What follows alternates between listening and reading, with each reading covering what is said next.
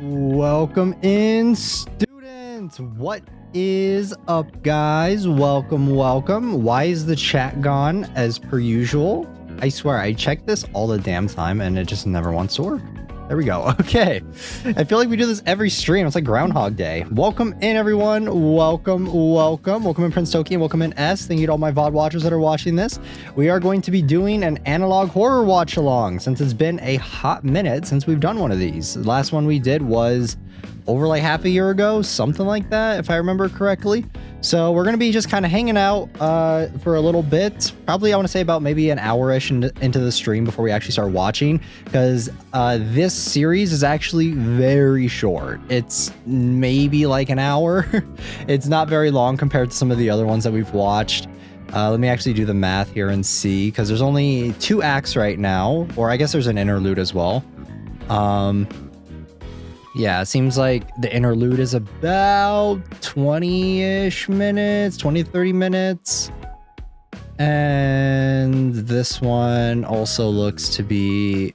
Okay, so it's about maybe an hour and a half, so it's still not super long though. The last analog horror series that we watched here on the channel was Arcadia, and we watched that for last time's Menchie stream, or was it the time before? Sorry guys, I'm all over the place. I don't remember. But yeah, I'm excited. Midwest Angelica is one that's been going on for a little while now. I wanted more to come out before we started watching it, because I've actually had my eye on it for over a year, give or take. So I definitely wanted to give it some time to kind of sit. Oh, the last watch along we did was Summer Hikaru died, so never mind. It was the one before that. But yeah, that's kind of my thought process on why it's taken us so long to actually get around to this one. There hasn't been that many new analog horror series either, which is a little bit of a shame, because I think that analog is back in the day, what was it, like during COVID or whatever, there was a ton of new analog stuff coming out, and recently not so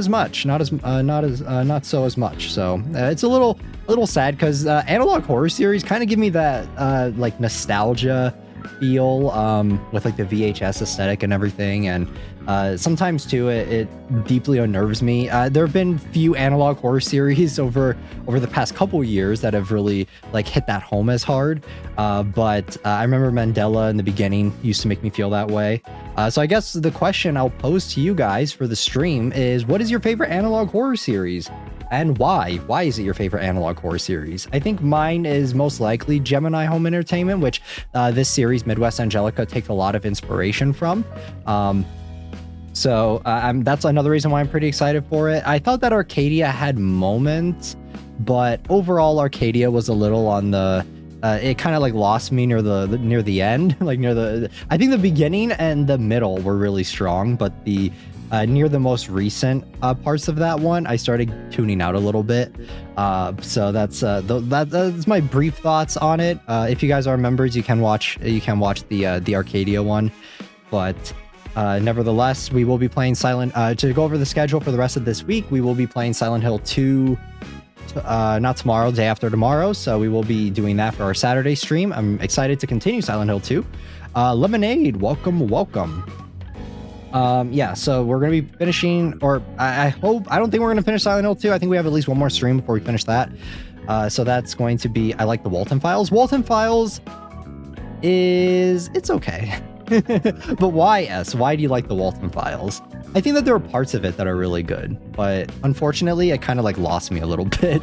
That's another one where I thought that there are moments of the Walton Files that I really like, but I think like the overarching narrative of Walton Files, it doesn't really have me as interested as some other series. But I do know Walton Files is a very popular one as well. Yeah, so that's what we're going to be doing tomorrow. Is we're going to be continuing Silent Hill 2. I'll try and make an asset for that most likely tomorrow, and I'll get the waiting room for it tomorrow as well. Some other stuff that I have that we talked a little bit about in the Discord was I rolled in ZZZ for Lucia, and I'm a little sad because I hate her character and I hate her design and I hate everything about her, but alas, I am a meta slave, and I continuously roll for only meta characters, and I lost 50-50, and I went to fucking hard pity, so suck. I'm here just in case for explaining the Midwest Angelica lore. Let's go. We got a Midwest Angelica fan. I'm not caught up with the lore, and I don't really know too much about it. I actually haven't even finished this one.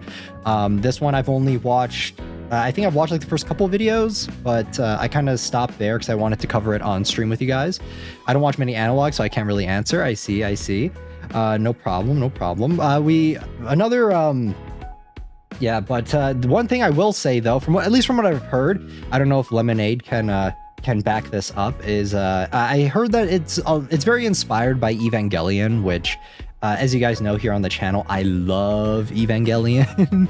I'm a huge Evangelion glazer. Even though I don't think the series is perfect, I don't think there are some people that would argue that Evangelion is the best thing ever. I don't think it's that, but I do really enjoy it for what it is. I heard that Midwest Angelica has a lot of Evangelion inspirations in it, so I like it because I find it interesting. Plus, the voice acting was nice. Yeah, the voice acting was really good in that series. There were like I said for Walton Files, the things that I loved about that series the most were let me think. It has some, what was it? I think it was the Halloween one, and I think the Christmas one. I think those were my two favorite things for the Walton Files. I think the overall main story is a little hit or miss for me. It did start off as a FNAF clone, so that's one reason why it doesn't really like resonate with me as much, because I don't really find FNAF like that scary. I think FNAF is interesting, but not very scary. It has some stuff inspired, but it's not the main inspiration. I see. Yeah, I don't really know much about it, but I am pretty excited to be checking it out. We're going to be hanging out and just kind of chatting about random stuff as we normally do here on this channel, since you are new. Just for a little bit, just kind of talking about random stuff before we actually get started in watching these series, just to give anyone who anyone some more time to kind of come in, because usually I don't like starting off doing watch-alongs as soon as we start the stream, because usually people will come in later and I don't want people to come in midway through while we're watching the series. So, but yeah, the series isn't super long. It's not as long as some of the other ones we've done. I think this one's like maybe at most about an hour and a half. So hey, yo, CJ Kim, welcome back in. I hope you guys had fun. CJ Kim was there, and so was S during my my little bit for the end of Angels of Death when I was playing Genshin. That was pretty fun, wasn't it? The main inspiration is spoilers for the ending from the man Adian Chick. Yes, that is the creator. I remember. But save the spoilers. All right, we'll get there. All right, we'll get there. It was really fun. Yeah, we're just hanging out, we're just talking, we're just yapping about stuff, and I got through the Mizuki part. Welcome in, Desmirly. How's everyone doing this morning / night? Doing good. Yeah, it was fun, just kind of messing around, playing. The Mizuki story, 10 out of 10. It was great. Just kidding. I actually was not paying attention during it. I saw Prince Toki though. You got what I dressed up as for Halloween last year, which was Jack Skellington. But I don't know anything about like what the lore of it is. But yeah, last year I did dress up as him because I think that was when he was first announced. The finale is not out yet, silly. Oh, okay. I know that there's two acts plus an interlude, and then I don't know how many parts there's supposed to be. So we'll get there. We'll get there. Like I said, not super familiar. I did do like a little bit of research before going in, but I didn't want to spoil anything, so I kept all of my research just to very surface level stuff, not much, just kind of seeing like what people's reviews are, like other people's takes on it and what other people thought of the series, that sort of stuff, but not necessarily spoilers. I did. I'm glad you got it. Compared to my gacha luck, I hope me losing out so bad gave you a little bit of luck. 30th of October for the release of the finale. Let's go. All right, then maybe we'll have to do a revisit. We'll have to come back to it. Scully is the character based on Jack, yet in the event going on now, we do see Jack, so it's kind of cool. Or oh, it's kind of odd. I see. Isn't that most of the Twisted Wonderland characters? They're just like, they're based off of certain characters, but they're not actually. It's like Fragaria in that aspect. I'm not entirely sure. Is the anime out for that yet? I don't know. I saw that the anime was coming out. Yep, yeah, that's what I thought. It's like they're inspired by, but they're not actually. I will check out the anime when it's out. Exactly like Fragaria. Oh, okay. So that's why Fragaria decided to get in on it. They saw Twisted Wonderland and they're like, you know what? We could do that, but with Sanrio. Also, guys, as per usual, I have a coffee here, not the UCC coffee that you see on screen, but I do have 4 shots of espresso yet again. I'm going to be wired for this stream, so I'm going to continue drinking this.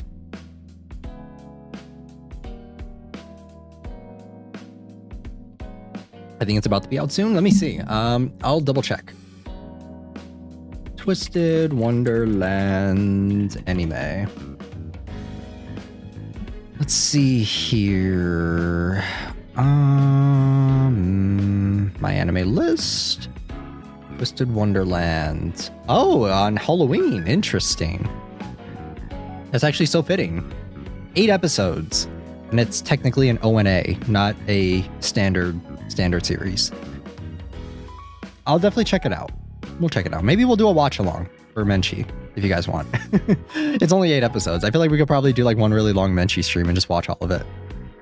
So yeah, interesting. I saw the English cast. I rarely ever watch anything in English if there's Japanese or Chinese or Korean for its main language. So no comment on the English cast. So yeah, we'll check it out. We'll maybe check it out. Is this the main guy? Is there like a main character in this? Hold on. Same, yeah. Like I rarely ever, when we do the ZZZ stream for the Menchie stream later this week, we'll be playing in Japanese. All right, like I'm not playing in English.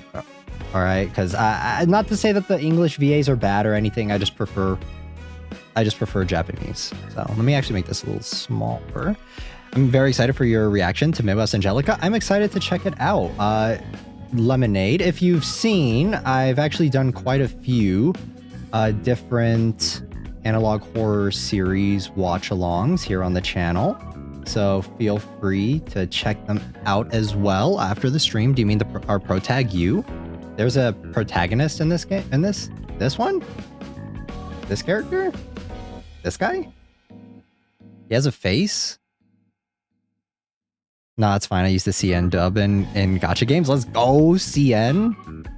You should try the Arknight CN, CJ Kim. It's pretty cool. I like that certain characters have a Kanto dub, which is really nice. So it's based on the manga. Okay, so it's made by Disney? Yes, it's on Disney Plus.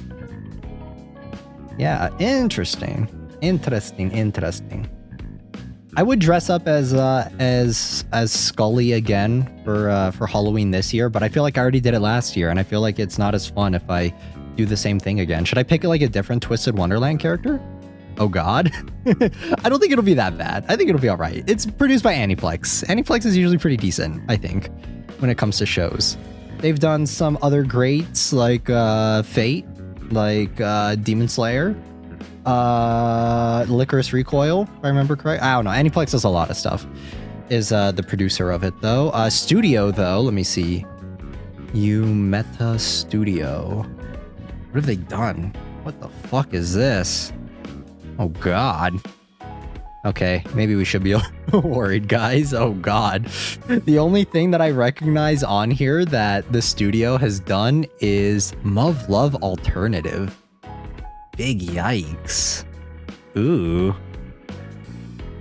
Yeah. I mean, they did Digimon, right? That's cool. That's kind of cool. Ooh, maybe we should be a little worried. Yeah, I don't recognize any of this. I'm not a big anime person. I only like a few, and most of them are pretty obscure. Try me, Lemonade. I know quite a bit. I know there are lots that I know. I mean, you guys have seen my anime list. I mean, I may change. I need to update it. I need to add more stuff to it. I haven't gotten around to it. Let me see what the other secondary studio is for this. Okay, here we go. Okay, so there's a little bit more here for this studio. Gregory Horror Show. Let me take a look. I'm bad with names, but I recognize Gregory Horror Show. Okay, you got me. I don't recognize this one. Is this an anime? Is this? It is CGI anime. Oh, damn.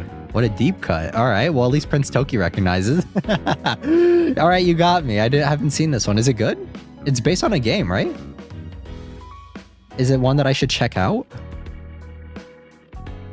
But guys, the other secondary animation studio that is going to be doing this one, hey, yo, Baxter, welcome in, that is going to be doing this Twisted Wonderland series has done Hellsing Ultimate, Oh yeah, Ultimate. God, I can't speak.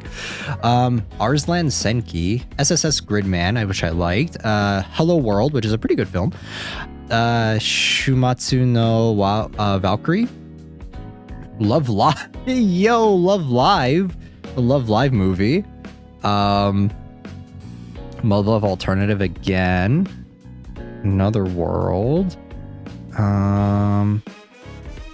Okay, they've done more, but still like not that many. Nothing like A-list, you know, nothing like very you didn't miss it. No, you did not. Also Midnight Horror School. Let me see. I was playing Inscription. Did I miss the stream? No, you did not, Baxter. You did not. Let me see. Midnight Horror School. Horror School. Is this similar? Is this the same type of it looks very similar to the last one. And I've not seen this either. I've not seen this one at all. But check both of them out. Midnight Horror School unfortunately doesn't have an official English dub, but there's fan sub on YouTube. Sub is fine. I usually prefer sub anyway. It's made by the same person. It looks very similar style.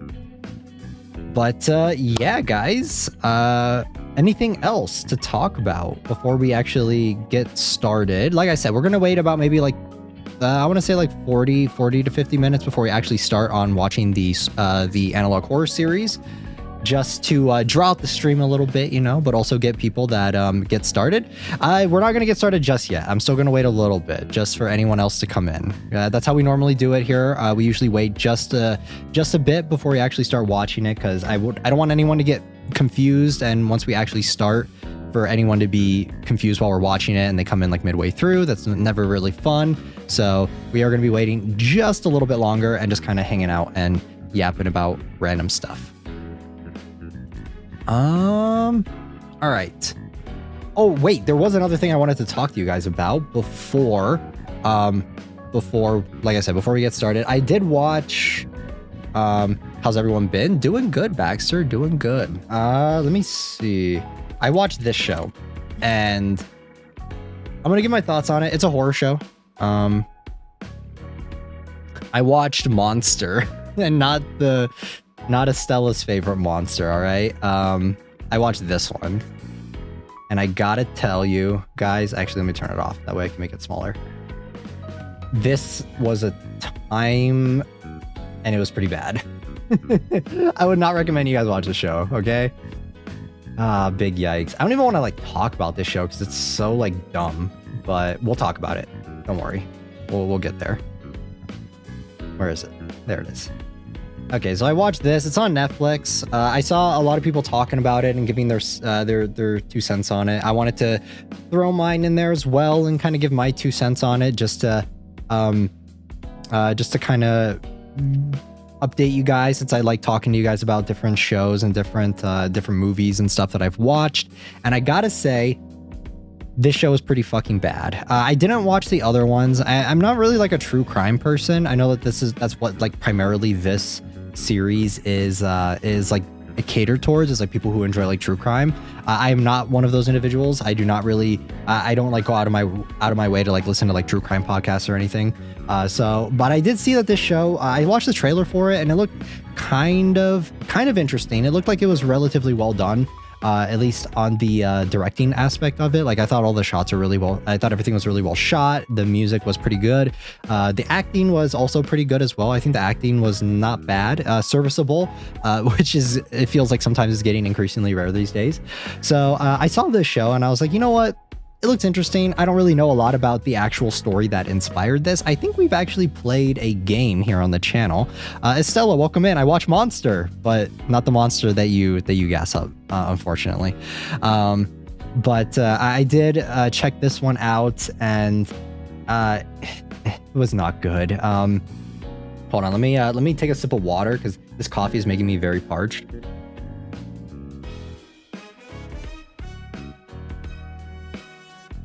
All right. Sad face. Come on. Look, it's a monster. I watched a monster. Is this like a documentary? No. And I think if it was a documentary, it would have been better. So how do I even go about describing this show? Okay, so this show is inspired by the real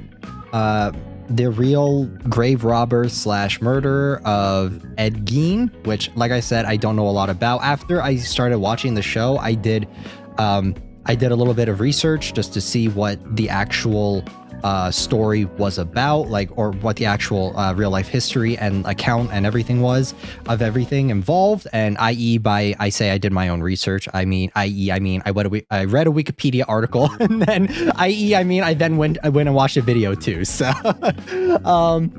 that's what I did to kind of do a little bit more see what the history was about it. Because I do kind of enjoy seeing like what actually happened and comparing it to, it's just like kind of like what it was with the Conjuring films, like what I was talking about previously with you guys during the last stream. It's interesting, like doing a little bit of research on something that's like very popular and a lot of people are talking about, and kind of seeing like where the real world things come into play, right? Or how much of it is exaggerated, how much of it is all that shtick. Welcome in, QD9. So after I watched the first episode, I went to go like check it out, and after that I watched the next 3 or 4 episodes just to kind of get a feel for the show. It's only 8 episodes, so it's not very long. It's a pretty short show.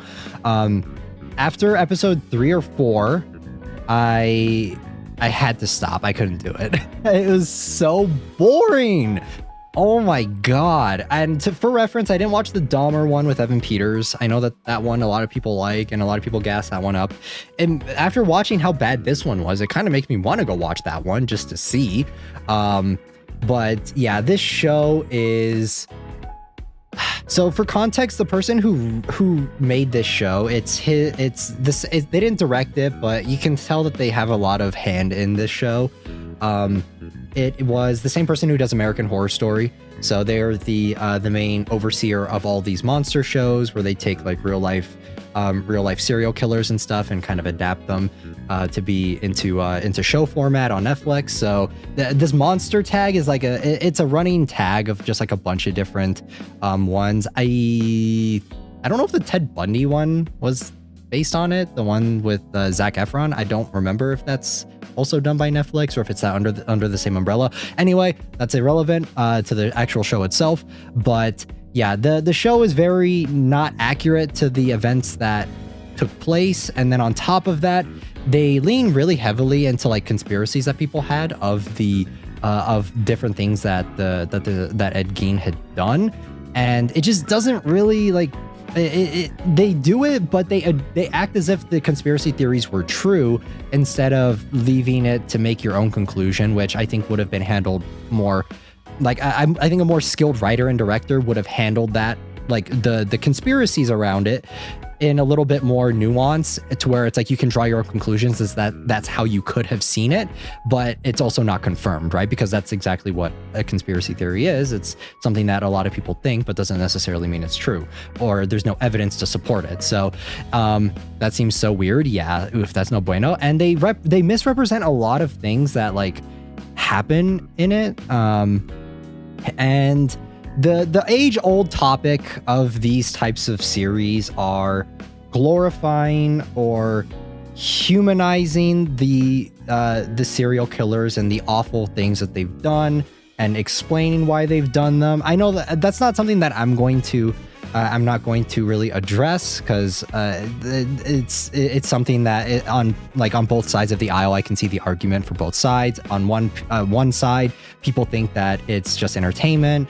It's essentially like it's nonfiction, right?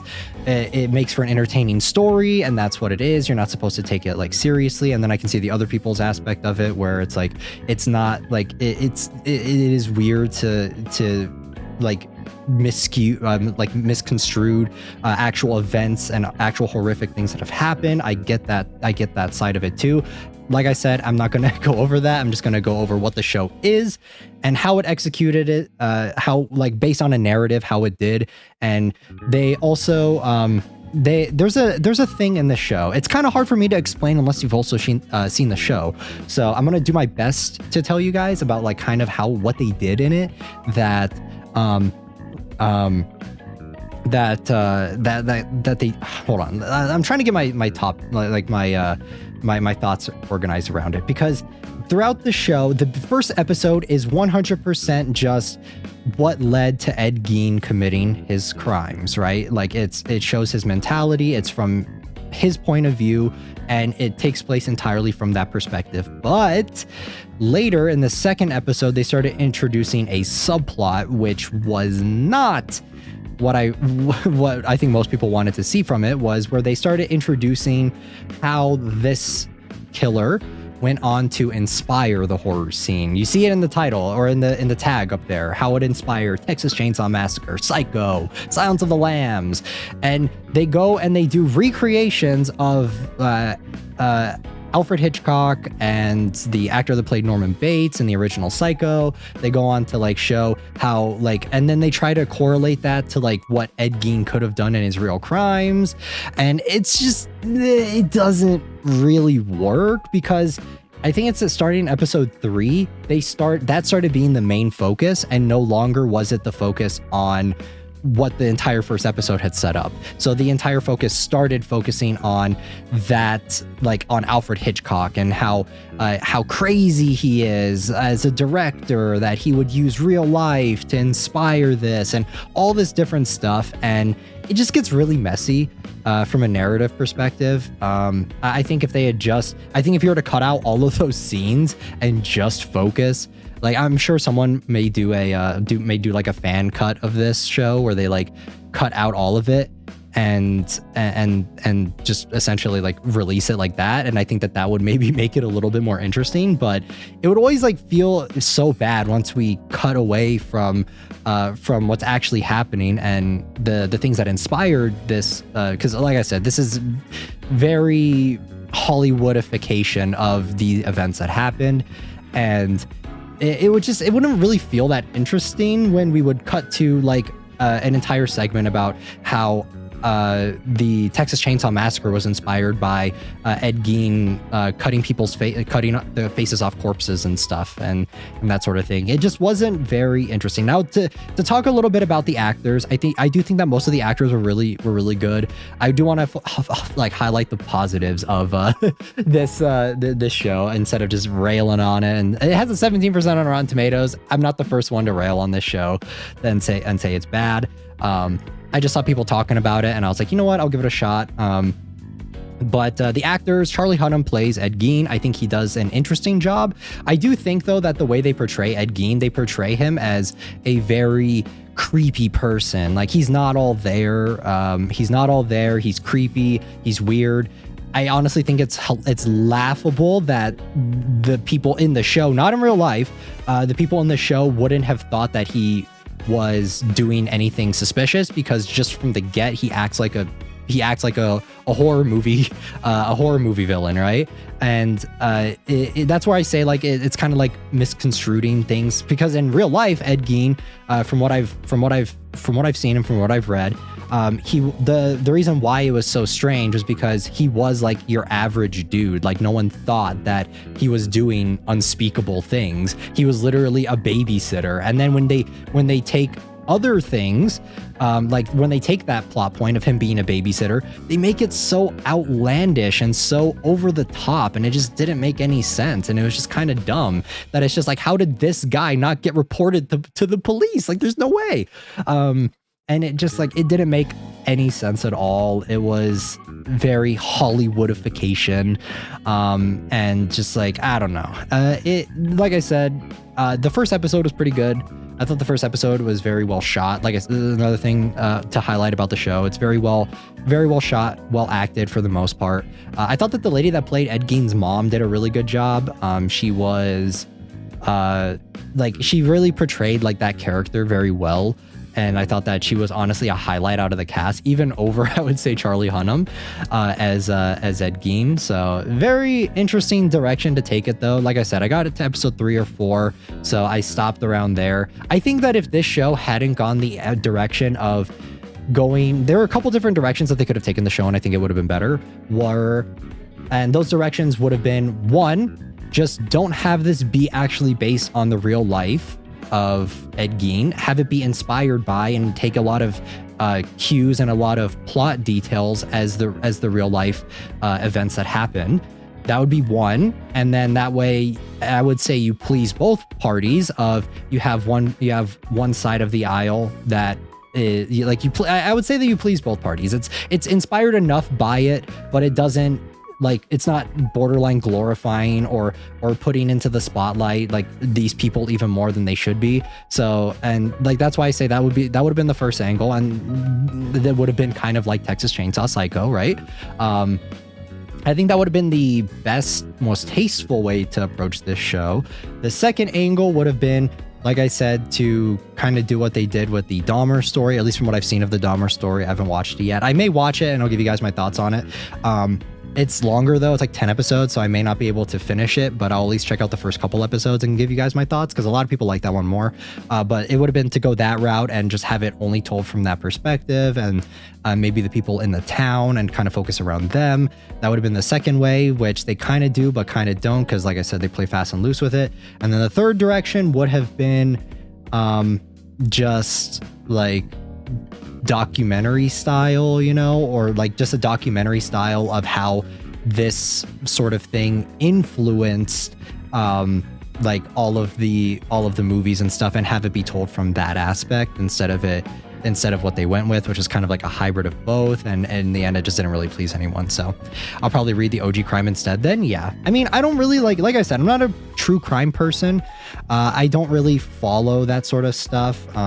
Like makes me sad reading it. It makes me like, it's disturbing, and it's equal parts disturbing and depressing whenever have read stuff up on it or watched videos about it.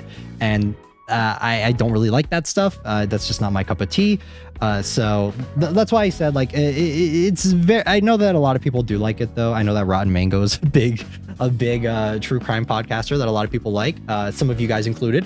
But for me, that's not where I get my enjoyment from. Usually for horror stuff, I usually like more fictionalized stuff. That's what scares me more. Not to say that the actual stuff that people do isn't scary. It is. It's horrifying. And how I see it is like, I don't need to be more paranoid of things. All right. Only one made me cry so much. Yeah. So that's kind of my thoughts on it. So I'm not like super well versed in this sort of stuff. I'm just giving my thoughts on it as a series, as a like a TV show, and as a narrative of that, like the writing of that TV show. It was a pretty big miss in my opinion. So yeah. I would say check it out. Like, I guess I would say, like, check it out if you want. If what I've said interests you a little bit, check it out for yourselves. Like I can't speak for everyone, although I would say that a majority of people don't like this. So like don't like this show, but you never know. There are some people who may watch it and think that it's actually something very interesting, and definitely check it out if you would like. I don't watch them anymore because it started giving me anxiety. Yeah, like once you start going down that rabbit hole, you start like getting real paranoid about shit, right? Like you start getting scared. It's like, damn, the world's actually really scary.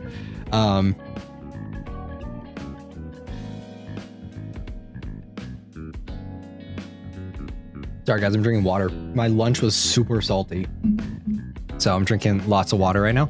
I happen to know that when someone has been convicted of a crime regarding a media adaptation such as books, they cannot profit from it with others. Oh, interesting, Baxter. I did not know that. Like I said, I'm not super well versed with this stuff. It is what it is. I'll check out the Dahmer one though. I know a lot of people were more interested in that one. I think the audience rating is much higher. No prior information can base stories off the actions without it being true and make money. They say that is for the victims, and the victims can get paid from this. I find this a hard pill to believe in. Oh, okay, I see. Yeah, that does suck. Yeah, that's very interesting, Baxter. So, but yeah. All right. That was my rant on Monster, not Estella's Monster. Maybe I'll get to that eventually. But yeah, that show was something else. I know that they did another one too. What was it? something Mendez. I don't know. I all I know is that it feels very American Horror Story. I did watch that show a while ago. I used to, which is weird because people can interview the person convicted of a crime and make a profit off of him or her, but convicted cannot. But the convicted cannot, which seems weird. Oh, I see. I see. Okay. Interesting. Interesting. Yeah. Well, we're gonna change topics though, because like I said, this is very heavy stuff, and this is not my neck of the woods. I guess I should say, like, this is not the type of stuff I normally cover here on this channel. Maybe one day I will turn into a true crime podcaster, true crime a streamer, but not today, not for the foreseeable future. So moving on from this, we are going to get started here on Midwest Angelica in just a minute, guys. I know you guys have been waiting. I just wanted to make sure that enough people had enough time to come in and get and just kind of hang out before we actually get started. So but yeah, I just wanted to give my 2 cents on it. Let me get it ready though. Let me see here. All right, let me move all this over.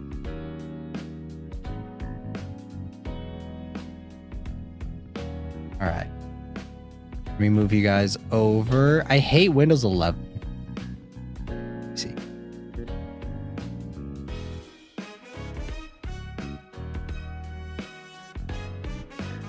Okay.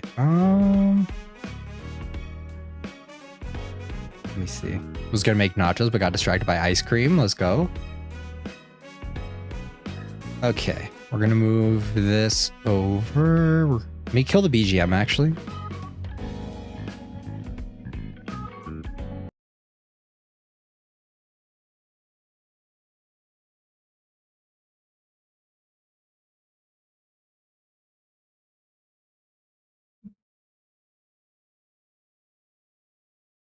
All right, I'm gonna mess with the audio just a little bit. You guys are gonna hear my drone, drone, drone. All right, when I'm doing this. All right, let me know how audio is. Let me actually get this going too. All right.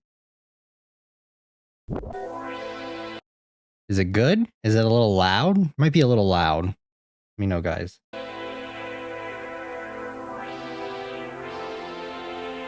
In the year 1999. Is it good? Looks good. I think it's good. All right. If you guys think it's good, like I said though, or like I say for all of these analog horror watch-alongs, make sure you guys go and subscribe to Midwest Angelica and give them a view on all of their videos, since they are the ones that allow us to watch this. First time watching? Yes, first time watching. I mean, I think I watched the first few episodes of this. So. All right. Are we good? Are we good, guys? Everyone ready? Should I make myself a little smaller? I feel like maybe I should move myself over a little bit. I don't want to cover the screen too much. Okay. I think that's good. I think that's all right. All right, let's do it.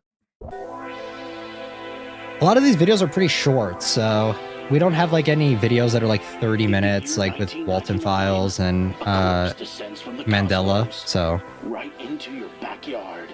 are there captions? The ultimate in science fiction. No. An alien thriller, a threat unlike any other. This is the Midwest Angelica. Wow.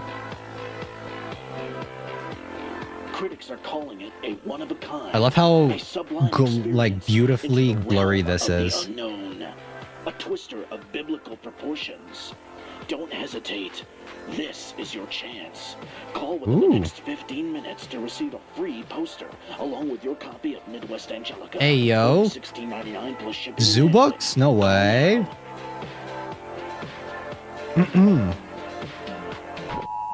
I do have cookies here, guys. Oh, wow. That's so bright. Ah.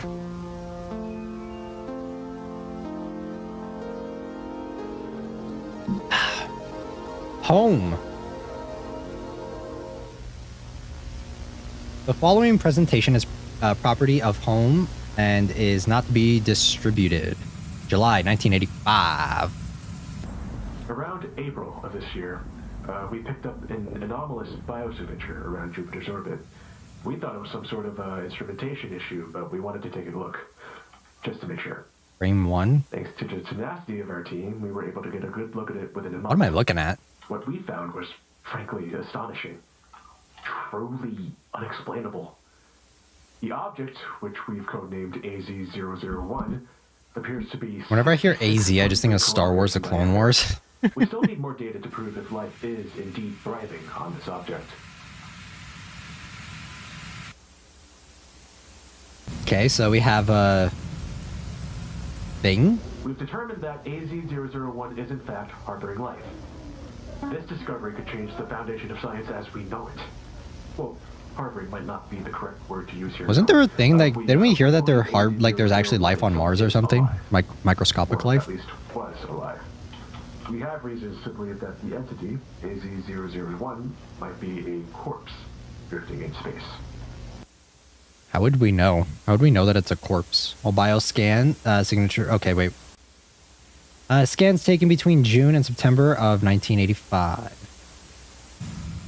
March 1987. AZ-001's trajectory has been... Yeah, apparently. Based on our calculations, we believe that it will reach the vicinity of Earth's orbit by the year 1999.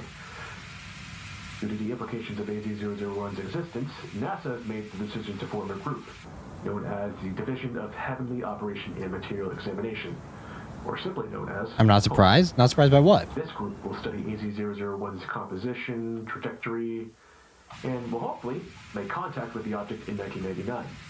It's also designated to hide the existence of AZ-001 from the public. I have been chosen as one of the lead positions in Home. Dr. Lucas Michaels went missing in 1989. His current whereabouts are unknown.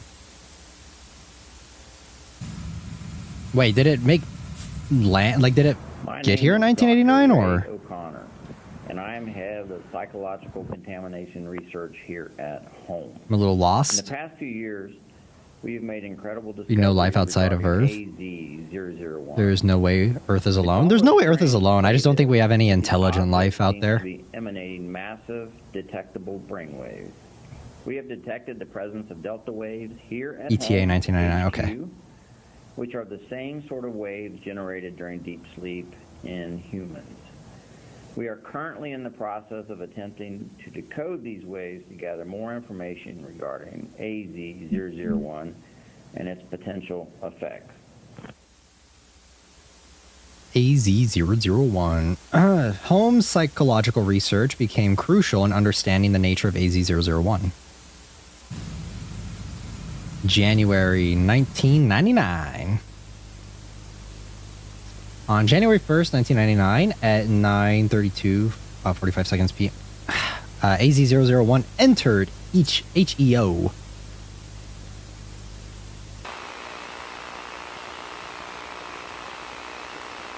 AZ-001 passing in front of the moon.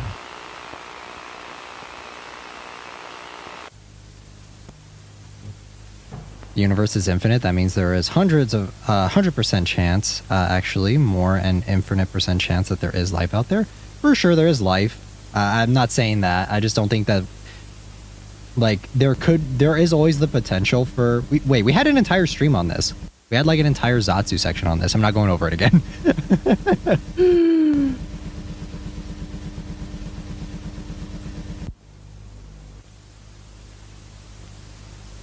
On January 16th at 1:26:45 a.m., a large chunk of AZ-001 was determined to have separated from the main body. This chunk has been labeled AZ-001 Alpha.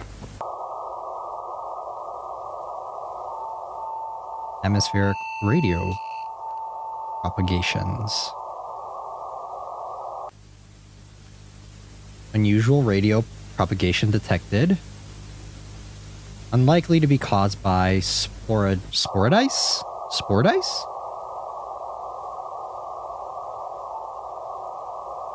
I love how blurry this is. Like, I actually mean that. It's like so perfect, the amount of the blurry level that it is. Alpha chunks enters the atmosphere.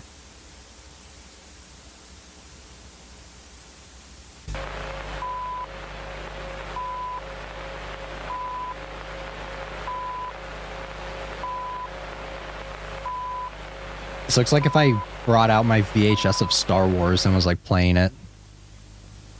Visual tracking of anomalous object.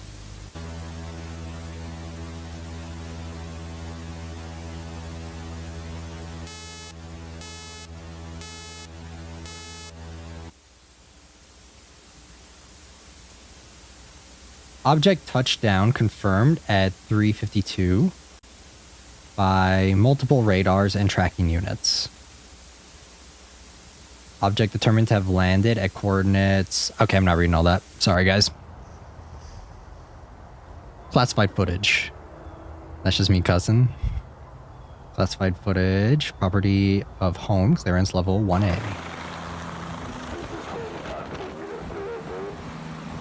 I have to ask the question, is this done? Like, surely that this is done with, like, 3D, right?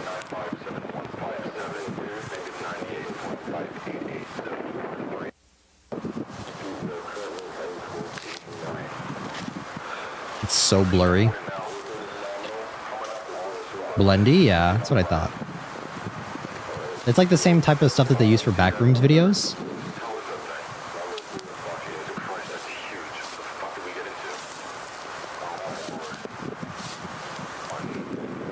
Looks really good though, especially once you throw like that VHS filter on it. Not the filter, but like you throw it in and it looks like all blurry.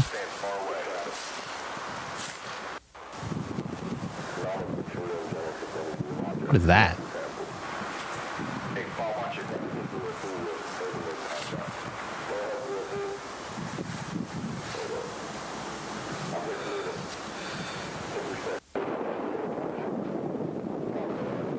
There it is. It looks like a sea creature. I don't even know what I'm looking at. It was that goo. It's venom, guys. It's venom. We'll believe this. Right? Same?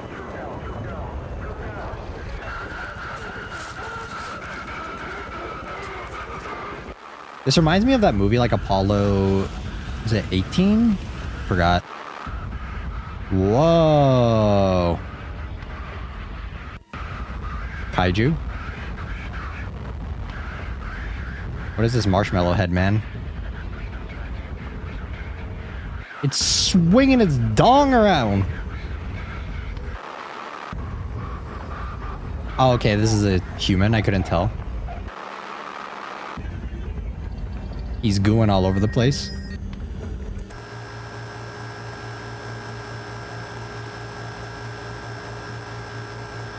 Interesting. End of tape. Wow, wow, wow. Okay. On to the next one. Papa Rico's Pizza. Attention. If you or loved one are living in any of the counties shown on your screen, you're encouraged to consult I wonder what your poor kid doctor actually or call believes the this. toll-free number below for a free evaluation today. Tests of an experimental pesticide containing ingredients linked Very to well done. Yeah, that was pretty cool. somnambulism, strange or uncomfortable dreams, and general sleep Very, problems previously occurred in these areas, cosmic and your input is horror-y critical in evaluating the thingy. product's safety for I don't consumer even know what that use. is, what I was looking at right there. If you or loved one are living in any of the counties shown on your screen, you are encouraged to consult your doctor or call 1-800-555-4663 for a free evaluation today. That's 1-800-555-4663. So people can be infected? I mean, I read that in the synopsis that people can be affected by this. 4663.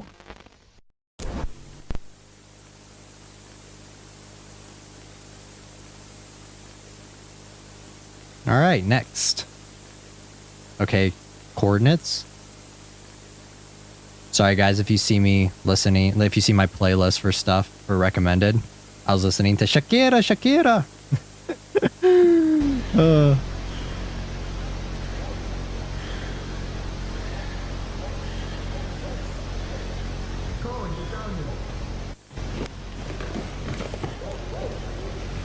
My fave, but this one's good. Yeah, I mean, I think I think, what is it? Gemini is still my favorite, but we'll see where this one ranks. Pizza? Yeah, pizza. Hell yeah, Shakira. Pizza sounds good. Colin, grab Max. I'm going to get the rifle. What happened to Rocky? Ah, yeah, true America. I'm going to go get the rifle. What happened?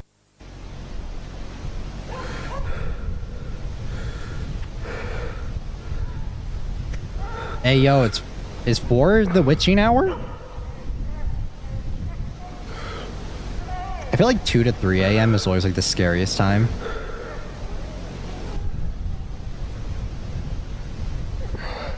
What's wrong with the dog? We better not be killing any dogs, alright? Wasn't it 3 a.m.? Yeah. Oh, what was that? It looked like a... it looked like a little bug. I don't know, man. Several minutes of footage are too degraded to view. Only a select few of frames are discernible. I've seen a bug that... I swear I've seen a bug that looks just like that, alright? Like, on God. I can swear that I've seen a bug that looks like that. Okay, there's a deer. What is it doing? I can't even tell what that is. Gunshots are audible.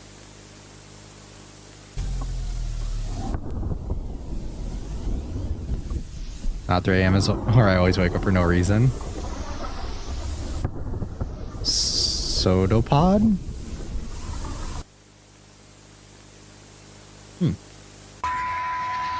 Oh, God. Okay. Rip that guy. Avery Jones is assimilated. Is it hive mind? Is it kind of like Gemini? Does it like take people over? I thought it was a virus. What is that? He turned into a Cthulhu monster. Whoa, what the? It looked like a big hand. Mom? Mom?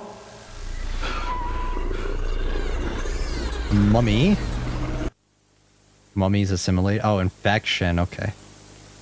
Maybe more like the Thing. Yeah, the Thing is a better description.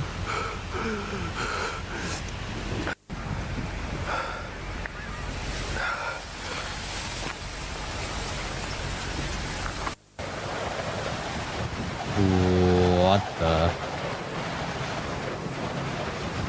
Looks like praying mantis arms.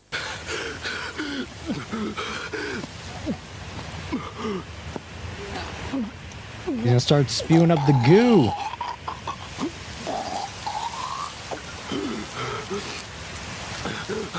Yeah, bet it's the goo. Okay, maybe not. We don't get to see it. Looks like the Halo thing from Halo 3 ODST family. Oh, he's infected, yeah. What's the name of this? Starfield.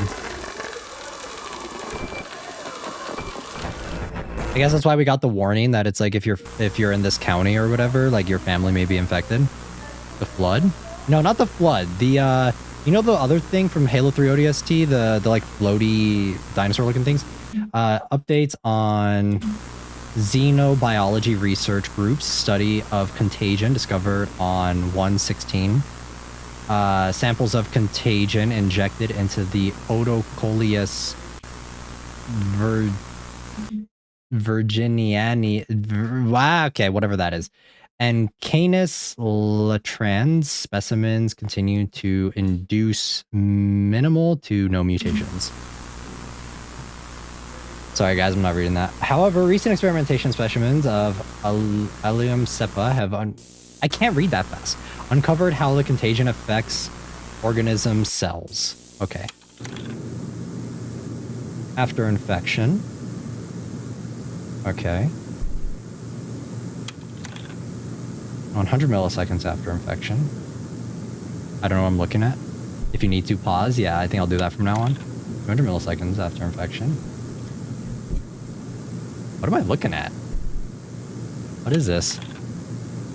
Okay.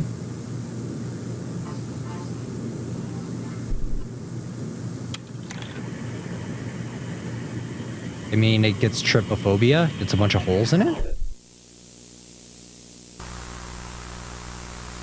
Previous results combined with recent findings indicate contagion possesses some degree of intelligence. All right.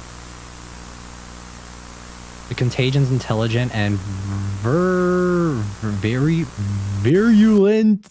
virulent nature poses a clear and present danger to the entire United States population. More like the world, right? Research personnel strongly recommend the contagion be destroyed on site and by any means necessary. Codename designation: Starkill. Starkiller. Does that mean kill it? Burn it? Burn it with fire? Why is it always the United States? Chronology of events. Dr. Andrew Evans returns to Alpha Chunk for further analysis. I thought you have to kill it. Ah, yes, Tron.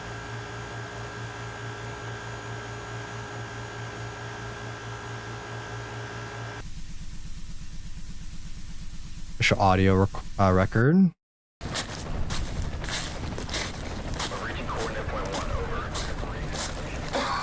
This looks just like Evangelion, the sound-only thing.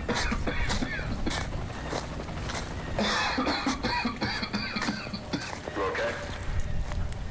I'm fine. If you say so.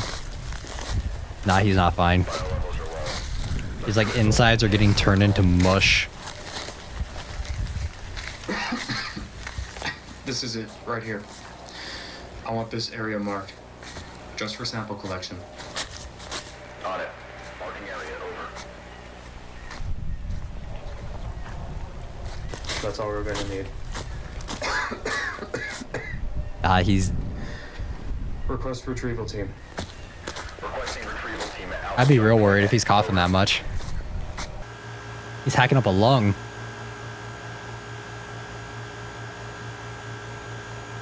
Alpha Chunk. What happened to the rest of it? Ooh. Looks like a dead cow. The old photo of Dr. Evans. Feels like Umbrella, yeah. He's gone. Yeah, he's dead.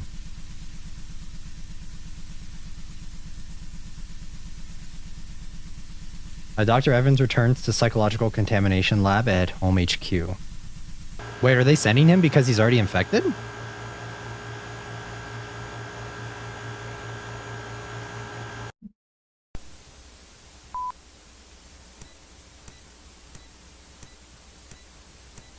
Probably.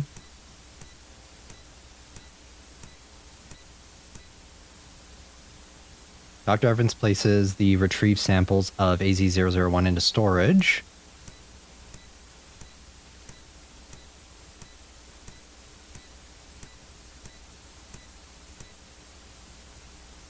Dr. Evans obtains a container to refill the water cooler, believed to have taken longer than normal to obtain.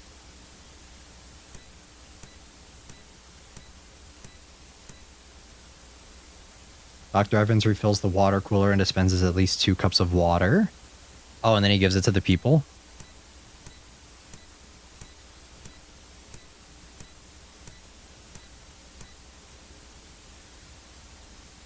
Dialogue between Dr. Evans and Dr. Connor. Get fucked, loser. Hey, I brought you some water. Thought you might have wanted a cup. Thanks, Andrew. Were you able to get the results you wanted? Fortunately, much of the alpha chunk was too necrotic to really get any good data and sample from it. Likely have to find some alpha chunk connected to the main body of AZ-001. Sorry to hear that. I think I might be able to get you the new data you wanted once you figure it out. So I'll have to get back to you tomorrow on that. That's alright. We can discuss more about it tomorrow after the meeting.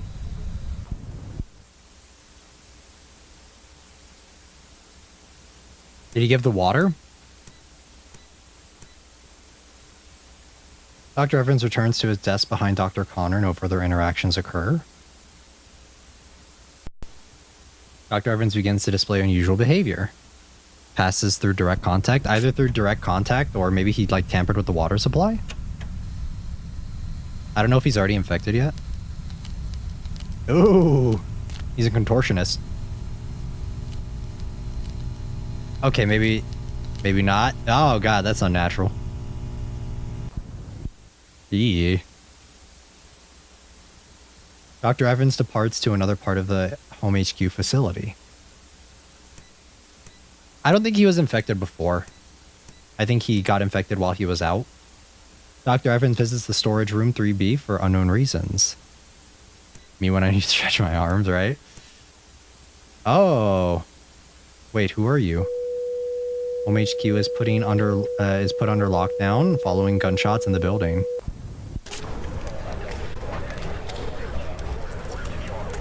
Ooh. Damn, his neck. Mr. Fantastic. Target terminated. Dr. Dr. Evans' body is brought to the central morgue for post-mortem autopsy. Is this how Slenderman was born? Nah. Ooh, cross.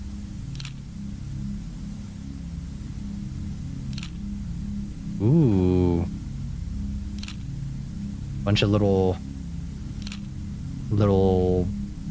specks in his body. Report conclusions are Dr. Evans' death ruled as an assassination by a third party, though much remains unknown. Okay. What quack doctor wrote up this report? Has apparently disappeared following the incident. He has been unable. Okay. Additionally, follow-up investigation found that one of the AZ001 samples was missing after the incident. Nice. End of report. Nice. What quack doctor did this? Was it Dr. Connors? Was it him? Was he the one? Like, he falsified the report? Because, yeah, guys, that was an assassination attempt, 100%. Your neck just, like, out of nowhere, just, that's fine. That's normal. Just, you know, average poison things. Public access cable, 17, programs scheduled, science showcase, diamonds in the rough, music and review, meditation hour, the conversation, words of wisdom, sign off. Yukaji, welcome in. I'm so late. You're not too late. We're on episode or on video 4 or 5, so we're still pretty early on. Anyone in chat want to fill Yukaji in on what's going on? Bulletin. Community Bulletin. The Long Pine Midwest Church invites you to their weekly service on Sunday, January 31st. The service will also be televised from this channel for those unable to attend in person. Long Pine Midwest Church will also like to extend their gratitude to the following individuals for volunteering to assist in this weekend service. Ooh, Ray O'Connor.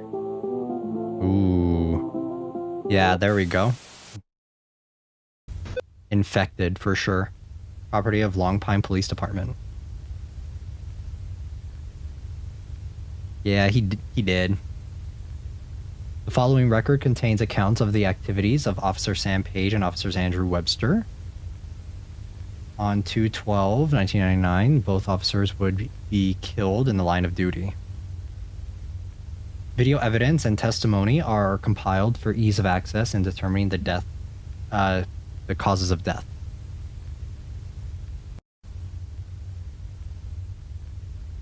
To 8/1999 at 12:03, missing person PSA airs on KMNE TV. Don't try that again. Why doesn't he come? I got everything all figured out. Top to bottom, smooth as silk. Everything's falling apart. Can't trust nobody, nothing.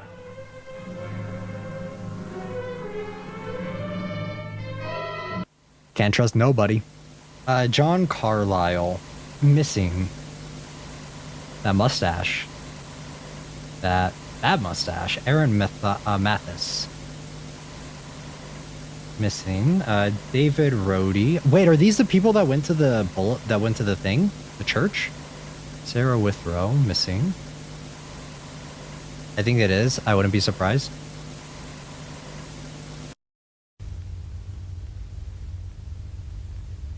Missing persons have yet to be located. They are assimilated. 9:35, the Long Pine Police Department Dispatch Center receives a 911 call from an unknown caller ID.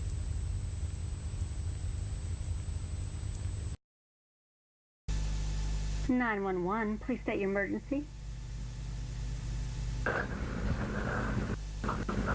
at 876 Pine Lane in Long Pine. Next to the church, yup. No, I can't really say for certain, but there's some kind of sacrifice going on. This sacrifice? Okay, we'll be right there. Could you elaborate, please? Yeah, it's a human sacrifice. I hear screams. It seems to be like a pagan ritual or something of the sort. Okay, just hold tight. We'll be right there. Please Think a little more alien. Alright. He's like pagan ritual. Officer Sam Page and Officer Andrew Webster are soon called to the site. Yeah, I'm thinking a little more alien. Following photographs and video have been recovered from the officer's vehicle. Church always the crime scene.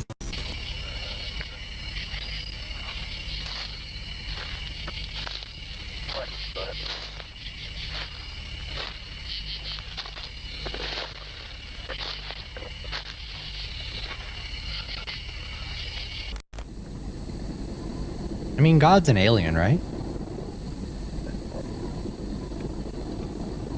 It's nice that the alien came to, went to church, I guess. Alien must be very religious. Following photographs were taken by Officer Andrew Webster. Spooky church, yeah. First, the church was a gift of blood of an angel. Phantom in its appearance. Oh, yeah. Put inside, wait. Put inside churn. Put inside's churn with flesh and bloods of the stars. The blessed walk in silence, blissfully closer to his sacred realm, ascended beyond mortals. We have become apostles of Azazel. Wait, isn't that bad? Wait. Who is Azazel again? Altar? An offering of souls to the body of the fallen. A demon, yeah, that's what I thought. Reconstruction of the god's realm. Infinite in its cycle of life. Death but a moment of passing time. He is infinity incarnate.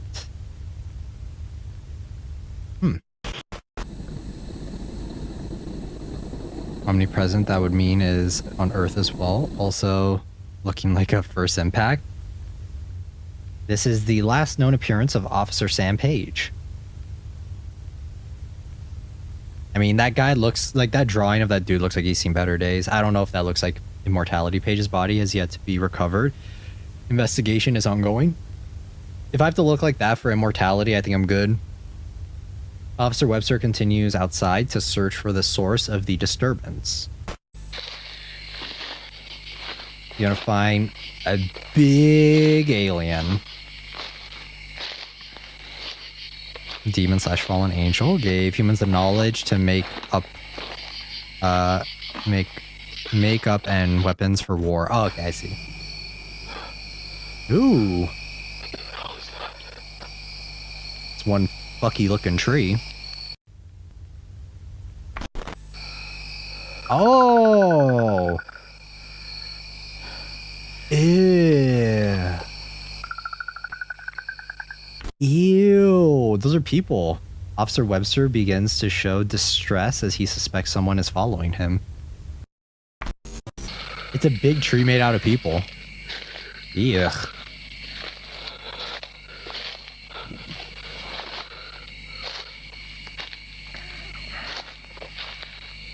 How is he not freaking out? I'd be losing my shit right now. He's just chilling.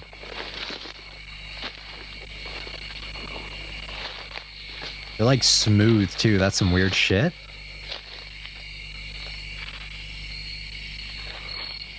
That officer calm as hell for someone being followed, right? Hello. He's pretty calm for seeing a weird ass tree like that.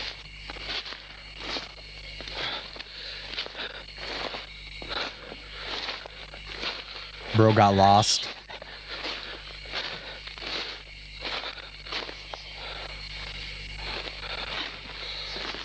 I'm sure it's just his average Tuesday. It's fine.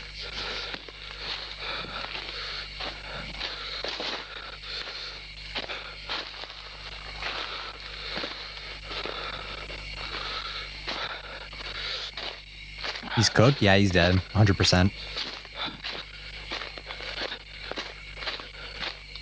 Was nice knowing you, officer.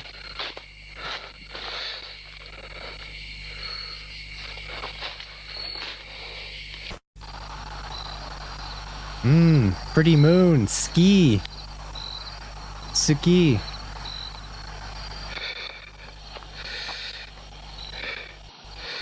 Oh, hi. Ooh. Did it just like sploot on him? What if it like grew out legs and started like crawling towards him? That would be so freaky. Yeah, I think it splooted him. Bye-bye, officer. Yep. I mean, he wasn't running that far. The man seen in the footage has yet to be identified. I mean, no shit, I can't see anything. Whoa! Wow! Guys, can you make out any features there? Can anyone? Can any of you identify this man? I mean, I know that it just looks like an average silhouette, but it would really help our investigation. Slender man, but he has hair. Yeah, exactly. The body of the officer, Andrew Webster, was found. The cause of death remains unknown. I mean, we know what it was. Shortly after the incident, unmarked military personnel retrieved the body along with, much of the recorded footage. The CIA operative named Robert Spencer has assumed command of the surrounding area and has threatened the Long Pine Police Department to remain quiet regarding these incidents. Cover up. Kind of dark. Yeah, it's a little dark. Literally any dude. Slenderman looking off. Normal dude TM. All right. That was interesting. That was cool. Classified material property of the home.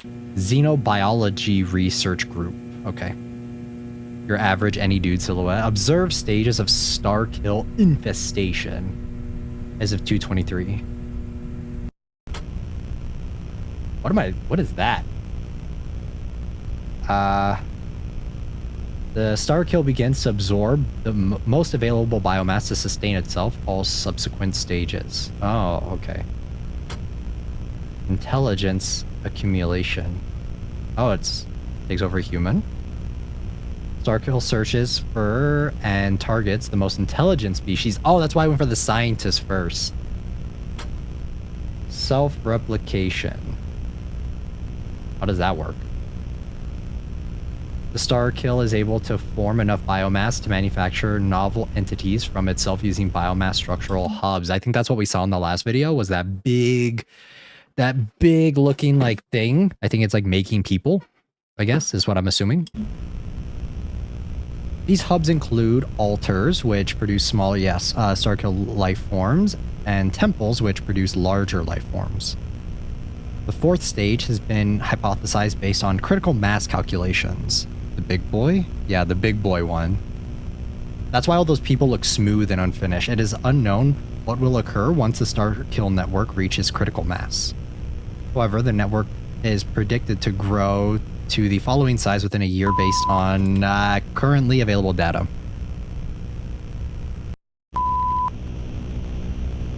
That's a lot of places.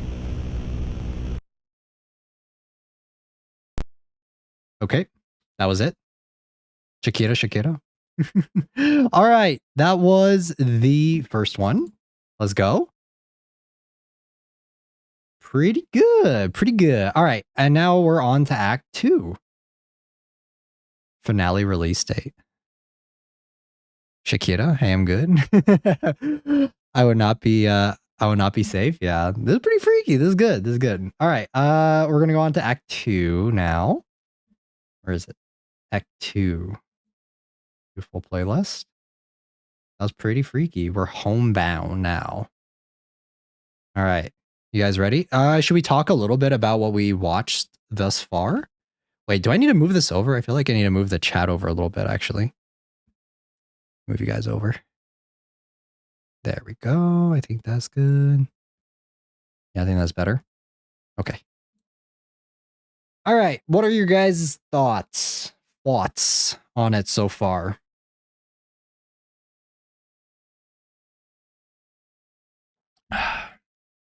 We can have a discussion. Yes, we can. Can you go back on the map?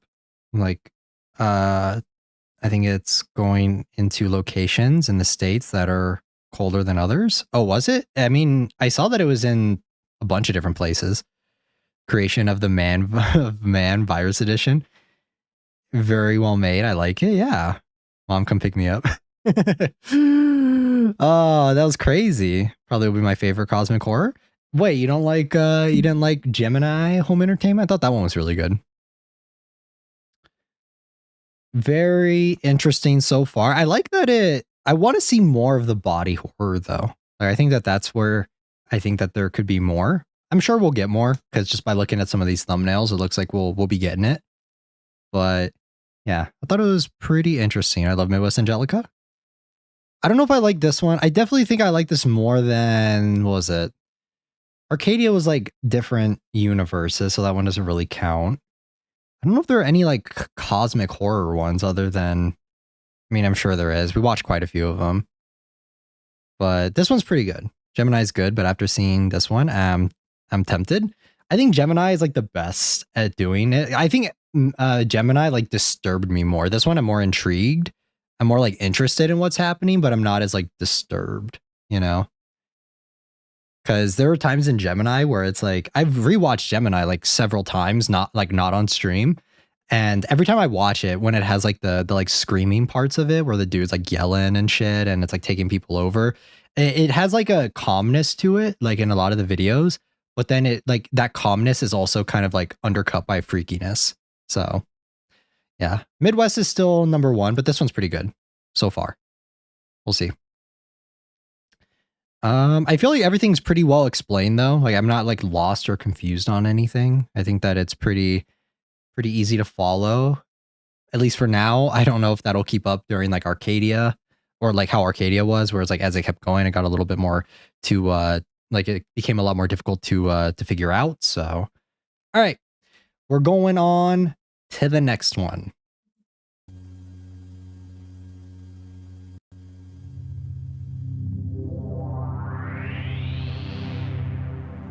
Home Delta now. Okay. We upgraded. Prehistoric emergence be cosmic horror? I don't think so. Top secret. Approved by Admiral Nero. Homebound. Home Delta. Operation begins 4/13/1999. Ooh, what are these? Bunch of pyramid heads. Home HQ determined to completely be a simulator. Oh. Well, rest in peace, Home. AGM 114 Hellfire bombardment of Home. Ooh, Evangelion music.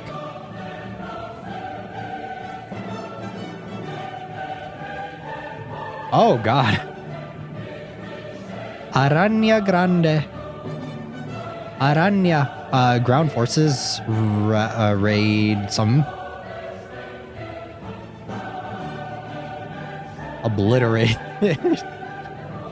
You can't tell me this isn't Evangelion coded. Jones family, Sega tracked and located the coordinates at the coordinates. Ew. Obliterated. Orbital bombardment of Alpha Chunk and Starfield Ranch. Bang!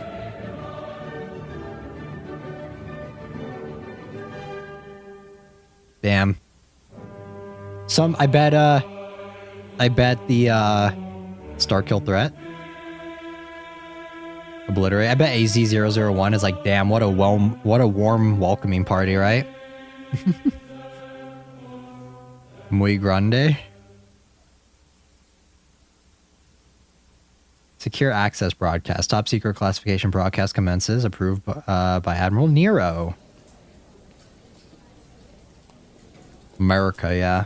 That was a really nice warm welcoming for AZ001, guys. At the request of Admiral Nero of Home Delta Division, this report is to be given to the Select Committee consisting of the Secretary of Defense and the National Aeronautics and Space Administration on the date of April 14th, 1999.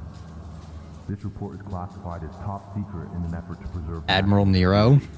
On April 13th, Home Delta forces managed to successfully eliminate all known traces of the Star Kill threat. Sounds a little AI. Sounds a little robotic. In the atmosphere around operational zones in the Midwest, these spores were discovered to be inert without the presence of a central biomass hub. Research is now underway at various institutions across the United States to uncover the Star Kill Microscopic view. Just looks like red. Preliminary research performed by Home Delta has led to hypotheses surrounding the possible origins for AZ001, or possible instances of AZ001's arrival to Earth in the past. Throughout written history, in the past, huh? And religions describe some variation of apocalyptic deluge, in which a great destructive force violently brings civilization to an end. Researchers believe this deluge is representative of the organism known as AZ001 and the subsequent Star Kill infestation. It is believed that the civilization ending event occurs in cycles, though much remains uncertain at this time. However, I think Admiral Nero is a conspiracy theorist. The might of the United States military. We may very well even have stopped the power of God himself with just a fraction of our military capabilities. Find solace in that fact. The fact that we have nothing more to fear in this universe, but we have become stronger than God. The oppressed have become the oppressor. Okay, we're starting to sound a little culty. Can we dial it back a little bit? Admiral Nero, I commend your efforts. You lurked among the shadows as you played your hand. I'm fully aware. You may try to kill me now, but know that the man speaking in front of this committee right now is actually a death row inmate scheduled for execution. I too am playing your game, Nero. Wait, what? What is this? What is this death note? Huh? The man posing as General G.C. Paiso was confirmed to be a death row inmate, Isaac Dune. Oh. His death was ruled as an assassination. Okay, so we're playing Death Note now? Current whereabouts remain unknown. Just like L? Literally. Ooh, what is that?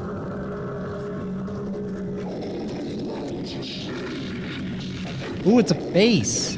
Oh, Admiral Nero, Apostle of Azazel. Okay, so Admiral Nero is not normal as a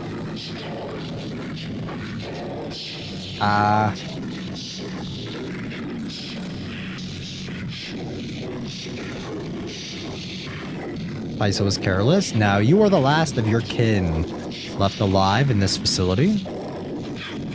But the truth cannot be set free. Home has completed its goal. The complete eradication of the Star Kill. Wait, what? Huh? That is a story I've ever so carefully woven. Wait, so what's Star Kill?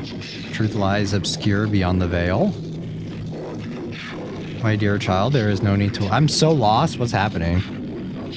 For joy has sung to the world? So what? The Star Kill was actually good? Beta chunk separation. The Star Kill entity? Wait, so it's... So what is his goal? How else? How I even such sounds to be... Okay, whatever. Isn't Star Kill the big boy? splash down. Then why did he kill the... Why did he blow up all the star kill? Reveals the message in all its pride, fear, and glory.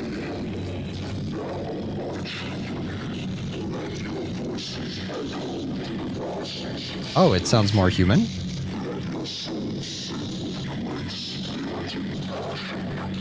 It's an apostle of Azazel. Huh? What?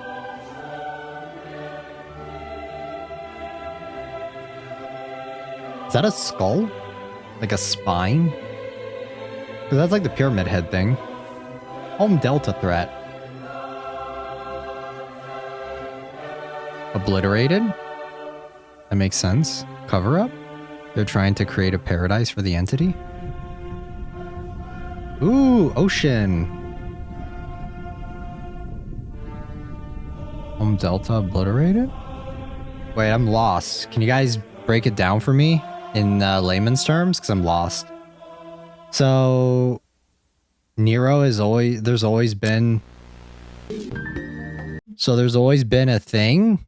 Like, these entities have always been here? So, why did he want to destroy AZ-001? Because wasn't that what they were doing? Or are they just destroying all of home because they were the only ones that could combat it?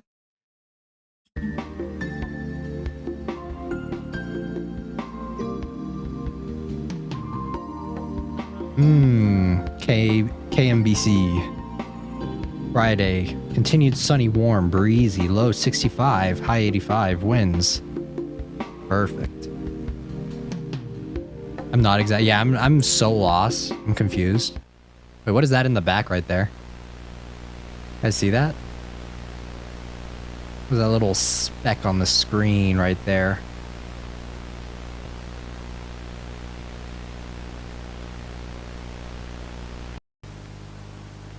Paradise. My name is Marcus Lucan. I'm an independent journalist from Kansas City, Missouri. Death Note Mind Games. Floating tree. I'm confused. Yeah, I'm lost. I don't know what's happening. I found out the station is based in Paradise, Missouri. So I'm here today to see if I can uncover any answers about what I saw.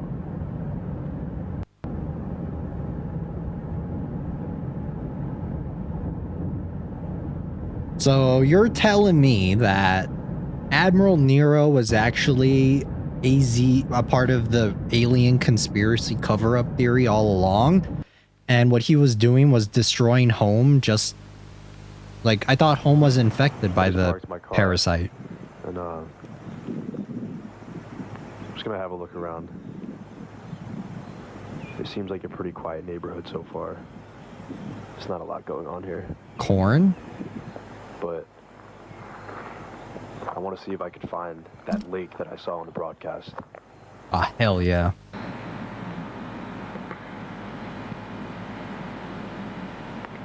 I got some crackers, guys. Hold on. I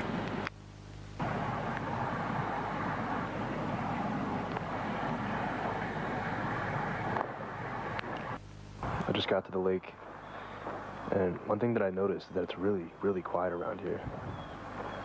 I haven't seen anyone yet, but... What the hell? That balloon? Enhance. Magnify. Ew. That's what I saw. Is that? Shit.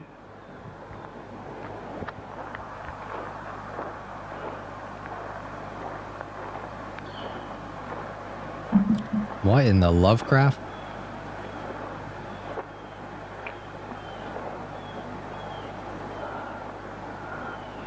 I need to get closer. Zoom in. What camera is that? Right. For what camera in 1999 can zoom in that far?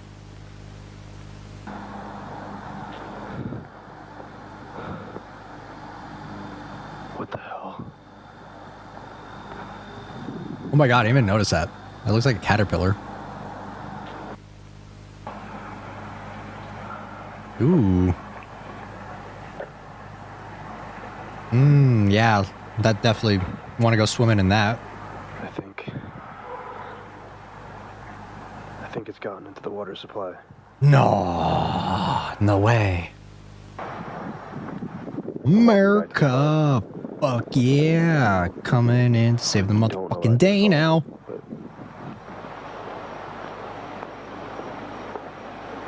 It's awfully quiet around here, to be honest. It is awfully quiet. Who's mowing the lawns? Bro needs to run away. It's just... I think it was seeding, yeah. It's like cooming into the water. America. Who's mowing the lawns? For a place that's abandoned, the lawns are pretty well cut. I guess AZ001 likes to keep the grass trimmed, you know? Makes sense.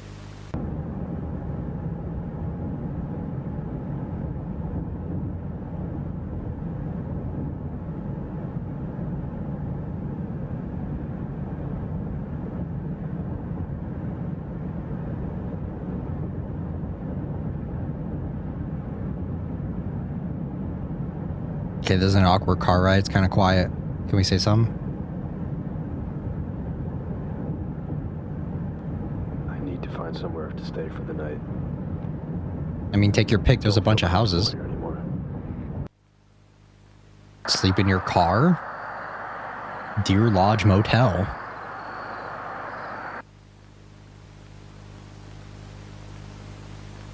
Okay, so I just got to the hotel. And everything's been fine so far, but... Can he pay? I noticed something odd about this sink. So I turned it on and... Ooh.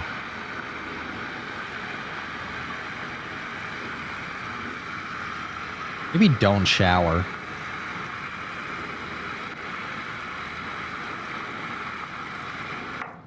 That's gross. Ew. It's definitely pretty weird. I'm gonna set up the camera. Understatement of the year? Tomorrow I'll continue the investigation. Yeah. It's definitely pretty weird. Their water is contaminated. He's like, that's fine. Oh god. Surely nothing will happen to him, right? It's only weird. Yeah, it's fine. He's pretty nonchalant about it. I don't know, if I turned on my water and it like started becoming red, I'd be like, yeah, okay, maybe it's time to get out of here.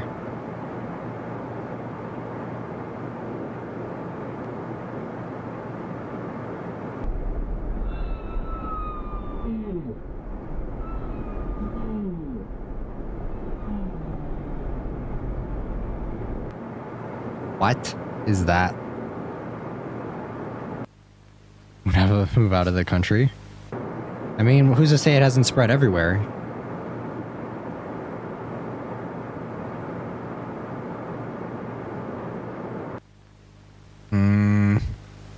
What is that?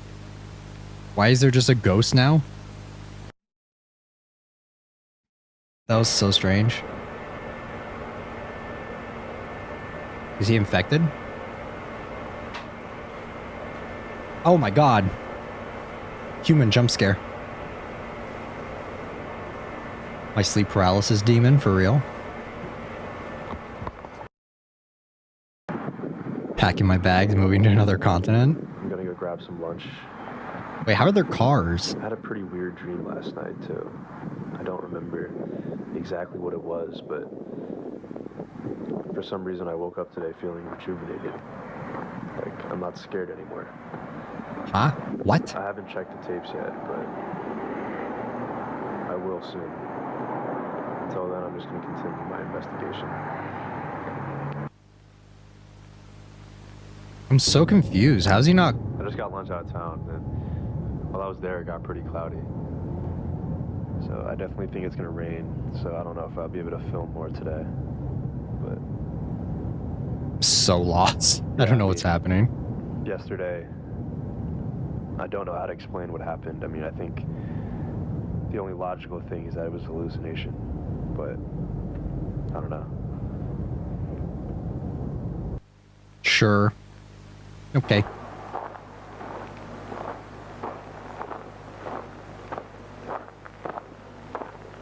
We're having guardian angels now, right? I don't know how he's like, how the other people aren't affected. Whoa. Big spider. Big spider. Is he not going to question that?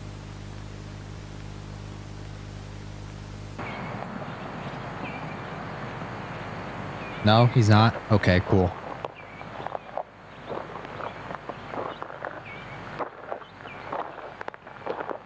I need to go back.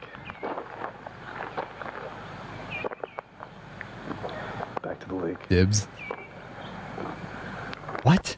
What are you doing? What is he talking about? Huh? What is this guy talking about?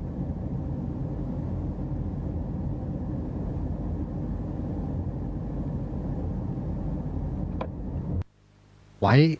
Is he like infected? Is that why?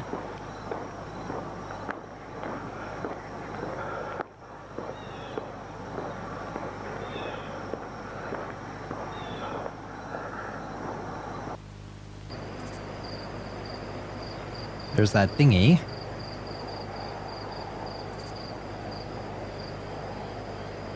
Is that the like diamond thing that we saw at the end of the last video?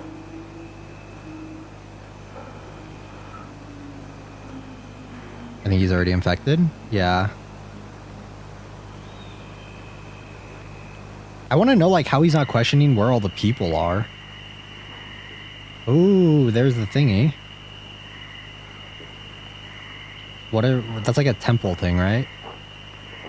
Altar or whatever it's called.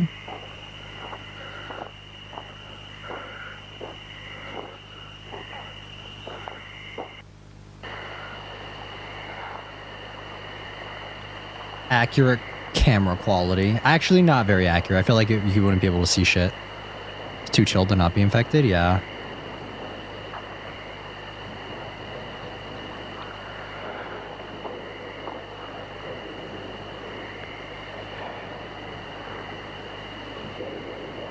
So blurry, I can't see. Okay.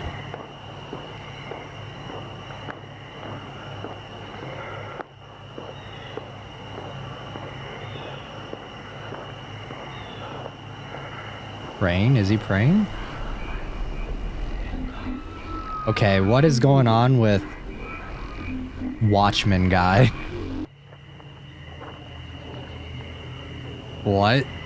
Why is... on the camera. Wait. It's the doctor from Watchmen. There it is. That's what's calling me. What is that? Ooh. Looks like a big bug. He's not in good head. He's hallucinating. Ew. Yeah, okay. This looks like some gross. Looks like the inside of something. Ugh. Yeah, there's no way. He's... Yeah, you're very calm, dude.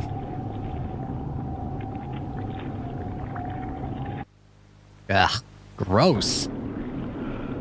Ew, it's like pulsating. Ah.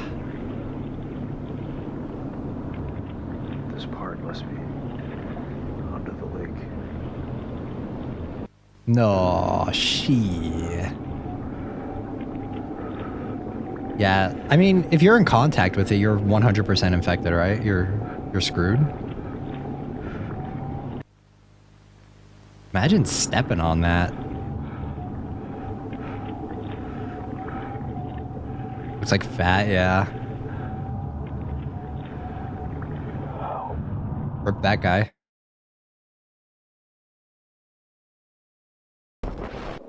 Okay, yeah, well, he's dead, right? Tapes were received from the Pentagon alongside camcorder footage also recorded by Lucan June 2nd and June 3rd.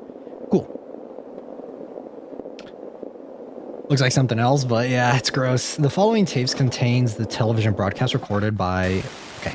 Working for you. Get the justice and some... You've seen every performance of this play? Yes. How is the TV still working here? News update. Topeka. Topeka. Topeka. Topeka. Temperature, humidity, barometer, winds. Topeka. Kansas City.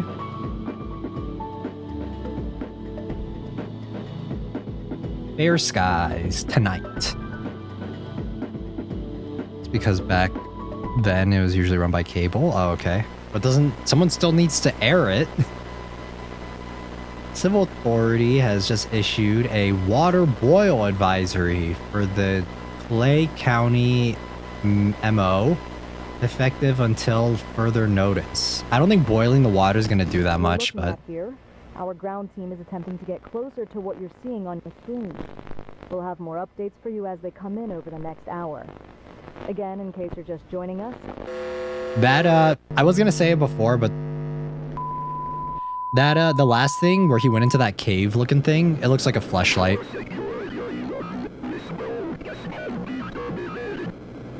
I don't know what that's saying. What? Can you repeat that? I didn't get that.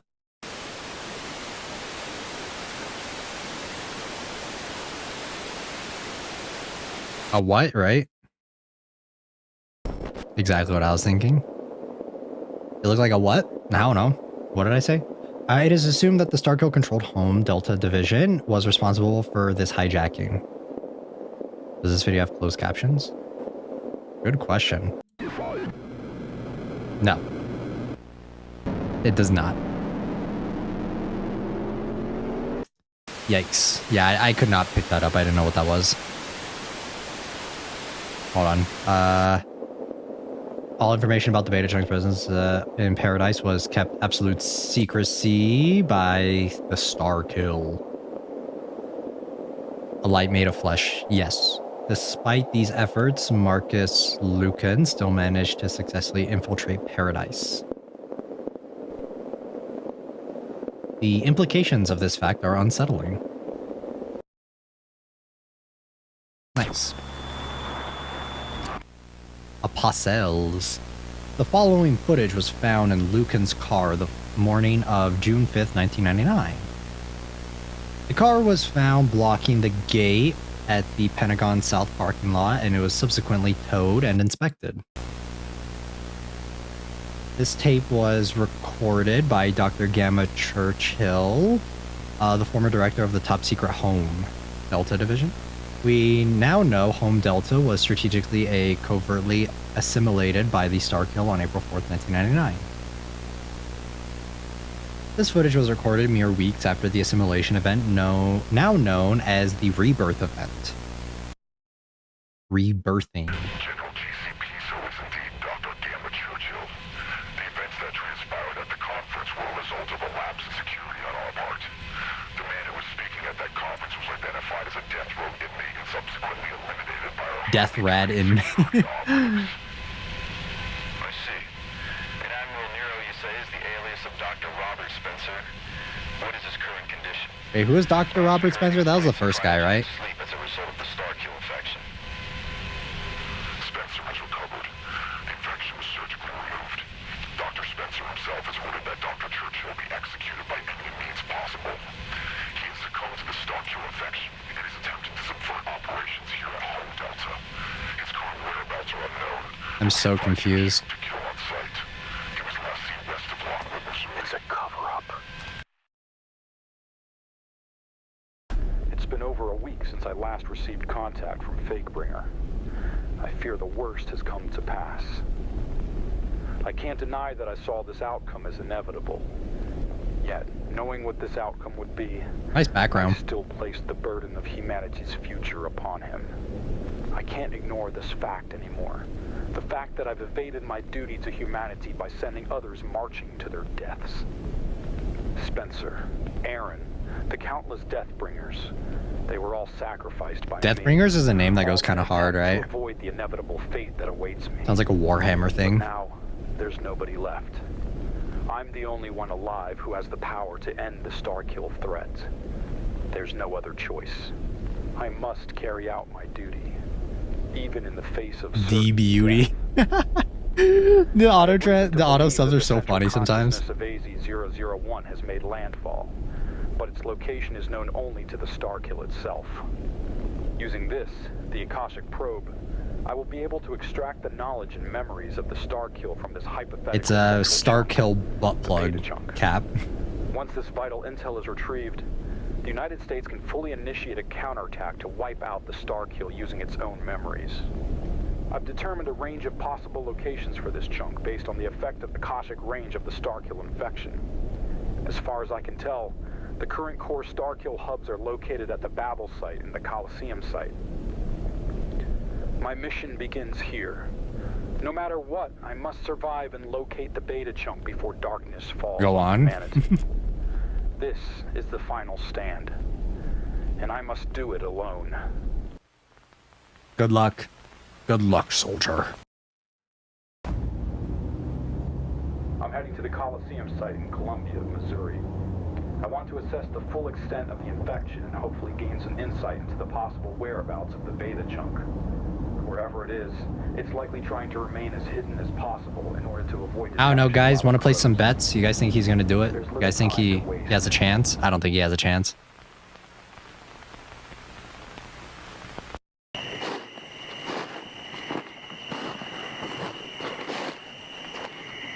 What about the thick light lady? Wait, what? I mean, Dr. Manhattan from Watchmen? No way, yeah. I think he's cooked. Yeah, I think he's dead. There's no way. Sounds like a whale.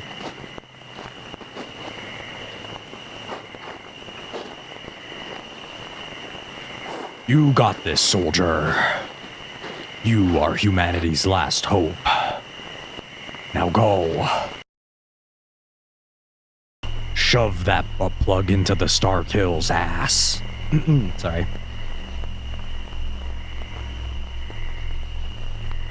It must be some kind of Akashic node. What am I looking at? Communicating with the beta chunk. Given the shape of the antenna, it seems to be scattering the signal to prevent triangulation of the source.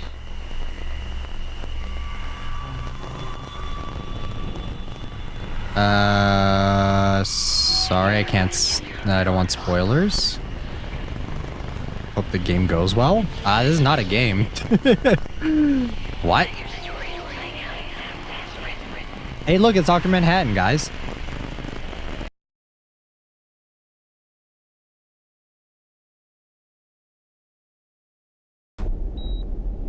Mental stability, 89%. Same. Neurological pathway connection, nominal. Metabolic functions operating at biological capacity. All biological systems are reading nominal.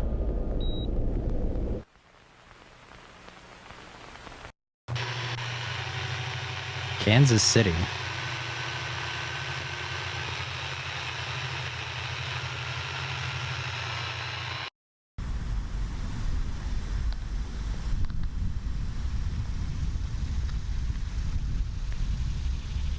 It's been a month since I began my search for the beta chunk.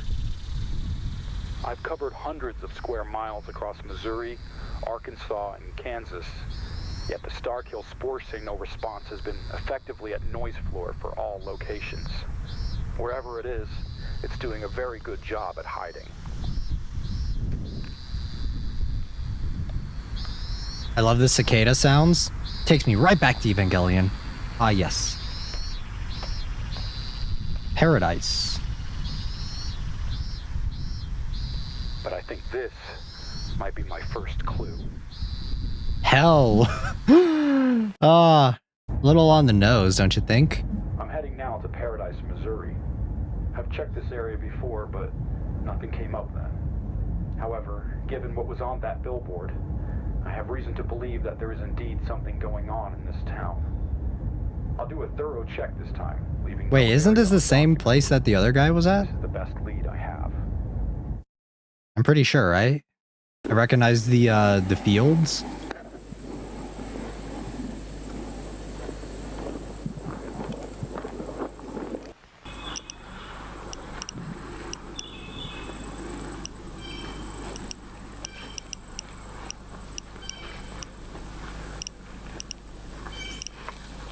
I'm using a spore reader to check for star kill presence. So far, nothing's coming up.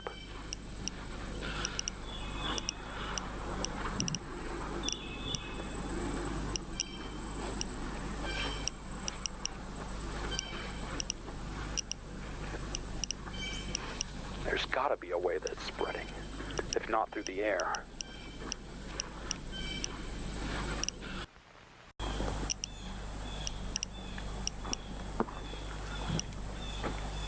Through the water.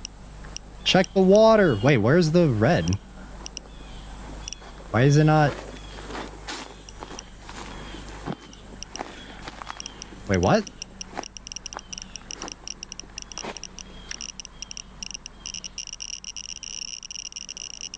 Wait, this is 5:31. Oh, this is the last guy. That's it. Okay, I'm dumb. I wasn't paying attention. It's under the lake. It's spreading through the water. Clever. Yeah, because look, the date is before. Because it was like June, right? It was like June or July that he was that the other guy was there. So this is the guy that we see. A network under paradise. I know what I have to do. Ew. For the sake of us all. Ugh. I don't think it worked. Ew. Fascinating. The infection is at least a temple classification. It must be using the lake water as a cooling vent, as opposed to the mushroom structures used for airborne spore dissemination. And it's completely hidden from view. Ew, why would you go down there? Yeah, that's right. He has to shove it up its bum. Gross. Yeah, the sound. Wet sounds. He's probably, yeah, I think it's for sure the dead body from earlier. Oh, look, it's Dr. Manhattan.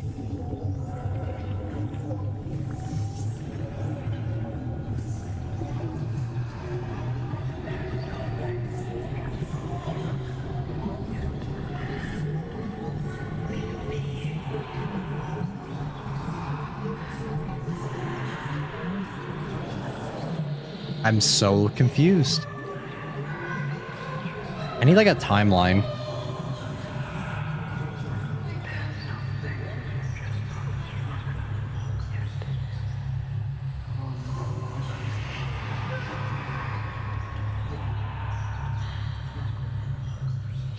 Just like the stories told long ago,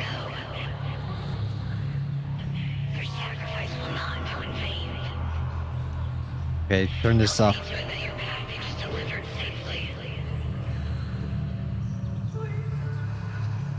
Who are you?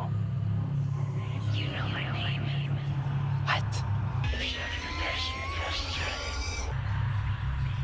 I am the unbounded soul. The consciousness within. Eternal but cyclical. But your story ends here, Churchill. Beautiful narrative perfection. Huh? Let your sacrifice bestow hope upon humanity.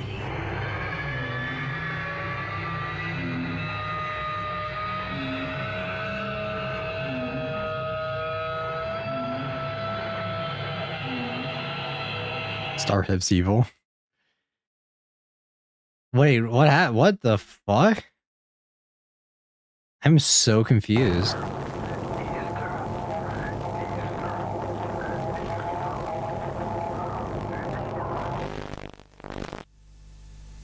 I don't know what I just watched, but yeah, I think she's bad, guys. As shown in the footage, Dr. Churchill succumbed to the Starkill infection, and his mind was flooded with the Akashic Eternal Consciousness. Okay. The following tape was found at the Arlington National Cemetery outside of the Pentagon.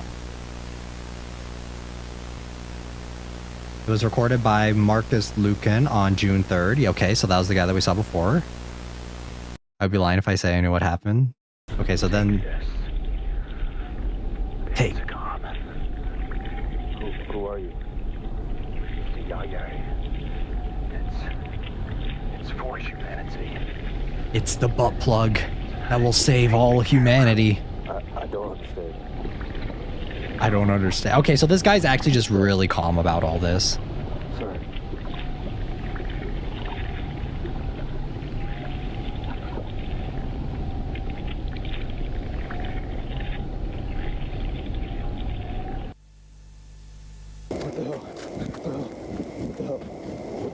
Why is he freaking out now? Brother, you should have been freaking out like forever ago. Now you're losing your shit? I'm going to the Pentagon. I don't know who that man was, or what any of that was, but I'm sure there's answers. I'm driving straight there. 16 hours, only stopping for sleep. Something's compelling me, just like before. A gut feeling, maybe. Okay, he's just insane in the membrane. Cool.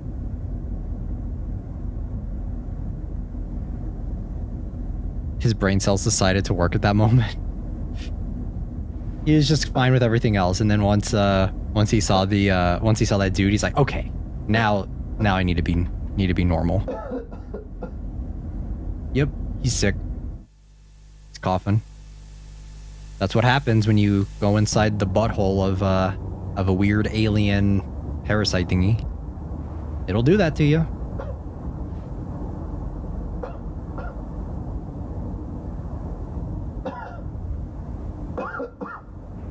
He's dead. Come on, bro. Come on.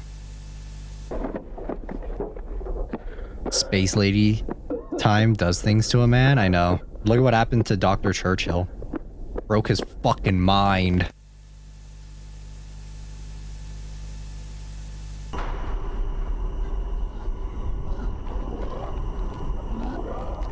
Ooh, he grown wings. Okay, maybe he's not dead. He just turned into a weird space alien thingy. Is there anything else?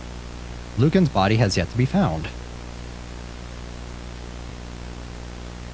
Mothman. Proper quarantine methods were enacted in regard to Lucan's materials.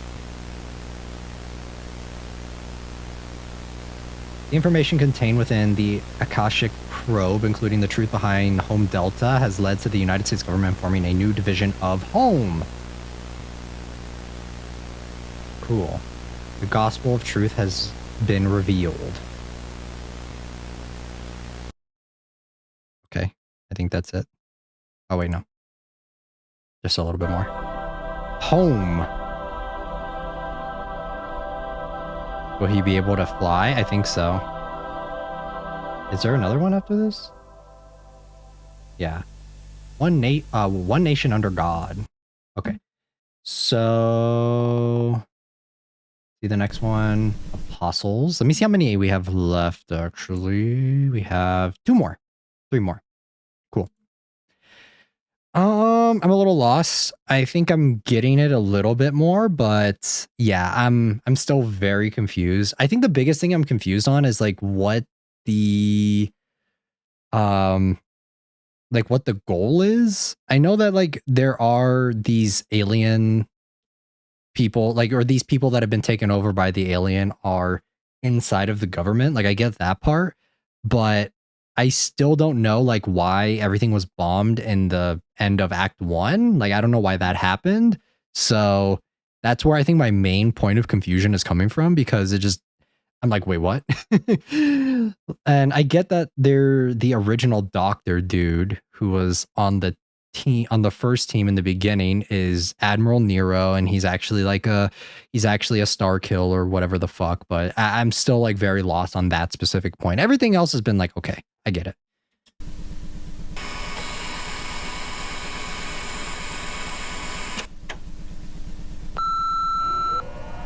Retrieving Akashic information. I also don't know what the space lady is, the Dr. Manhattan person, and like what the whole thing that Dr. Churchill got. That's another thing I'm like still kind of confused by. I don't know what the point of that is. Structural alter, or structure A, alter. Alters are the smallest Starkill biomass collection capable of commanding and producing 2 types of entities. Structure A, Phantom. Phantom appear nearly indistinguishable from humans at first, but have to transform into wretches. Okay. So they look like people, but aren't people? A wretch. Wretches are humanoid Starkill entities that can be produced from alter biomass and from converted phantoms. Temple. A temple is a much larger concentration of Starkill biomass with biomass extending deep underground. I see. Wraith. Wraith entities can take different shapes depending on the nature of temple, and they can grow to be 200 feet tall. Sorry guys, my dog is dreaming. Revenants excrete spores from their bodies and are able to float using natural helium reserves. Okay.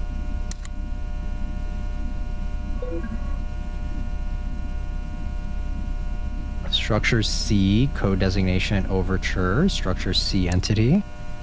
Can I pet that dog? You guys can pet that dog. Classification, Earth locations, biological memory, unknown data.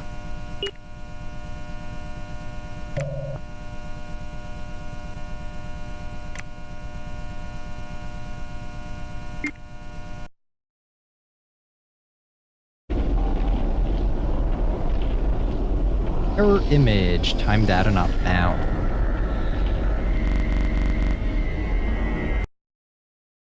What is that? Error, memory recall unstable. We're gonna have to look up some timeline shit for this afterwards, some soul loss. Unknown data. Encrypted data.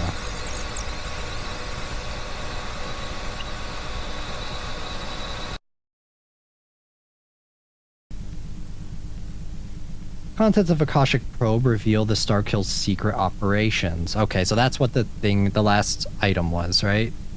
It's been revealed that Home Delta was completely assimilated and is now under the control of the hyper-intelligent biomass hive mind. I mean, we knew this already. The Starkill infection and biomass collectively refers to itself as Azazel, a name associated with fallen angel and extra-biblical book of Enoch. Much of the contents of Akashic Probe appear to be indecipherable or encrypted in a way impossible for even the most powerful computers to crack. However, enough information was recovered from Home Gamma Majestic to begin devising countermeasures against the Starkill. Okay. I see. I think. One nation under God. Alright. On to gospel. Gamma Majestic. Damn. Gamma Majestic. That sounded like Soundwave from Transformers. June 1999. Home Gamma Majestic has acquired the necessary intel to begin humanity's counterattack against the Starkill. Using the Starkill's own memory samples, scientists at Home have developed an artificial intelligence system known as the Digital Akashic Watcher and Neurological System for Targeting, Analysis, and Response, or Dawnstar for short. Dawnstar contains all of the Starkill's known memories, and thus possesses the ability to think like the Starkill. What are the chances that this thing turns against us? With up to 99% accuracy. The main fucking AI. of Dawnstar will be contained on fucking a highly Clanka. fortified and heavily armed orbital defense platform known as the Ark. Hmm. The Ark is set to be launched within the coming days. with the counterattack operation commencing on July 4th, 1999. Codename Operation Rapture. What are the chances that that thing's like, actually, what if I team up with the Starkill? Do y'all think AI will turn against us? I mean, watch Terminator, if you want to answer that question.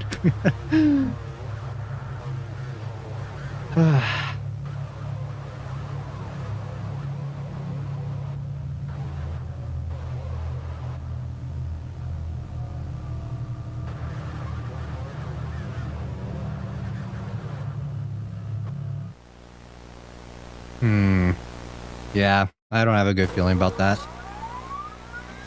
Commander Vindex, Simons Villeneuve, September 7th, 1952, United States of America. Conversation with Dawn Star. Oh, we get to talk to the robot. It's always great when a robot can, like, talk to you, right? All personnel are currently on standby. Fleet is prepared for immediate action. Ah, this is gonna be bad.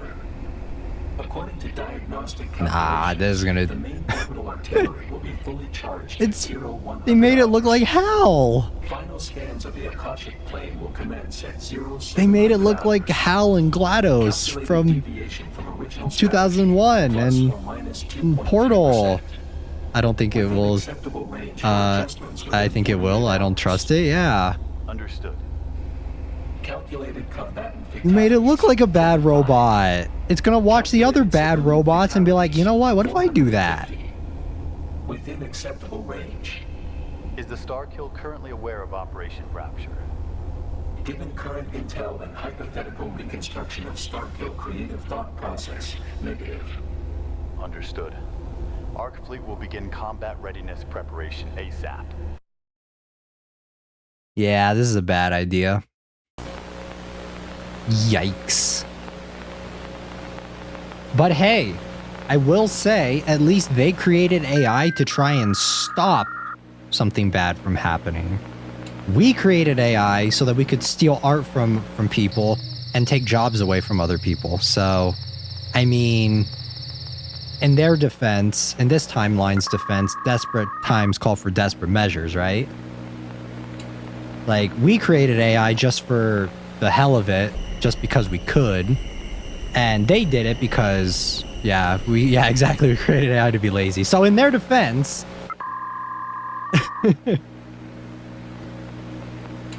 Ugh.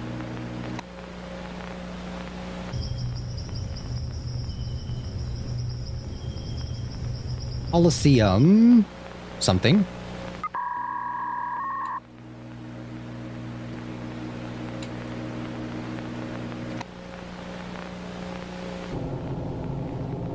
That is one big thing. Wait, is that the thing? The full, like, AZ-001 proper, not like one of the broken off things? Arc Fleet ready. Throne 1 ready. Fleet support ready. Operation Rapture. Green. Surely this won't go bad. Surely this will be fine. Rapture.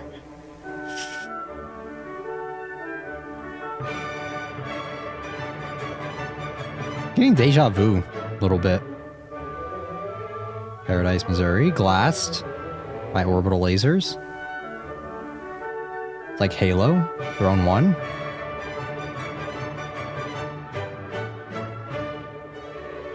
Coliseum site. Bombarded with something. Damn. Obliterated by nuclear weaponry. Is that the official term, or why that music? Babel site evaporated by orbital rail cannon. Mac rounds in atmosphere.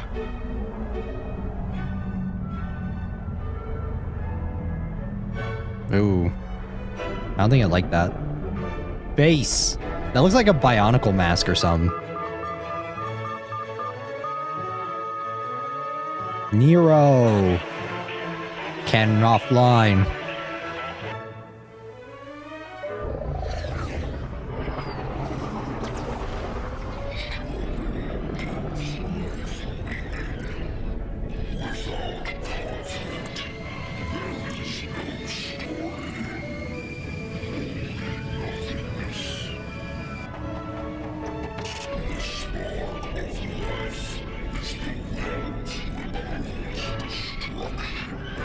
Godzilla? I don't know about Godzilla.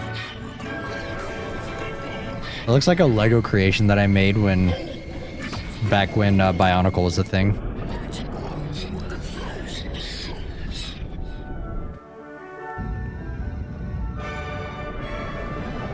What the fuck is happening?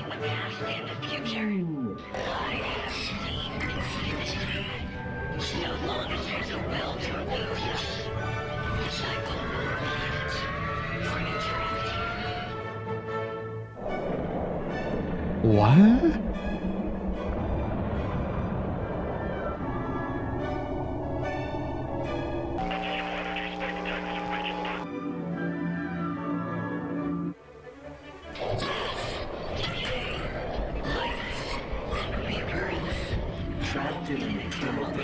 Yeah, you can't tell me this wasn't inspired by Evangelion. I'm just as lost. Is this actually kind of funny? I don't know if it's funny, but I'm like very confused. Death Star laser! Boom!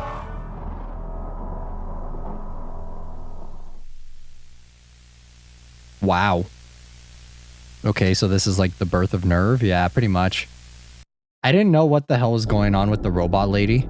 Or the Dr. Manhattan lady. Oh no, it's corrupted now. Probably the music, yeah. Yeah, for sure it's... Okay. We're still going. On July 4th, 1999, at 12:33 a.m., the Starkill threat was officially declared to be 100% eradicated. It took over the robot. Home Gamma Majestic's Department of Press and Media began to a cover-up campaign to hide the truth of Operation Rapture.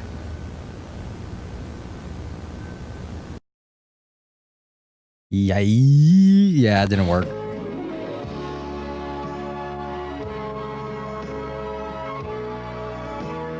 Should we be celebrating though? I mean... Good morning. It looked like it took over the robot. Civil authorities have issued a civil emergency message for something county beginning at 6:34. Civil authorities have issued a civil emergency message. Okay. The following message is transmitted at the request. Because we made the robot.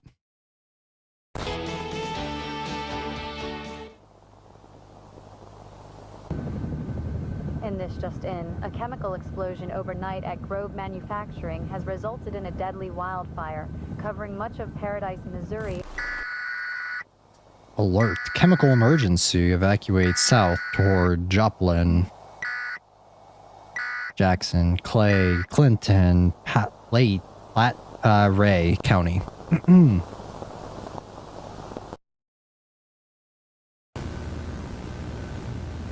By the end of Operation Rapture, the civilian death toll amounted to 1,734, with another 10,456 injured.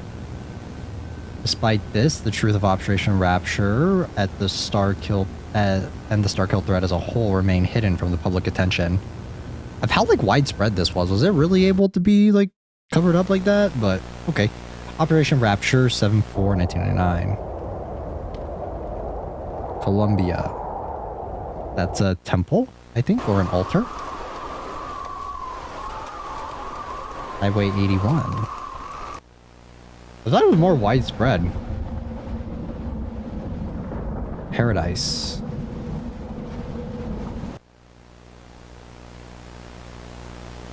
Damage report within acceptable limit.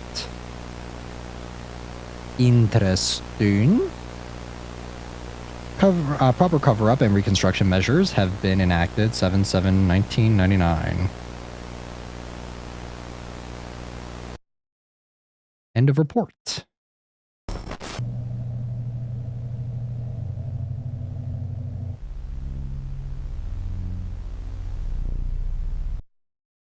One nation under God. Oh, I called it, guys. It was the robot all along. Is the robot. Okay, I think we have one more, and then we have the interlude. Red Oak Production Company. Colty, yeah, I think it's the robot.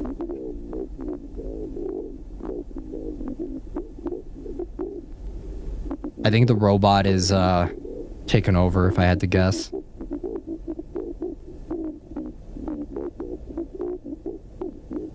Wait, is it all a movie? What?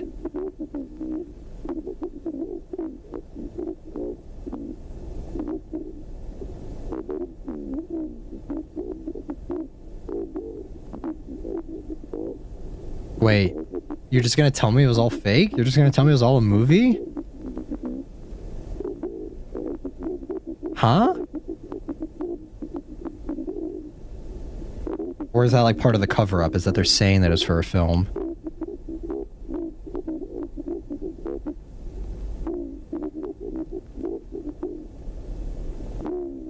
Nah, surely this isn't right. Surely this is fake.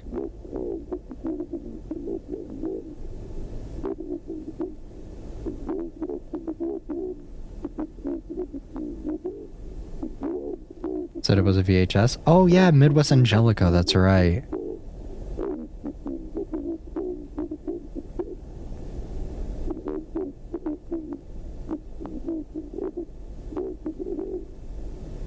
No, this is fake.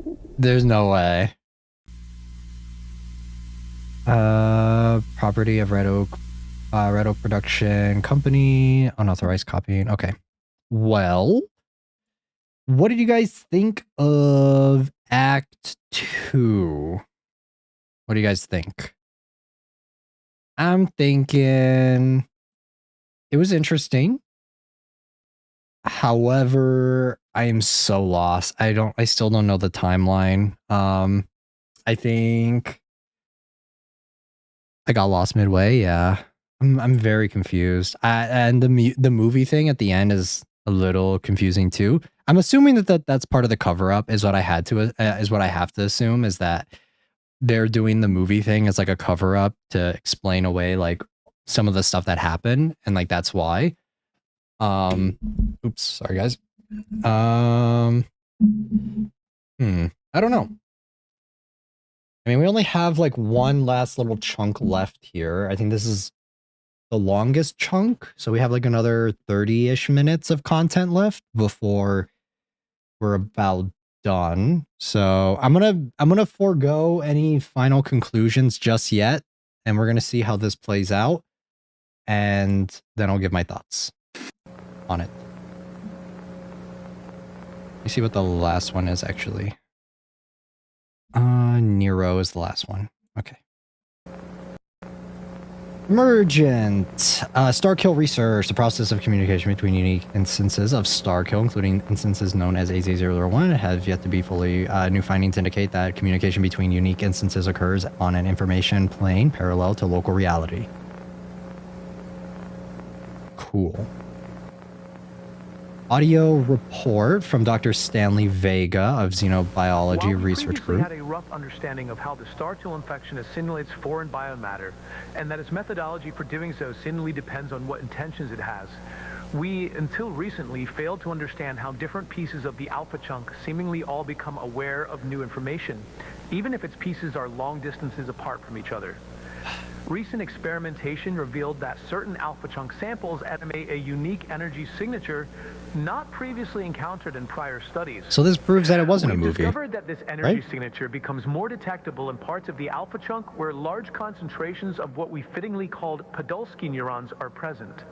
Because of their presence in AZ001, we are of the belief that these Podolsky neurons are part of the entity's central nervous system. Specifically, they are responsible. Sounds like some Gundam term. Minovsky particles. The entity's body. The observation that different pieces of the alpha chunk all become aware of the same information simultaneously, despite their masses not being physically connected, leads us to believe that Podolsky neuron signals operate on a principle similar to quantum entanglement. It sounds like Godzilla, singular point. So they saying it's a movie. I think that's what they're saying. Network of Podolsky neurons has been dubbed the Akashic Plane. Access to... Okay. What did that say? Access to knowledge within the Akashic something.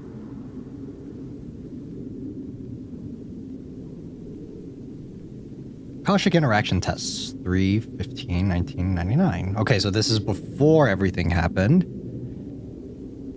Name, test information, Stanley Vega, 1958, Chicago. Wait, Stanley Vega, is that the dude that became, isn't that the doctor that was talking to the robot? Podolsky samples are inserted into the spinal cord via incision in the neck.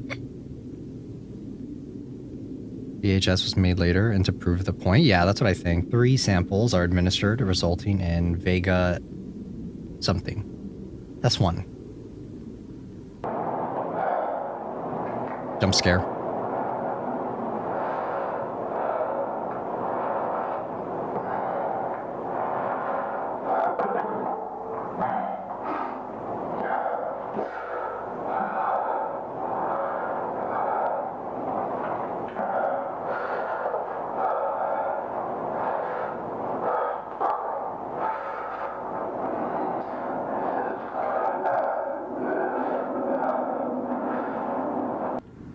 Okay. Should have watched Interlude first before Act 2. Oops, my bad. Well, we're watching out of order. It is what it is. But Lemonade, can you, since we finished Act 2, can you say that it was all just a movie, or is it actually like the movie was made to cover up?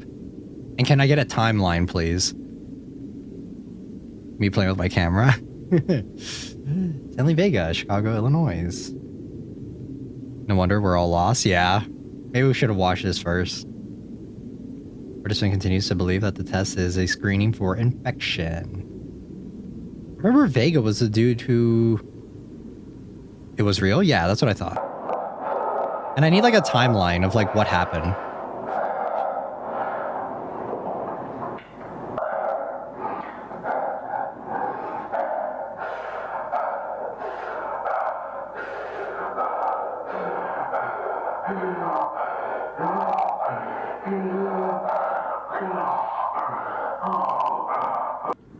Okay. But in universe, movie is part of the story. Yeah, that's what I thought. Is that the movie is just used as like a cover-up?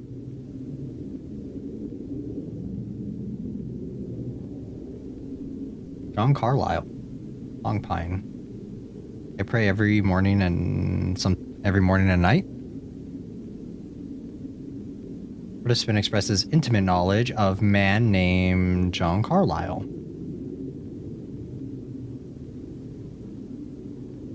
S3 is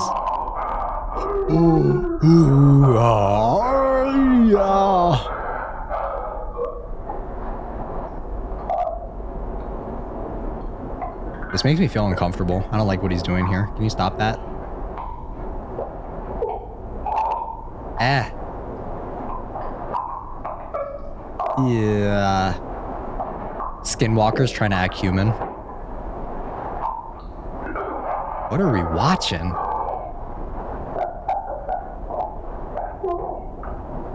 Weirdo? I don't think he's a weirdo. I think it's trying to replicate him. I thought it would be funny if you watch Act 2 first.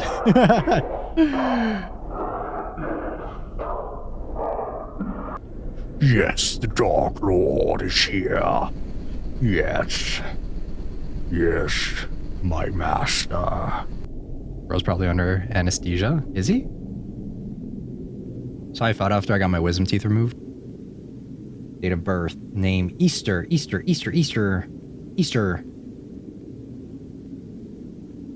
I'm so confused. Participant's vocabulary is limited to the word Easter. Okay. Extract data from Akashic plane requires Podolsky cluster for data quality. Babylon. So wait, this came out first and then it was Act 2? Babylon Project, Home Delta. Today marks the 12-year anniversary of the Babylon Project and the founding of Home Delta. Mm-hmm. The date is March 13th, 1999.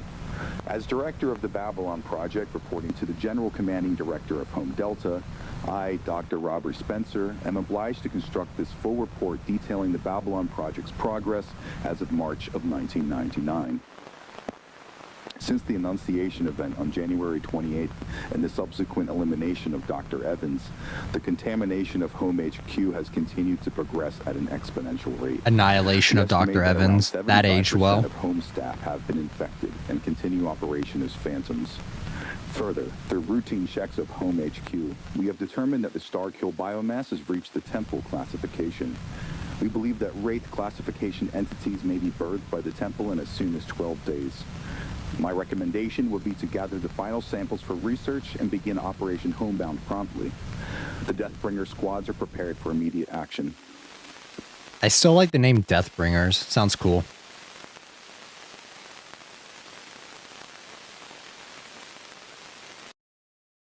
Dr. Churchill, we're preparing for the final descent into Home HQ now. Mission will commence in 48 hours. Good. Spencer, I have a request. What is it, sir? Dr. Oh wait, Spencer is the dude, right? Research in the Akashic plane. I need you to retrieve him and his work, but under no circumstances should you allow. Wait, which dude is Spencer? Home Delta. Understood. What should be done if he's already infected? He won't be. He works in the BSL-4 lab. We've determined that sector to be clean, and it's projected to be clean for at least 10 more days. If he's visibly infected, eliminate him. Otherwise, we will conduct a SIM test to determine if he has. This is exactly like Evangelion, this shot right here. Dr. Solomon Ezra. Same rules apply. If you don't mind me asking, sir, what are you planning with him? My plans of Vega have nothing to do with your job. This is for your own good, Spencer. The most I can tell you is that it involves research into the Akashic plane. Speaking of which, have you retrieved the new info on Lucas Michaels? Yes, I have. It's in the data room. Yeah, it looks pretty. This I'll pull up a screenshot of this exact. I'm not sure what to make of it yet. This exact thing in Evangelion. The exact shot. Return, we'll run the SIN test at Nazareth. I think it's in Evangelion. I think it was in Evangelion 1.0 plus 3.0 and Evangelion 3.0. It will commence April 4th. And also in Neon Genesis, I think too. Delta Squad infiltrates Home HQ. Delta Squad, like from Star Wars? Churchill, do you read? On the line, over. Bravo team, follow Officer Rico to the Temple for final sample collection. Charlie team, follow me to BSL lab for hostage retrieval.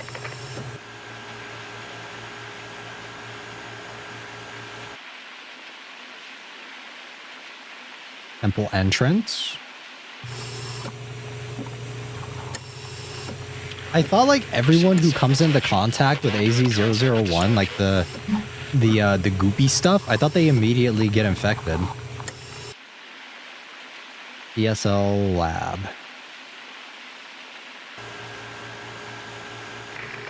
Dr. Vega, we've identified a potential risk in the BSL labs, required to be taken to the quarantine zone for a mandatory screening for infection.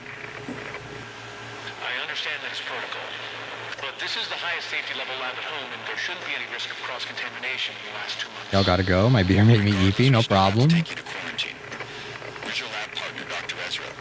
He was transferred back to the main facility. That's okay. We'll pick him up along the way. Bring your research materials and maybe place in quarantine for a few weeks.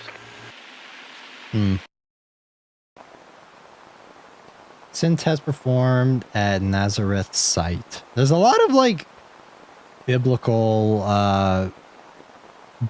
naming conventions in this. Okay, Dr. Vega, I'm assuming you're familiar with the process of a SIN test, correct? That's correct. Okay, great. So I'm going to ask you a series of questions and you are to answer truthfully. Once the test is complete, we'll know if you are infected or not. That being said, here's the first question. It's Christmas morning and you're with your family. Your wife hands you a wrap gift. What do you do next? Well, of course, I'd thank my wife and open the present, carefully unraveling the ribbons, and then I'd probably give her a hug. Next question. It's early in the morning and you see a UFO in the sky, illuminated by the light of dawn. What are you thinking? I'd probably be a bit It's like this shot in Blade Runner. but I'd probably think of it rationally. Could it potentially be a balloon, a plane, a helicopter? A UFO implies that it's merely unidentified. It could be entirely prosaic. Okay, last question. You have decided to participate in a charity event for your local church. Why did you make this decision?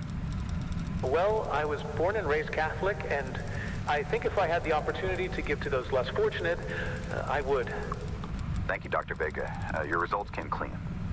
Please exit to the door on your right and remain seated in the waiting room until you are called. Thank you again for your cooperation.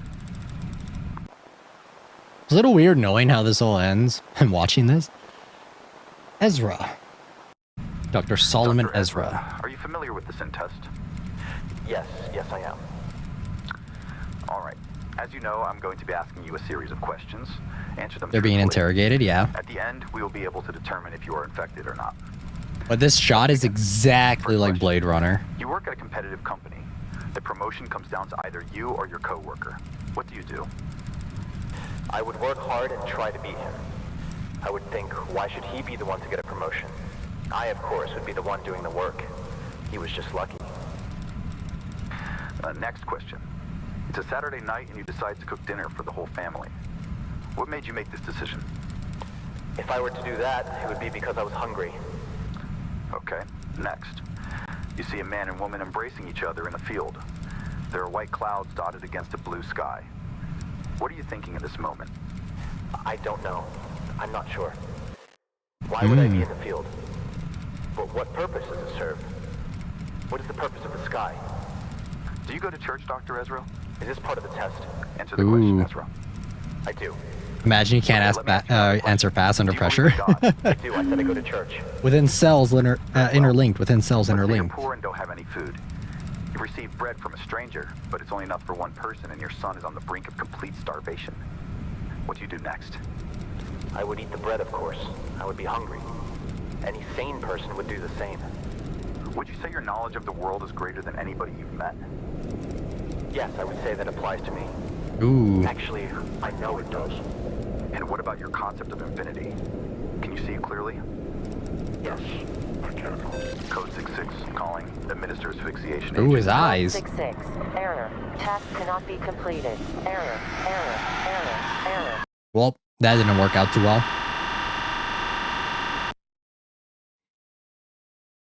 Damn. He just, the alien really got a little nervous while answering the questions. Medical reports. Right. Infection site. Eee. I like the body horror, where, like, when they show, like, where, like, what it does to people. Cryopod recommended.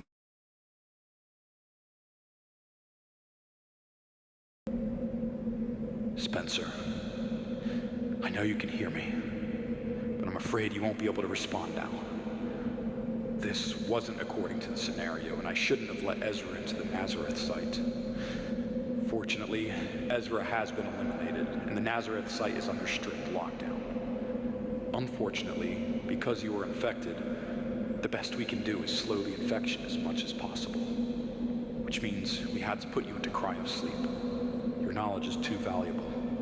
Listen, Spencer, I'm researching something important with the Starkill.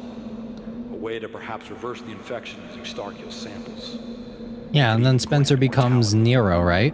It will be done Isn't by that the April 4th, timeline? and on that day, humanity will prevail and defeat the Starkill threat. Project Babylon will be complete, and we will then be able to initiate Operation Homebound. In my effort to understand the cosmos, I made a grave mistake, and I'm only now seeing the weight of my sins unfold before my eyes. God, please forgive me.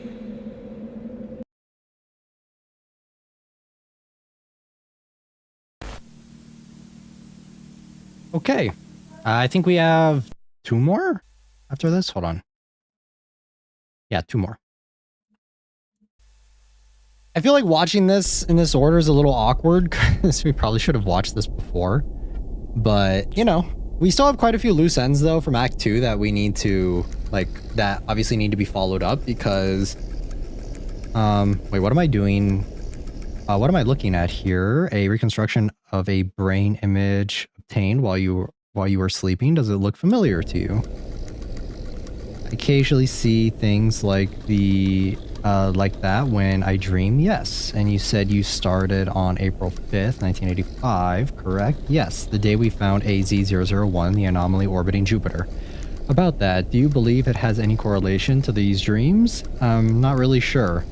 The rational answer is no, it does not, but something about it disturbs me, almost like it's speaking to me, and sometimes I feel like I'm somebody else entirely. Elaborate. I can't really describe it coherent or concretely. It's like I've been here before, but a really long time ago. Before the beginning of the universe even. I can almost see my life from back then, but it's not me at all. Dr. Spencer has worked in occult research in the United States intelligence community for nearly a decade. My background is in psychoactive drugs and psychological research. We are highly involved in this field of research, and we take reports like this very seriously, so you two know what's going on then. We don't have quite enough data to give you a clear answer just yet. We need more reconstruction scans to form a better understanding of your situation first. This could entirely something still. In the meantime, we are appointing you as head of the new investigation to study this anomaly. This organization will operate, I cannot read that fast, will operate in coordination with NASA and will be funded by the United States government. Your team will be assigned to, or in the coming weeks, operations starting by the end of the year. We look forward to working with you. Okay.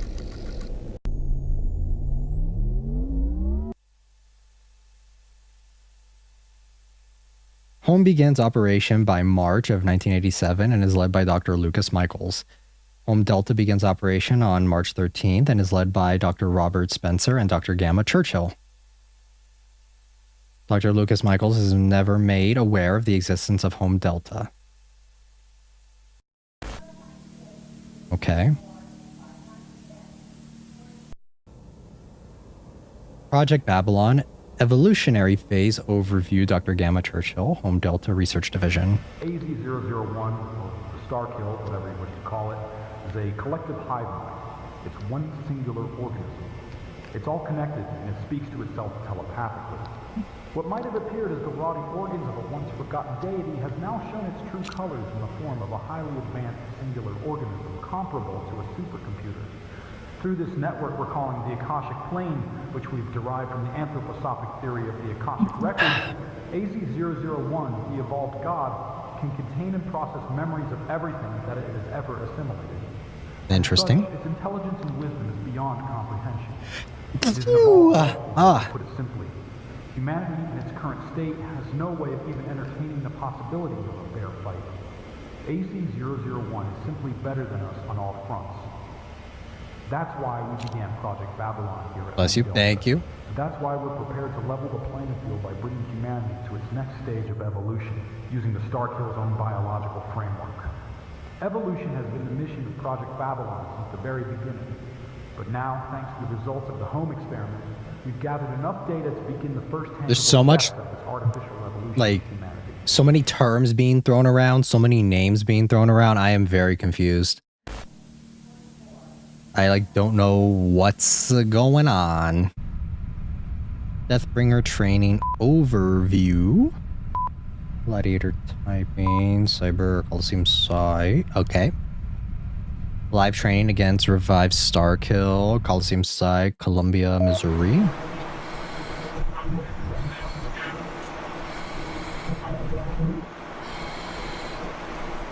I will say, like, I think that this analog horror series is well done. I'm just very lost.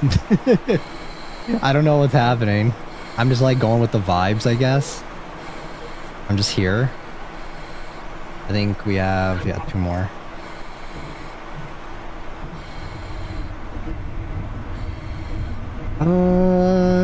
Okay, there's the AZ001. I'm assuming that this is kind of like going back in time a little bit. This is during Act 1. Ooh, big spider. Big spider.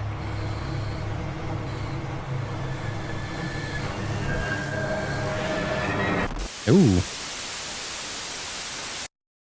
Yeah, that guy died. Soldier 338 terminated. Rest in peace, Soldier 338. You will be forgotten. Starkill stem cell properties. Starkill stem cell, when properly introduced into a host organism, can actually fortify the host cells, natural resistances, as well as promote rapid cell regeneration upon cell death. These augmented host cells could hypothetically increase human endurance to physical damage, aging, and disease, as well as provide immunity to subsequent Starkill infections. Most test subjects were killed in the process of Starkill cell integration. Liquefied, cellular breakdown, skin melted. Eesh. Watch, there's that one person. Recent tests have resulted in survivors aided with cybernetic life support. Acceptable. What is that? Oh, is that Nero? Okay. These biomechanical soldiers form the backbone of Home Delta's military. That seems kind of dumb. That doesn't seem very smart thing to do. Confidential material. Incoming transmission, Churchill. Spencer, it's me. I've given up my rank as Admiral of Home Delta. That title is going to you in preparation of Operation Homebound. You will have control over the Tower of Babel, and you'll be able to control the Deathbringer squads entirely with your mind. The pieces have been in place since the beginning. It's unfortunate that you ended up in this state, but this is the only way. Once I finalize Project Babylon, it's all up to you. This battle is yours to decide. Okay, so that's how it led into Churchill going to look for the Akashic probe thing, right? And then that's how Spencer became Admiral Nero? Makes sense, makes sense. Akashic plane research at Home HQ contained. User Spencer Vega. Ah. Research on information retrieval from Akashic plane is still ongoing at Home Delta.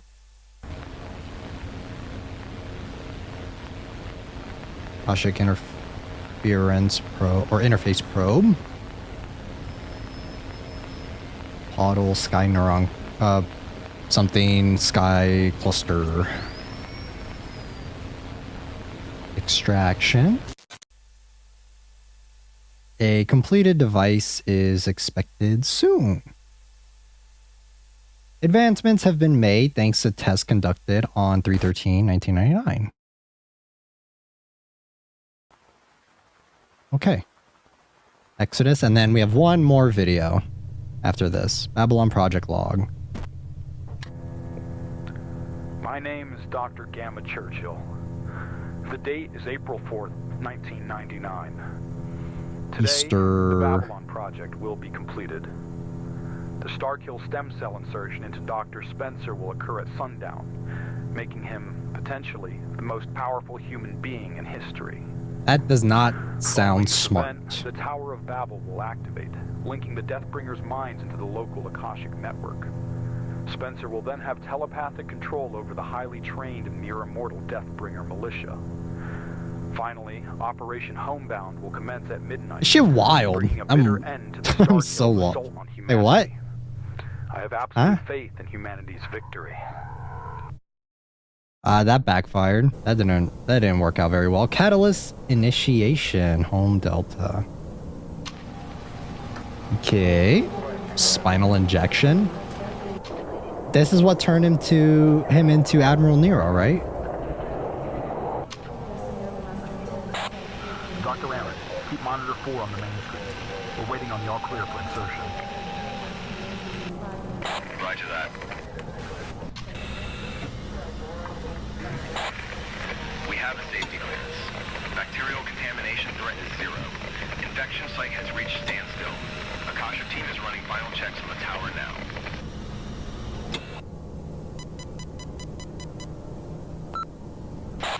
Clock is running. On my command, begin the insertion protocol. Ready. T-minus 5, 4, 3, 2, 1. Mark.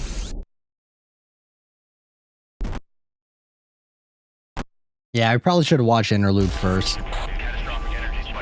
I feel like we were missing some crucial information. Ooh.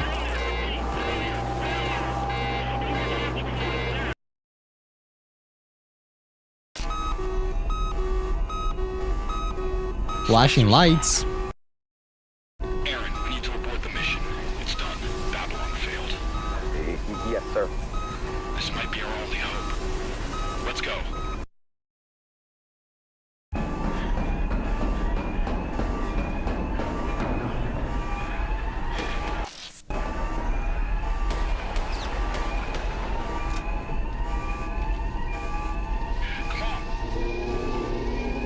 This reminds me of Vita Carnis a lot, actually, with like the military stuff going on. Because Vita Carnis has a very similar thing going on. Not much we can do about it now. Come on, let's keep moving. Unfortunately, I feel like it's my least favorite part, you know, like of analog horror series when there's like military stuff going on and it's cover up and that sort of thing. Because Vita Carnis, like my biggest critique of that analog horror series is that whenever it focuses like heavily on that, it's I find it the least interesting.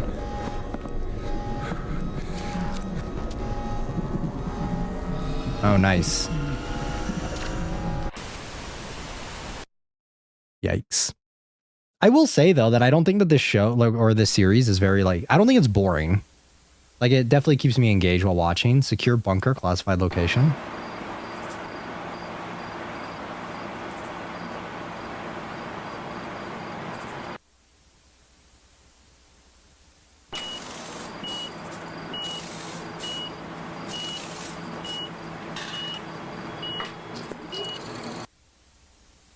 We need to work quickly. I'm setting up an Akashic receiver node to listen in on the commands given to the Death Bringers. I'm sure the Starkill is going to use them as some kind of pawn. Are we safe here? And I do think that the production value of this series is really good. I'm the only one who knows it exists. Aaron, while I set this up, I want you to start processing the video logs. We need as much evidence as we can get to deliver to the Pentagon. Yes, sir. What are your guys' thoughts, though? Anyone in chat, go ahead and start giving me your guys' overall conclusions on the series and what you guys think.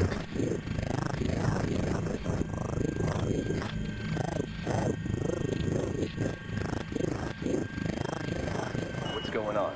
It's in the Starkill's native tongue, if you will. It's encoded.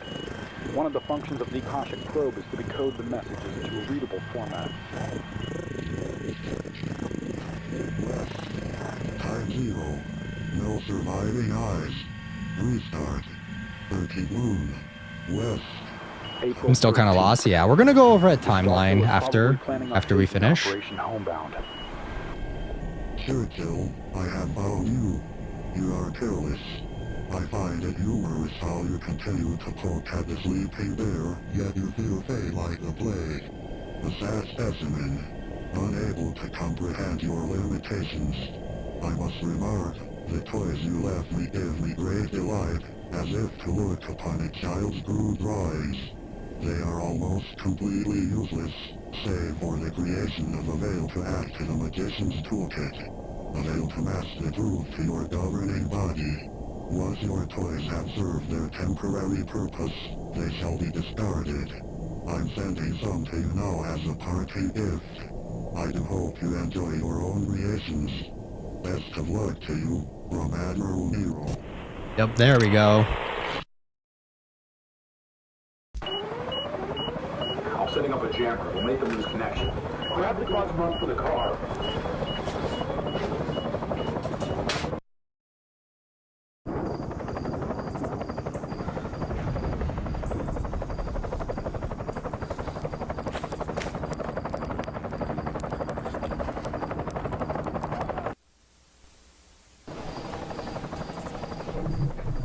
Oh yeah, these are the Deathbringer guys, right? The ones that have They're here. the ones that have like the enhancements or whatever.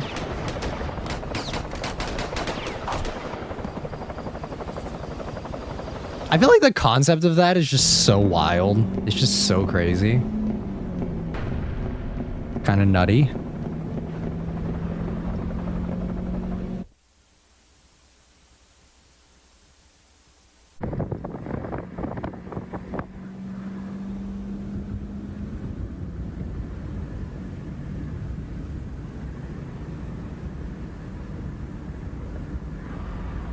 There's one behind us.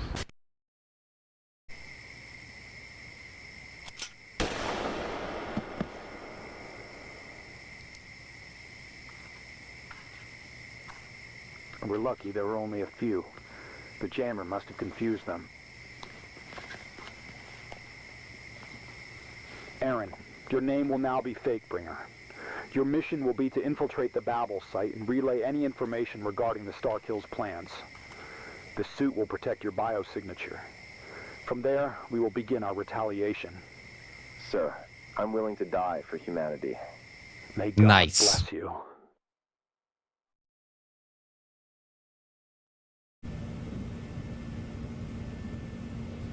Okay, we're almost there. We're almost I'm in done. a secure location. No transmissions in or out. As of an hour ago, Fakebringer has completed the first infiltration attempt. Instead of Deathbringer, it's now Fakebringer. And exited, meeting me at a rendezvous point to relay his findings. According to Fakebringer, Nero is planning to set up a conference after Operation Homebound with the Secretary of Defense and members of NASA administration in attendance. It is here where I'm going to make my first move. A declaration of war to Nero. From now on, my name shall be Piso. Nero will know what that means.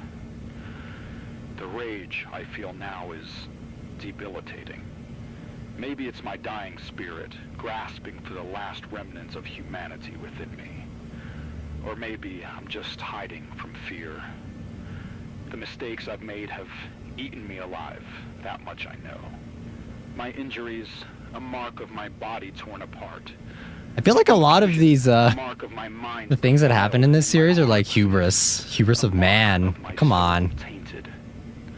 When we first began the Babylon project, Dr. Spencer told me something Some grand team-up ploy? Something like that. betrays man's ego. And now, the knowledge I've gained from losing everything has made me realize how powerless I am in the face of infinity. Yet I continue, unaware of the fate that may be bestowed upon me. I don't believe God can save us now. Only the tenacity of humanity's everlasting soul will have the courage to prevail. Yikes. Well, I mean, yeah, at the end of Act 2, they kind of win, right? So it's fine. It's okay. Fakebringer report. On April 17th, 1999, Jacob Aaron successfully infiltrated the now Starkill-infested Babel site and retrieved intel regarding the Starkill's operations. Amongst the findings, hey, yo, training for $20. Work sucks sometimes. Sorry I wasn't here Monday, Sensei. Had a 14-hour shift. No problem, no problem. Glad you can make it, Train. Welcome in. Welcome, welcome. Thank you for the $20. We're about to wrap up the this series, but we'll just kind of hang out and chat afterwards. Amongst the findings of file containing data on Robert Spencer's assimilation, the subsequent transformation, this event known as a rebirth event, has led to the growth of the Starkill mass far larger than any biomass previously recorded. The central intelligence of this Starkill mass has obtained the ability to mimic human speech. It calls itself Admiral Nero. Babel site 4/4/1999. Now Waggy, let's go. Wait, what is that? Cryopod. Okay.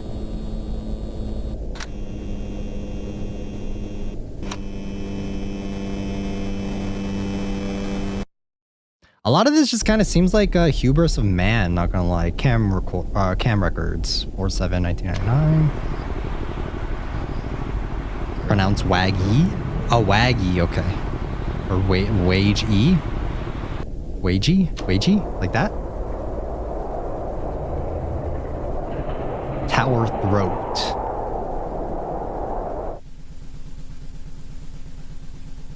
Yeah, I think we hella watched this out of order. These files prove that the Starkill used the biomass from the Tower of Babel to grow into this extreme size.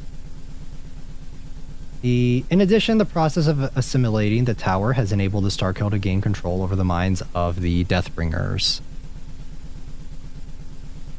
It's hypothesized that this attack was premeditated. Alrighty, we did it. We finished. Very interesting.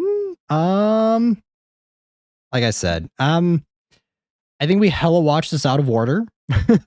I think we were supposed to technically watch this stuff for here. I'm gonna move over back to the room and then we'll give our thoughts on it. Let me turn on the BGM. Cut this off. We did, yeah. We hella watched this out of order. So confusion is kind of an understatement. I thought the series, let me just give my thoughts on it and then I'll look up a timeline and everything just to see what, like, where the events happen. I think that the execution of everything is really well done. I think that it looks very good. I think that the series is, like, the production on it is very nice. I like the voice acting for the most part. The story is a little grandiose, I think. I don't think it's bad. It's just not my cup of tea. Whenever we start getting into, like, I think for me, the type of analog, when I get home, I'll put the reference in the Discord. Yes. I feel like for these analog horror series, the simpler, the better, I feel. I feel like once we start getting into, like, the hey, yo, Infinity, welcome in. Unfortunately, we already finished the series, but it was interesting. It wasn't bad. I guess I should say, like, I was never really bored during it, and there are some analog horror series where we watch them and I feel like some episodes just drag on, and I felt like everything was pretty good at keeping up pace, keeping me interested, keeping me invested for the most part. I think maybe had I watched it in order, my thoughts may be a little bit different. I'd have to go back and rewatch it in order to kind of hey, crash and passed out. Didn't even dream. No problem. I definitely don't think it was bad though. I think it was pretty good. I don't think I still like Gemini more for cosmic horror when it comes to analog horror series. This one definitely is more complicated, I guess. For me, my favorite types of analog horror series are always when it's more simple and there's like a very simple premise and it's seeing how people interact and deal with the threat that is introduced in each analog horror series. Literally US military versus the creature, pretty much. Did you enjoy the Midwest, Angelica? I did. I thought it was pretty cool. I definitely think the best part about this series is like the presentation of it. I do like the callbacks or the references to Evangelion and that sort of thing. Let me see if I can find one of the shots in it. I definitely noticed a lot of different shots for like a lot of different shots that were references and homages to other properties, Evangelion being one of them. A lot of like the so like a lot of the like these things, right? Let me see.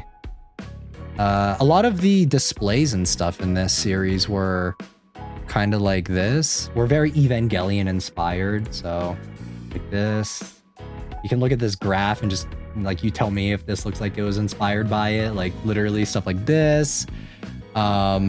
Just a lot of like the aesthetic of it is very, very similar to it. Let me see.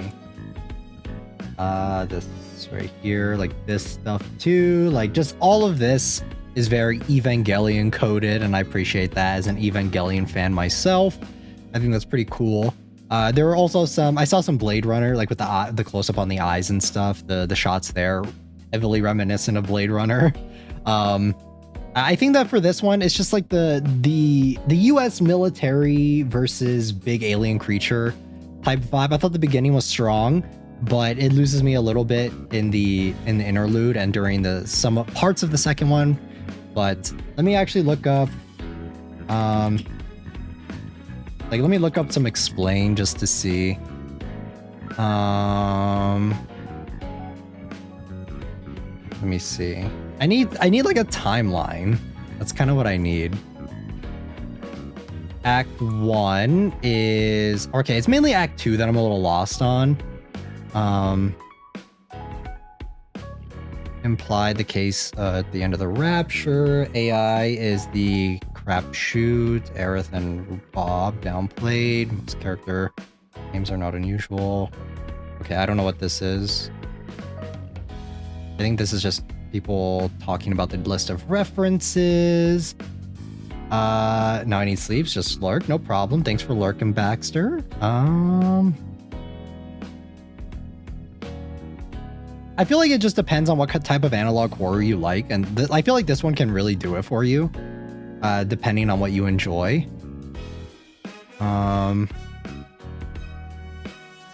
I think if you like the big grandiose storylines and plot points, this one will definitely be more interesting. For me, I like more simplistic stuff, because sometimes whenever there's a lot of names and timelines and stuff going on, it makes it more difficult for me to follow along with what's happening. So yeah, I don't know. I would need to let this one sit. I'd maybe need to watch it another time or two for me to really digest it. Let me see. I do like the parts where it's kind of just following, like I remember during Act 2 where it was following Churchill, and then it was following the main guy that was going and like going throughout the town and like noticing weird stuff. I thought that those are like the strongest entries for me, for sure, because it's like it's more of like a someone seeing the craziness unfolding. I think his reactions were a little underplayed for what was actually happening, but yeah. I can't really find like a good explain on this. Here's Midwest Angelica wiki, but I don't know how good the wiki is.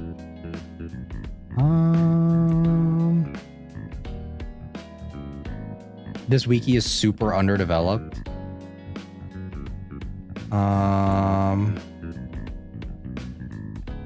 Okay, so what is Home? Let me see what Home is. Is a division formed by the United States government at the NASA after the appearance of AZ-001. The organization is initially led by Lucas Michaels of Glenn Research Center until his mysterious disappearance in 1989.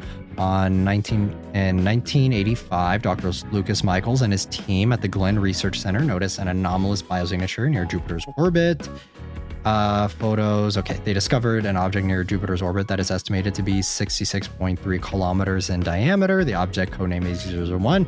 They decided to gain more data on the object in November of 1985. Michaels and his team determined that AZ-001 itself was alive, seemingly a corpse drifting in space. Okay, that tells me nothing. That tells me absolutely nothing on the timeline. Because I guess like the main part of just me being confused is what Nero has to do with everything.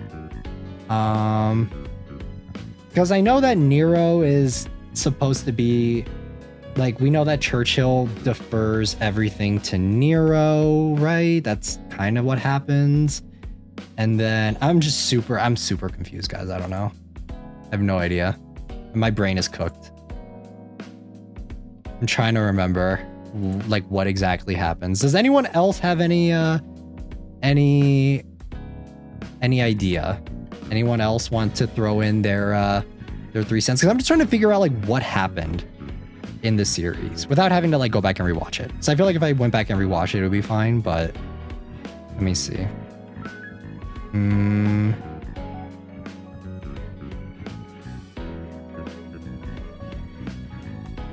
I think Nero became Nero was originally Spencer, right?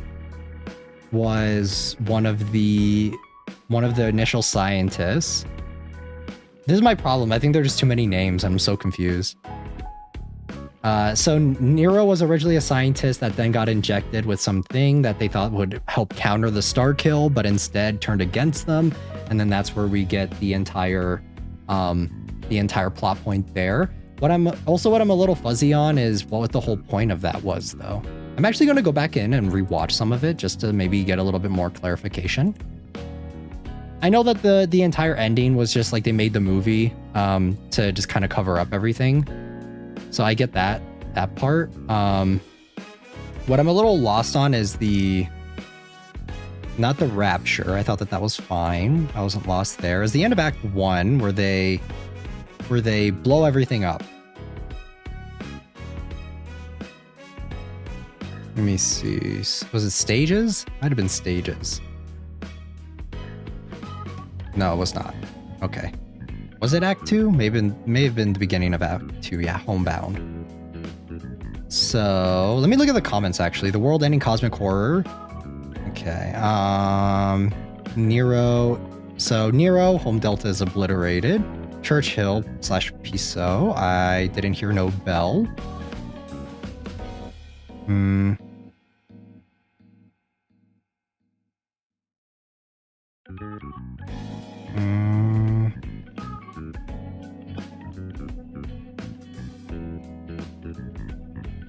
Wait, so there's differences? Is this different compared to...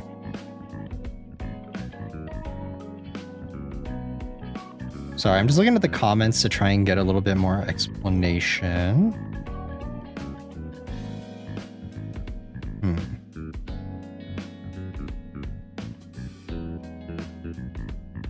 Okay, so what I think happens is that Nero hijacks everything, right?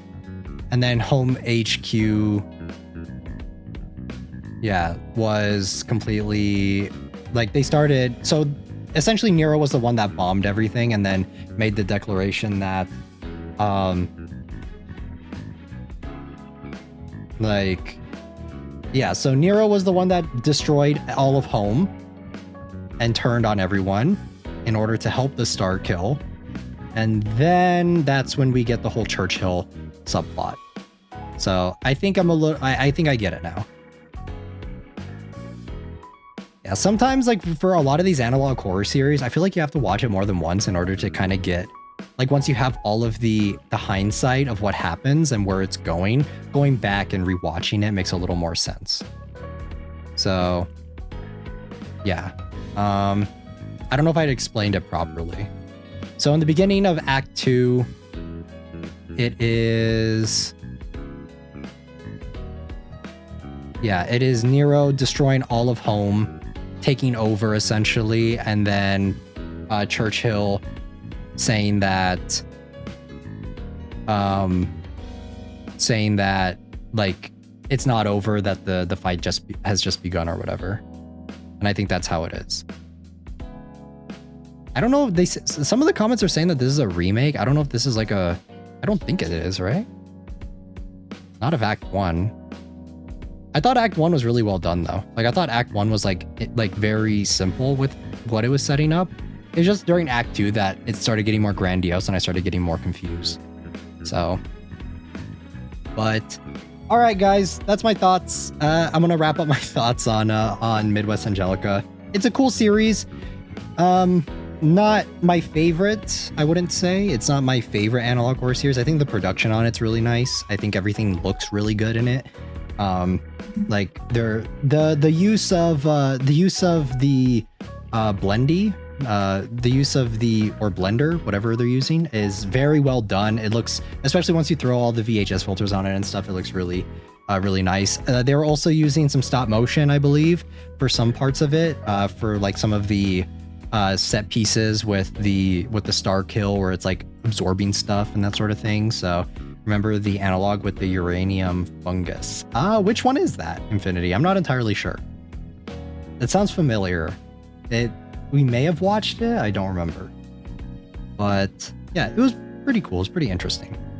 Yeah, I mean, what do you guys want to do? Do you guys want to hang out and play some games like we did during the last time and just kind of talk about random stuff? Because we 100% can do that. The stream was pretty short. The series isn't super long. I don't know how long Act 2 is going to be once it starts. Nuclear Nightmare, is that what it was? Did we watch that one? That doesn't sound familiar. Nuclear Nightmare. I do think, though, if I had to give my predictions of how the series is going to go going forward, I think that the AI, the Star Kill probably transferred its consciousness into the AI. That's why, if I had to imagine, that's what is going to happen. Nuclear Nightmare is a game. Yes, we need Yuki fix. Yeah, we'll just hang out. We'll just hang out and just kind of talk and yap for the rest of the stream. I don't need to leave immediately or anything. We're just gonna kind of hang out and chill. I am gonna move this over. You guys, what do you guys want me to play? Oops, me. I'll do this later. All right, let me get a game booted up real quick, and then we'll just kind of hang out and yap and zatsu. Where is it? It's still interesting though. It's been a while since we've done a public analog horror watch along. I'm interested to see where it goes. If it's, I kind of hope that it's a little longer for the Act 2, just so that we could do like a full stream. If not, then it may just have to be like a Menchie stream where we watch part of it. There it is. Come on, guys, I need to get this booted up here. Also, we will be not watching. I always say watching. Playing Silent Hill 2. It feels like Silent Hill 2 feels like a movie, so that's why I keep saying that. It's such a cinematic game. We will be playing that for the next stream. I'm super excited to continue. I hope we finish it soon. The more I see on Silent Hill F, the more I'm less looking forward to it. Is that strange? I don't know. Silent Hill F looks a little hit or miss, if I'm gonna be 100% honest with you guys. The story looks cool, but unfortunately the gameplay looks kinda yikes. You guys get what I mean? I think that the gameplay is going to be one of the most frustrating things about it. Welcome in, Nebula. What does F stand for? Good question. I don't know. Silent Hill. Fuck, I don't know. Can you guys hear me still? Let me see. Okay, yeah.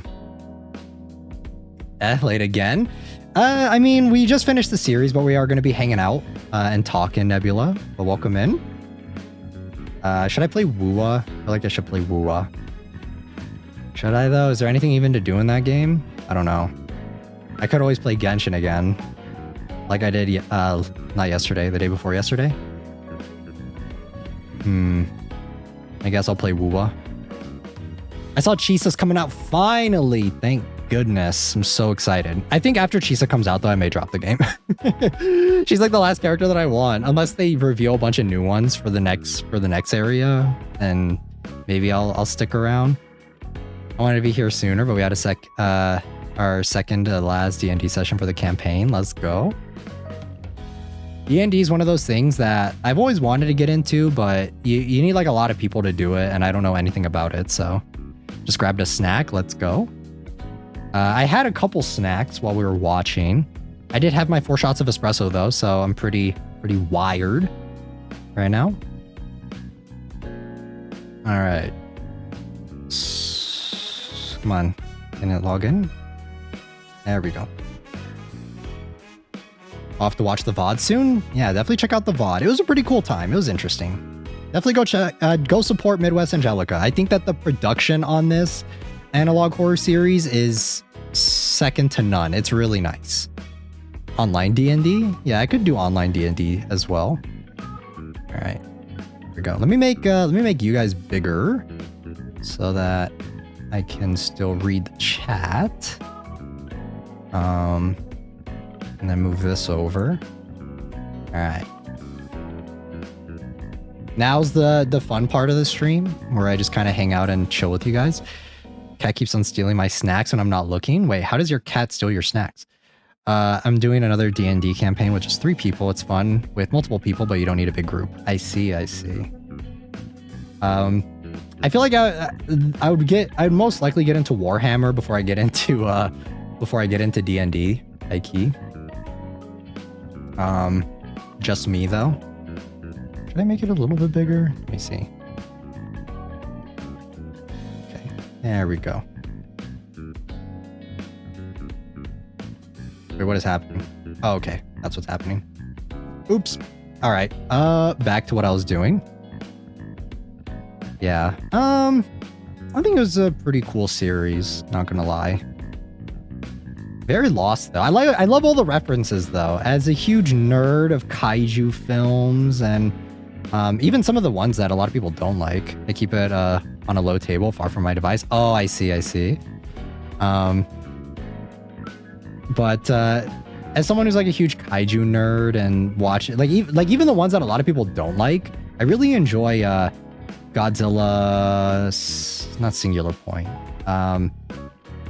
The movie ones. I really enjoy those ones, the animated movie ones. I know a lot of people hate those, but I thought they were pretty cool. So seeing a lot of the references and stuff to that and like callbacks to that for Midwest Angelica, they're pretty cool. I've done both, so now I have so many minis to paint. Yeah. Warhammer it's just so expensive. I don't know space. Godzilla in Hell was a trip and a half. Godzilla in Hell? What's the analog horror list we got so far? Which ones have we completed? There's an entire playlist of all the ones that we've watched. Shit, I need to do that. Hold on, let me do this. I feel like I should probably explore this area. Let me see. Wait, I haven't... Oh, this is not the right area. The one... the Godzilla went to hell one time. Good read. Oh, I see. Finally home. Let's go, train. I think it's over here, right? I need to do this. Treasure spot track. Wait, no.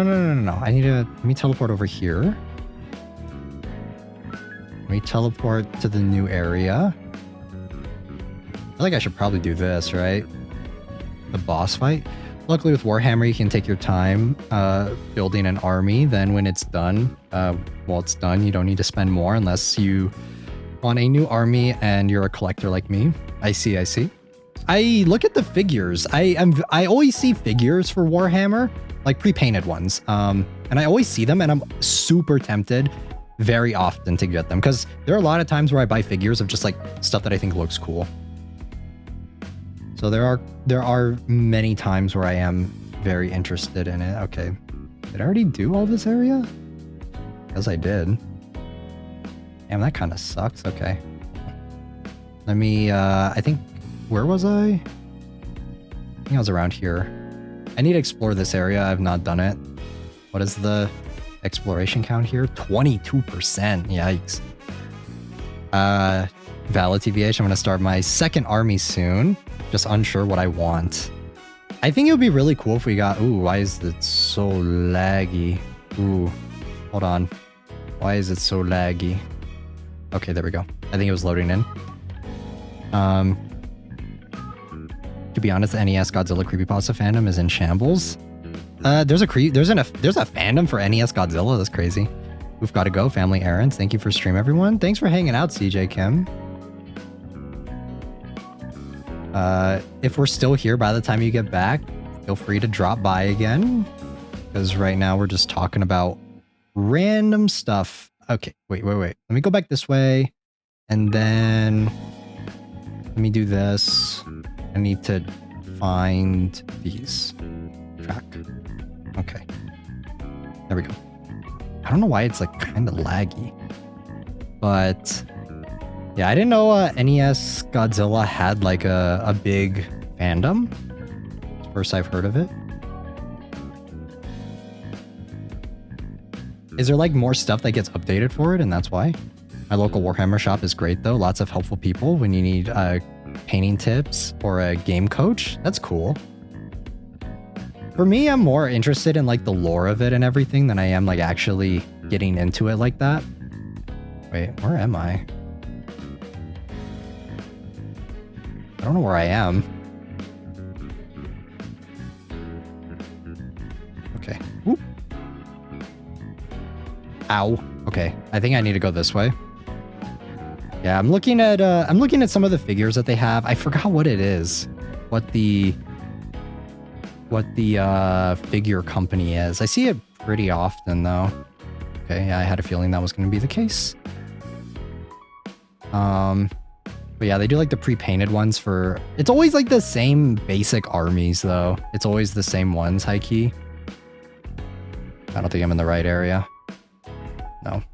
Okay. I can go out over here. The lore and paintings us collecting is my favorite bit. I rarely play the games myself. If you would like links to the books with lore stuff, I can send them in chat sometimes. Definitely, for sure. I know that the game that came out recently, was it last year or the year before? A lot of people like. What is it? What's the name of it? I don't know. I feel that Warhammer lore is fantasy, is more like Space Marines too. Is that it? I think that sounds right. But the lore reminds me of like Halo. I used to be a big Halo fan back in the day until 343 ruined it. Anyway, like I feel like it's Halo but more fantasy, you know? Because Halo's more of around the science fiction realm of things, and Halo's definitely more, or Warhammer's definitely more fantasy with it, because there's like not magicians actually, but kind of similar. It's pretty fun, especially with the multiplayer. I didn't even know there was multiplayer in Space Marine. I thought it was just like campaign. That's all I heard from it. Heard about it. Okay, I think it's over here. Hey, look, guys, it's the Erd tree. Okay, I think it's down here. Oh, no wonder I was lost. Because this is actually a maze. Interesting.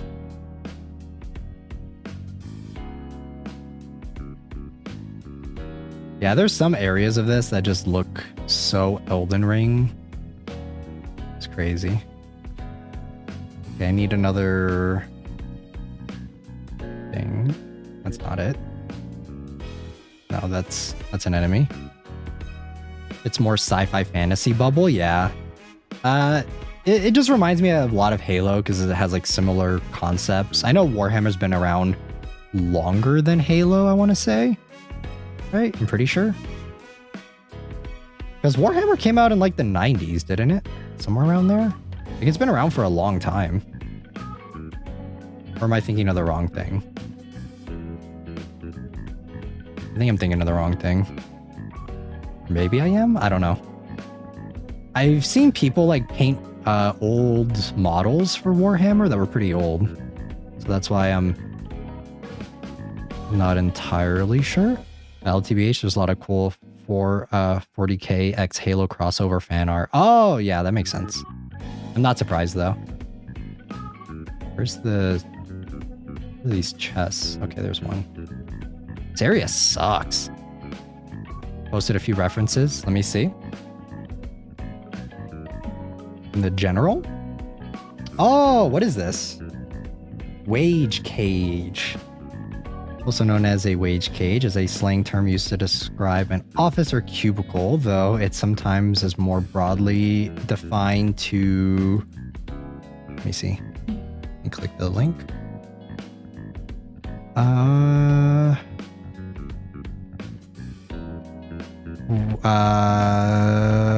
on.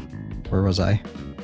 Describe an office or cubicle defined as to encompass an occupation or the act of working itself. Often memes represent wage cage with artistic representation such as famous Amazon wage cage and reimaginations of the design like the wage cage 9000. It is frequently okay, it's used on 4chan and Reddit. I see. Wage cage 9000. Resurgence in the meme. I see it has the dude in the chair in the middle. I see it. Nicolas Cage in the wage cage.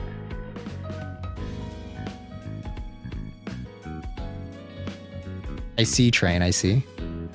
I'm still a little confused on where it's from though. Or like I get it, but I don't get it. Does that make sense? For it's kind of like the 6-7 thing. Like I saw where 6-7 came from, but I don't know. I don't like know where it's from.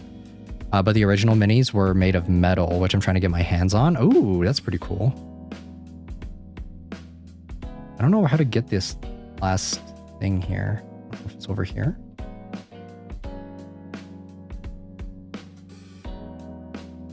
What the main things I've been seeing on my feed a lot recently are,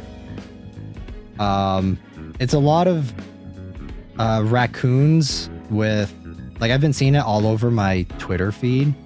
It's like raccoons like tackling the fuck out of like those jump scare things that people put up for Halloween outside their porch and stuff, or in front of their door. And like high key, that's my new kink. I like it. It's funny. Where are these chests, man?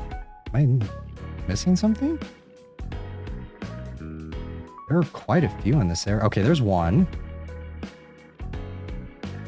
Came out in the 80s. Your new what? What did I say? Sorry. I don't always pay attention to what I'm saying. What did I say? I don't know how to get that one. It's like underground, so it is what it is.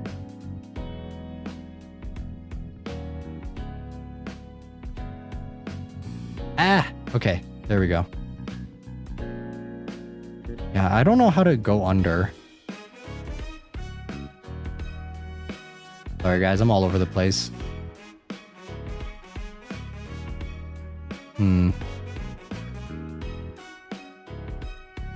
I feel like I'm supposed to open this somehow, but I don't know if that's tied to a quest or something. So, big yikes. Yeah, I'm a little lost.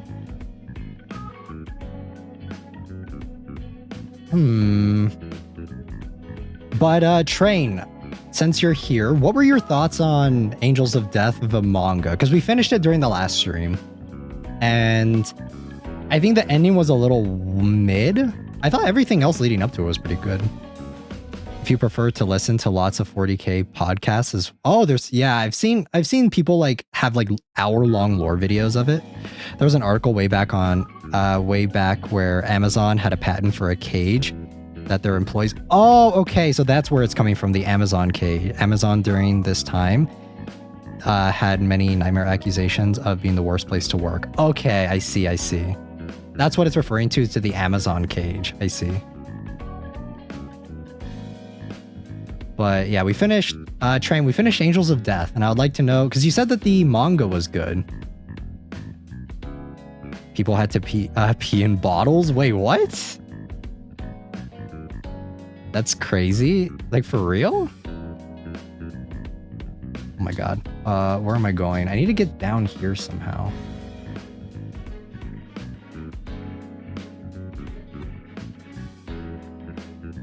I don't know if it's just like this area and that's what it's referring to, and like maybe I just need to get these. I think that may be what it is.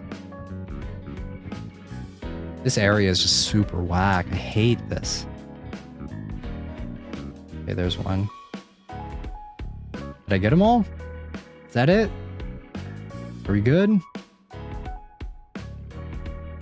Okay, there's one more right there. Ah, enemies. All right. Skip this. I need to watch the anime though for Angels of Death to kind of, because a lot of you guys said that it gives a lot more backstory on some of the characters. I thought that it was such a waste for some of them. Like we had Eddie and what's their name? Eddie and Kathy, but they were just so unimportant because the doctor guy got so much explanation, like so much extra screen time that it just kind of felt like everyone else was shafted a little bit. Is there another? There are so many chests here. Oh my god. There's one right there. Okay, right over here. I think that this is easily the most I've seen of these chests in this area. How do I get that one though? Am I missing something?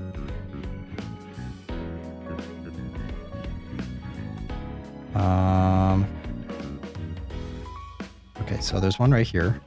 Let's grab this one. Okay. I really like the game where you play as Eddie. It was an interesting one. Maybe eventually we'll get around to it. I don't. How long is that DLC? I saw that it was a thing.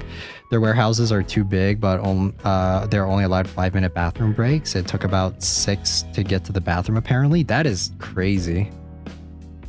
This crazy box. And then they got written up for being late. Damn. Is it still like that, or is it better now? I hope for the sake of the people that work there, it's better now. Where is this one? This area, I'm not a fan of this. I hate this area, actually. I think there's a reason why I never explored this area. I don't know. I see, though. Oh my god, this sucks. This is such an enclosed space right here. It's kind of yikes. Can I grab that chest now? Enclosed spaces in WUA are not very good, I will say. Look, there's another chest. Oh my god. What the fuck? Ow. Okay, go up. This area is so confusing.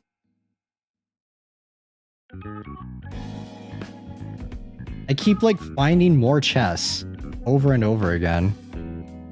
I post as a song. It's why I said I'm a wagey. I'll check it out in a minute. Let me try and clear this real quick. This is so frustrating. Yeah, and good thing they did away with this, because yikes. Enclosed spaces in this game are not fun. It still says I have something over here to grab.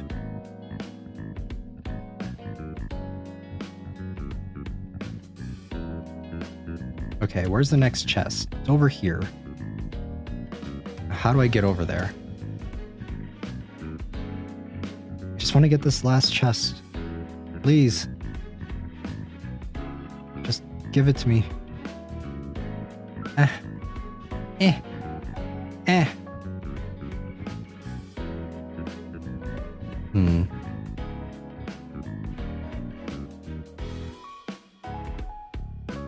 Okay, so it's over here. Unless I can walk through walls, I think we're gonna have a problem. Because there's no entrance over here. This area's one big maze. Yikes. Come on, go up. Ooh, stamina! Ah! Alright guys, I might end up giving up on this area, because I don't like this.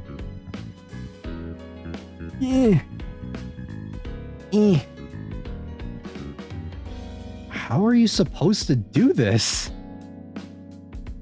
I'm so lost. Okay, now do the sensor. Where the fuck is this last chest, man? This area.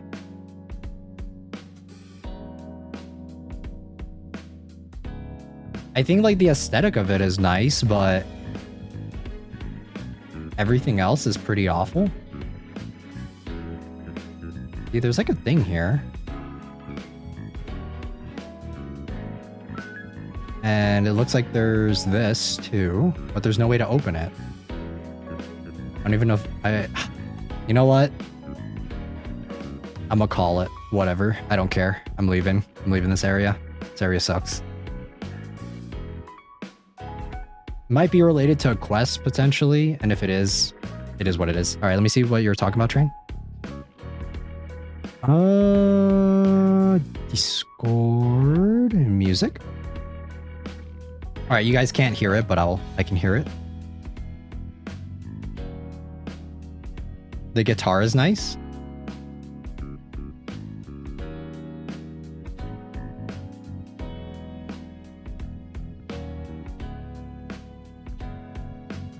All right, this is kind of banging.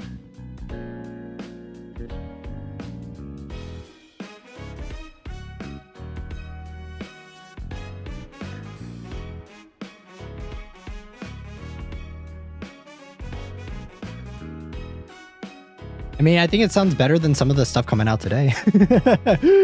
The thing is, the instrumental's really nice. I don't know if the instrumental's from something else, but...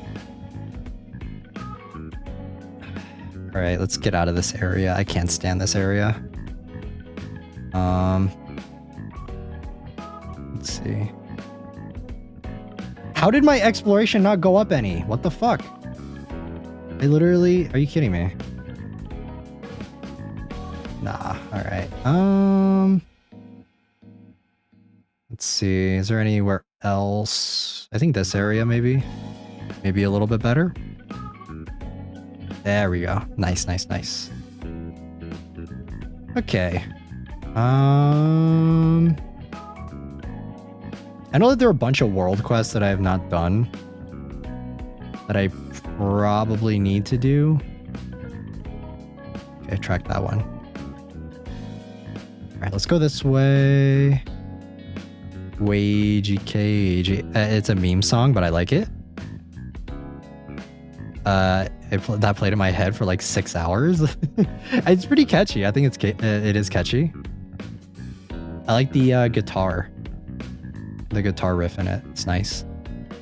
Let's go here. Climb.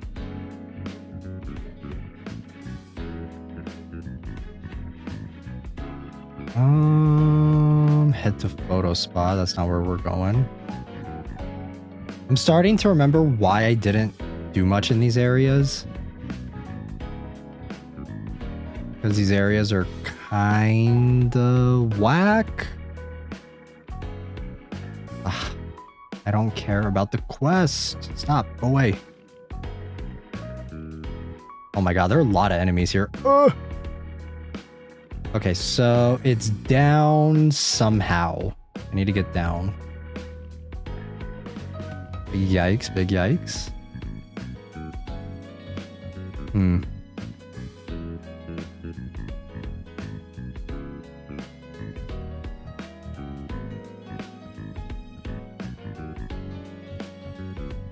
Okay, so it's down here somewhere. I think. I've been watching though, guys. I've been watching videos on Silent Hill 3, and I really want to play it on stream, like very badly. Like Silent Hill 3 is one of my favorites in the Silent Hill franchise. I don't think I like it more than 2, but I definitely like it more than 1. And I would love to play it and cover it on stream one day. I have like such fond memories of Silent Hill 3. 2 and 3 were the ones that I played the most. And I always thought 3 was a little scarier though. I don't know why. I don't know why I thought 3. Is there a 6? Technically no. But if you want to count all the spin-off ones, then yeah, kind of. I think 6 would be Silent Hill Downpour, right? Homecoming or Downpour? Homecoming wasn't very good though, I think, personally. It wasn't that good. Kind of sucked.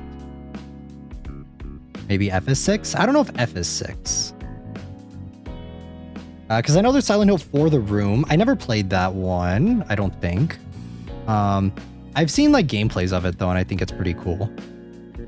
I think it wasn't very well received when it first came out, but I think it's aged pretty well over time. I'd like to say. Is this just like too small and I just can't see where the chests are? Because it's still saying there's some here and I don't see any. Okay, there's one. I also don't know if it's just like my screen is so tiny that I'm not really registering. Okay, there's the 4th one. Nice. Doesn't always pick up sometimes. All right. I think F, the thing that... We're going to have a hard time trying to play F once we get around to it, though. I will say that. I think that F, when we... The thing that has me tilted is requires like multiple playthroughs because it's like Higurashi, because it's done by the same person.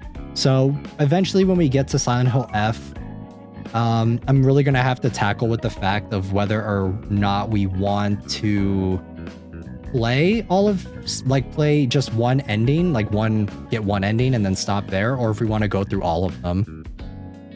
F, Matt, just to guess, F is a sixth letter, is the sixth letter of the alphabet. Oh, okay, I see. Yeah, I think that's one of the things we're gonna have to I'm gonna have to debate and like struggle with is, do I want to go through and play it multiple times just to get different endings, or do I just want to watch the endings with you guys on YouTube and call it? Because I know that each ending, like each time you go through the playthrough, it like changes up stuff about it, but it doesn't. And the thing is, I don't think it changes that much about it, and that's why I'm kind of on the fence about doing it.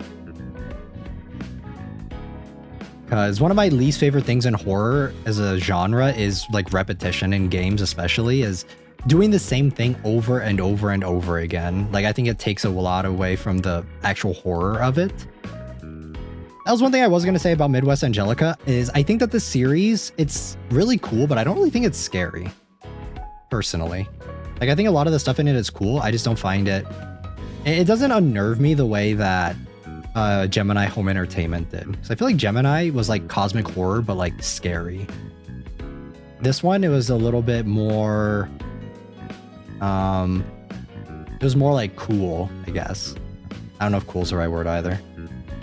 But yeah, just my my thoughts on it. I will watch though that the Netflix show and give you guys my thoughts on it, since I gave you guys my thoughts on the Ed Gein monster show earlier in the stream. I will be checking out the Dahmer one, because since that one's more well received than the Ed Gein one, and I'll let you guys know my thoughts on it. Hope it's scary is what I'm really hoping for. I'm really excited though for later this week for the Menchi stream that we are going to be playing ZZ, because I really want to play the story. I see a lot of people talking about it, but I'm saving it for you guys for when we actually play it. So I did not forget. I am trying to like clear all the extra events and stuff. That way I do those first before I actually start on that with you guys. I think it will be a pretty fun time. I saw some screenshots though. Like I feel like since I follow ZZ stuff on Twitter, Zenless Zone Zero stuff on Twitter, I get a lot of spoilers, and I've already seen like the new girl. Yay something. I forgot her name exactly. I saw that she's introduced in it, and they show her off a lot, so it'll be pretty cool. I think she's gonna be like the next character that I roll for, I think, I want to say. Maybe Dialin. I saw Dialin's out too. And if we have time, we'll definitely be checking out the Chilla's game for the demo. If we don't get around to it, then maybe it'll just be a public stream. We'll see. We'll have to wait and see. All right, let's go back. All right, there's another chest here.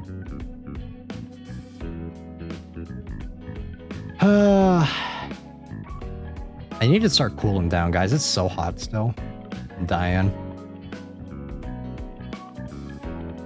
Okay, there. Whee!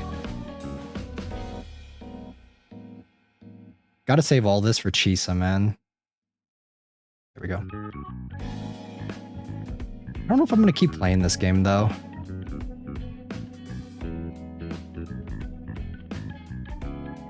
There is... Okay, right here.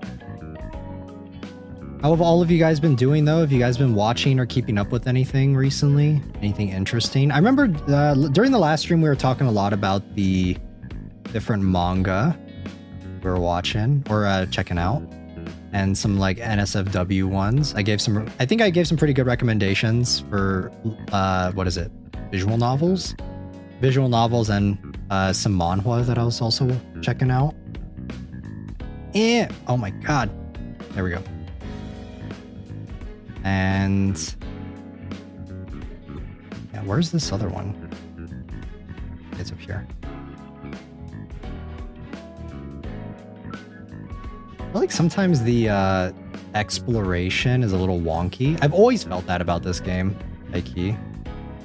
I feel like it's a little awkward a lot of the time to try and get around and do stuff here. Okay. There it is. Last one. Perfect. And then I think there's another one. Okay. And then track. Nice. Unfortunately, I just haven't really been checking out that much from the last stream.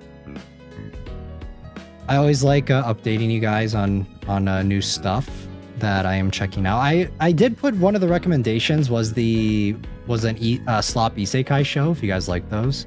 I did put a recommendation in there. It's not very good, but I think it's one of the most visually striking slop isekai shows that we've had in a while, because I think most of the time whenever isekai shows drop, they always have a very similar look to them, if you guys know what I mean. That's why whenever a Mushoku Tensei comes out, all of a sudden everyone's like losing their minds over it, because the animation is so bust, but the content is so questionable. I don't know. Mushoku Tensei is one of those series that it's like, I used to not think it was bad. The more I think on it, I'm like, nah, this shit's pretty ass. It's weird. Because, yeah, I don't know. I think it's coming to a close soon too, if I remember correctly. It was one of those shows that I thought that like the visuals were everything for it, but then once I actually like started paying attention to the plot, I was like, yeah, it's a little weird.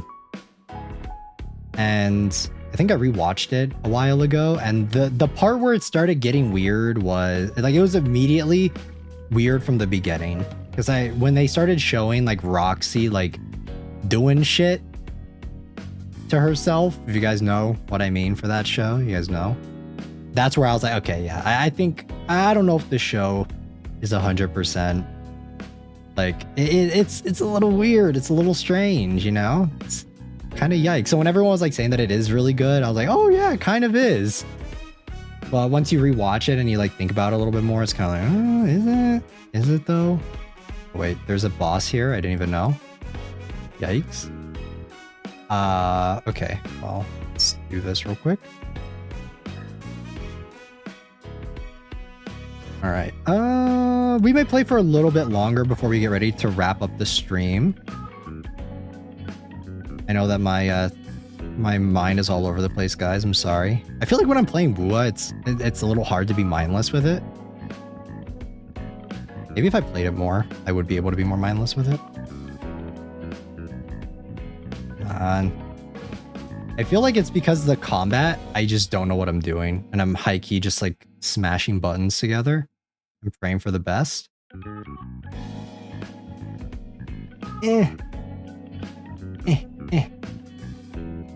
Yikes. Alright, come on. Come on, there we go. Me playing in Genshin, not gonna lie, yeah. I don't know, I think Genshin I can play mindlessly. I can't really play this game mindlessly. Because a lot of the, like, when you're actually playing this, like, you actually have to, like, pay attention to, like, what you're doing in it. Weird or sus is good sometimes, at least it's not redo of healer. Yeah, true. I was trying to remember which one redo of healer is. Yeah, I remember now. Yeah, redo of healer is whack. Level of sus. Redo of healer is, like, gross, kinda. I've read the manga for it, and it's not much better. The same person who did Redo of Healer also did World's Greatest Assassin Reincarnated in Another World. I think that's what another one that they did, if I remember correctly. Redo of Healer is horrendous, yeah. I don't know. I think that the thing about Mushoku Tensei is I feel like it gets there sometimes. Do not the healer. Yeah, I mean, Redo of Healer, definitely don't watch it if you're squeamish. It's very, I don't know. It handles a lot of topics in a fetish way, and that's what makes it really weird.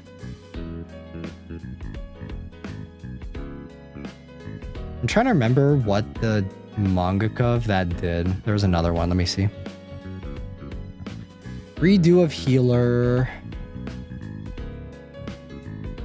Redo of Healer. Worst thing I ever read. Second worst thing I read. I don't know if I would say it's the worst. I think that there are some other ones that I've read that are way worse, surprisingly, or like are up there. I guess maybe it's not the worst, but it's pretty, I would say it's like on par with some of the other ones. Let me see. Adaptation, light novel. I'll say this, the art for the light novel is nice. Where is it? Author. Yeah, they did another schlock show. The world's finest assassin gets reincarnated into another world as an aristocrat. Yikes! Fuck that show too. I didn't like that one. Is just a shitty power fantasy with shock factor. Yeah, 100%. Some triggering topics handled badly. I mean, that's what got people talking about it though. Is that it had the shock factor of it. That one sucked? Yeah, it's pretty bad.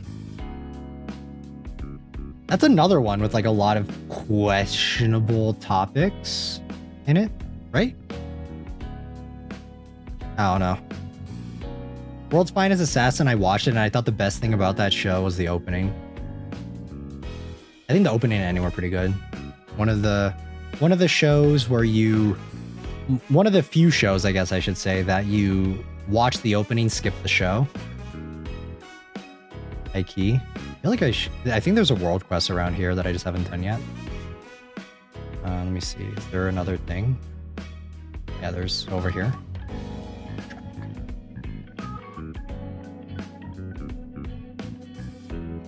TBH, I black holed those shows from my mind.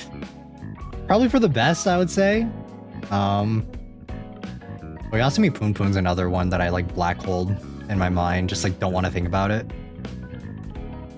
When I try and like recall what actually happened to Oyasumi Poon Poon, I can't actually describe it, and I think it's better that way. I think it's better for my mind, for my own mental sanity. Honestly, like 100%. Because I think if I did think about, like if I tried to recall the plot of Oyasumi Poon Poon, I think I would probably break. My mind would break. Again, I guess it would break again because my mind was already broken when I read that the first time, that it'd probably just happen again.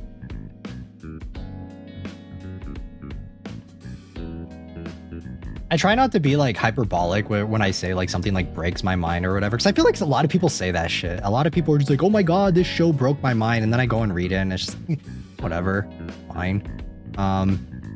Like it doesn't really do anything to me. But Oyasumi Poon Poon is one of those manga where I will say that like it's a really hard read. Like I'm not even being hyperbolic when I say it. I guess it's more of like it breaks your mind in just kind of like a realistic, depressing kind of way. In that sense of it's just like it feels like depressing and nihilistic and just not a good time. It hurts to watch, kinda sort of way. Because when I watched like Redo of Healer, and I read it too, I wasn't like thinking, oh my god, this is like this breaks me, this is so difficult to watch. I was just like, it's your average schlock isekai show with some, or not isekai, but schlock power fantasy show with some really questionable things on it, and that's it. And it's just like, I guess it's like kind of tasteless. Like it's kind of just written to be in the story with no purpose other than to shock people, you know? Like it's just shock value for the sake of being shock. Oyasumi Poon Poon was one of those manga that I read where it's just, there's a purpose behind it and it feels like shit to read. Okay, there's one more chest, but where is it?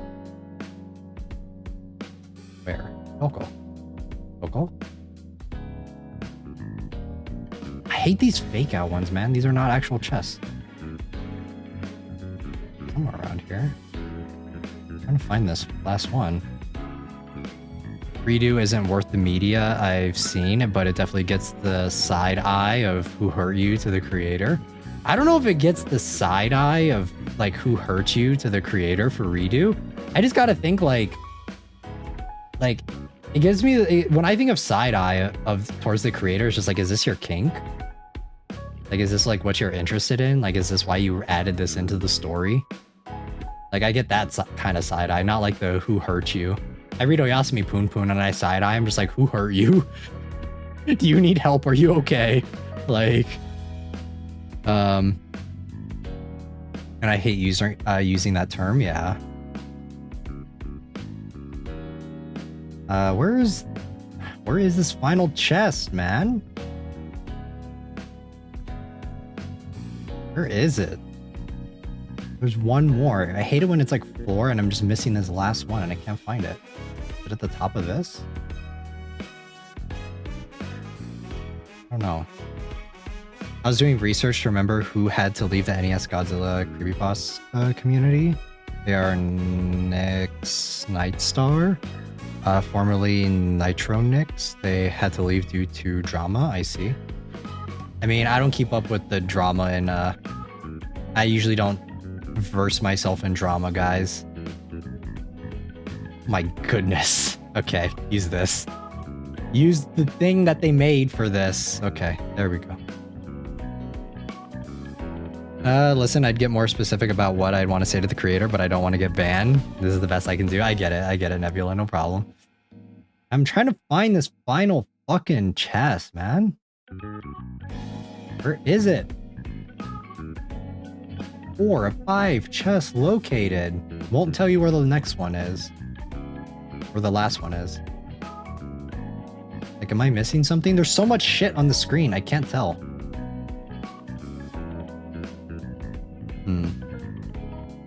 What are some other manga that you guys have read that you thought were just like super just depressing? That you guys can think of?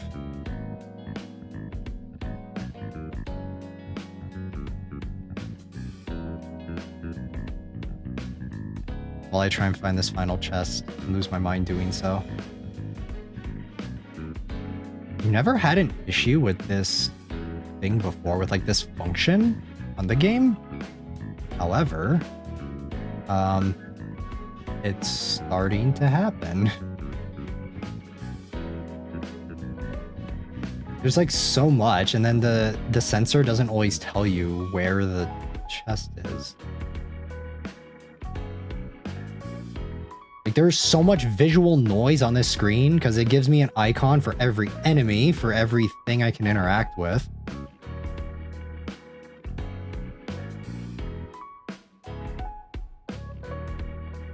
But this is kind of whack. Come on. This is reminding me of when we were in the other area.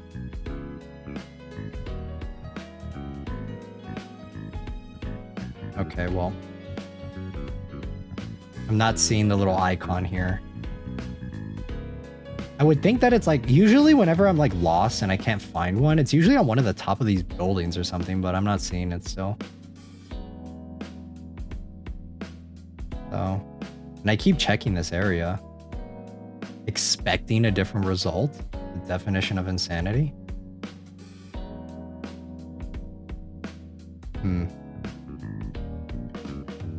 Although I'm not too surprised because this is an area that they released around like 2.0.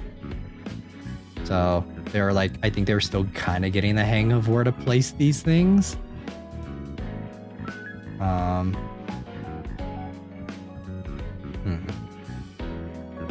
What the fuck? Where? Doko. Doko. God, come on. Come on, Wua.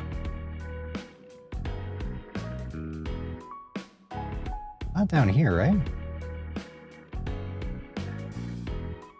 Investigate? Oh! Oh my god, that's so dumb. Okay.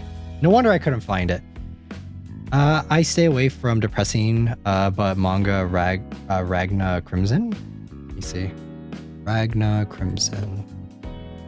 Ragna Crimson.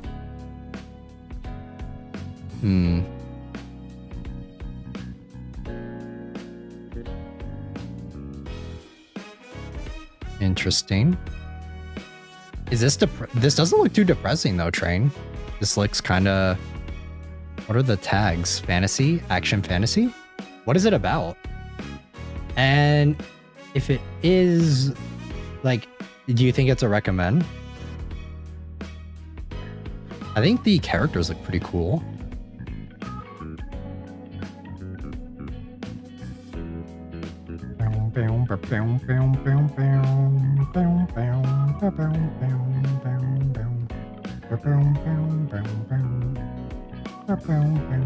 I mean, 24% is better than 2, right? So I don't like some of these chest things. Okay, we have one more.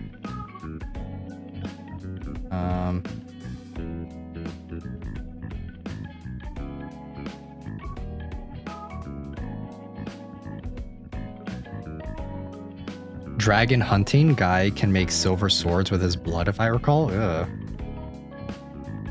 What is it? Like, is it depressing though, or is it more like shock factor? Can I use this? Here we go. Yay! Wee! All right, and then we'll get this final teleport. I think Chisa's the only character coming out next patch, if I'm not mistaken. Blood magic or something. Surrounding ability. Surrounding ability though. I think the character designs in it are kind of interesting, I will say, just from like looking at it. Right. Oh shit. Okay. No. There we go. Yes. Nice. Perfect. New treasure spot. It's common action with some tragedies. Oh, okay. So it's like a Kamega kill. A Kamega kill is one of the manga of all time. Okay, so these are always fun.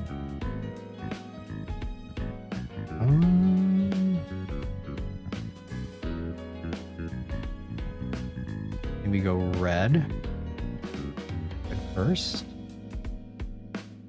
and then blue. Oh wait, hold on. What are these? What are these colors?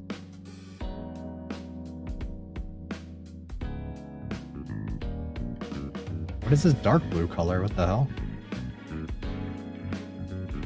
Mobile game ahead. This feels like a mobile game, high key. Yellow.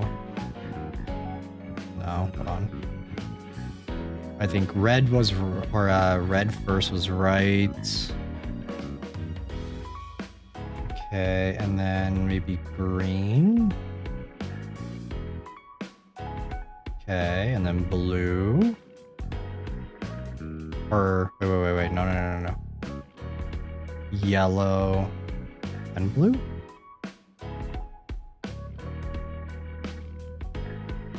There we go. Perfect. Can you scroll down one for blue? I think we got it. It's all right.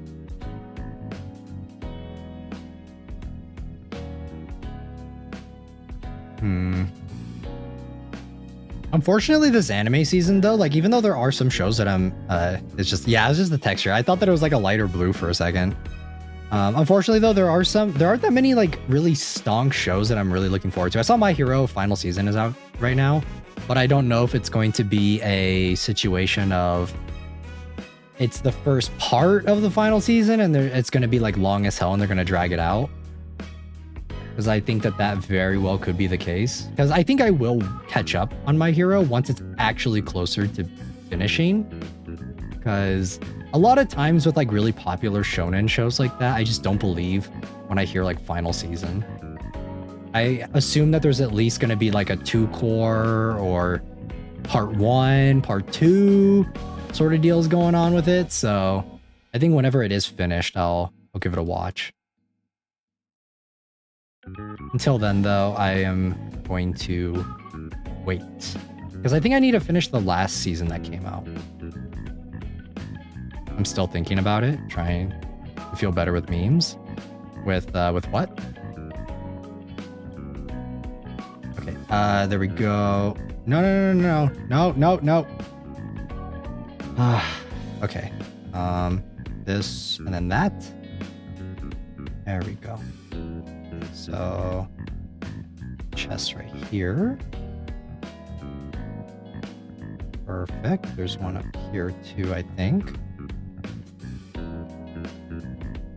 Rather than magic aura. Wait, what? For which one? Where's the other chest? Okay, there's one over here, and then there's one up there. Perfect. Not too bad. Let me actually do this. Then I think we can get that one up there. Yippee! Yay. All right. I'm done with this now. 32%. Pretty happy with that. I think we got all of them, right? We got all of the all of these. Yeah, we got all the chests.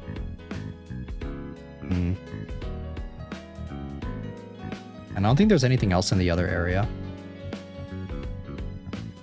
I think right here.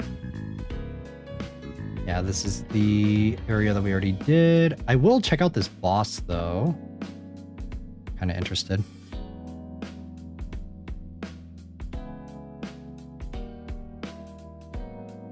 All right, there we go.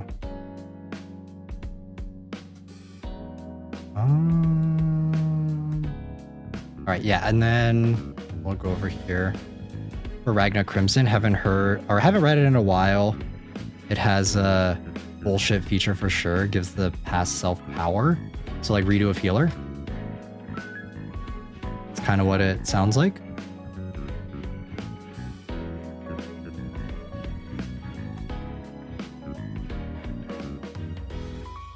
With all my devices on right now, it is so hot in here, guys. Oh my god, I'm dying. Woo! Oh wait, what does this give? What is that? Curse of the Abyss. Oh, okay, so this is like a new thing. Maybe I'll do it later. Maybe I'll save that. What the hell? Why not? Let's do it. Still hot due to my computer too, yeah. I think I need to do this. Unfortunately. So real. My husband and I share an office with both of our PCs as an oven, yeah. Hot as hell, guys, goddamn. Are there any other topics you guys wanted to talk about before we get ready to wrap up the stream? Let me know. Before I get out of here. I'm gonna do this real quick.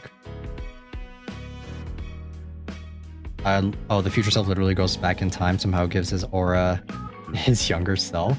That's exactly what happened in Redo of Healer too. Like he's able to like go back in time. Like he resets everything and then he gets like all of his previous skills from his past self. If I remember correctly. Why do I remember so much? Any good memes? Any analog horror memes? I don't watch it. I don't keep up with like memes for analog horror. I just watch them occasionally with you guys. Where are they? Oh, right there. Ooh. Ooh. I remember when I did this boss fight, I was like so frustrated. I thought it was so annoying. He resets, but he he meets those versions. Oh, he resets, but does he meet okay, he doesn't meet those versions of himself.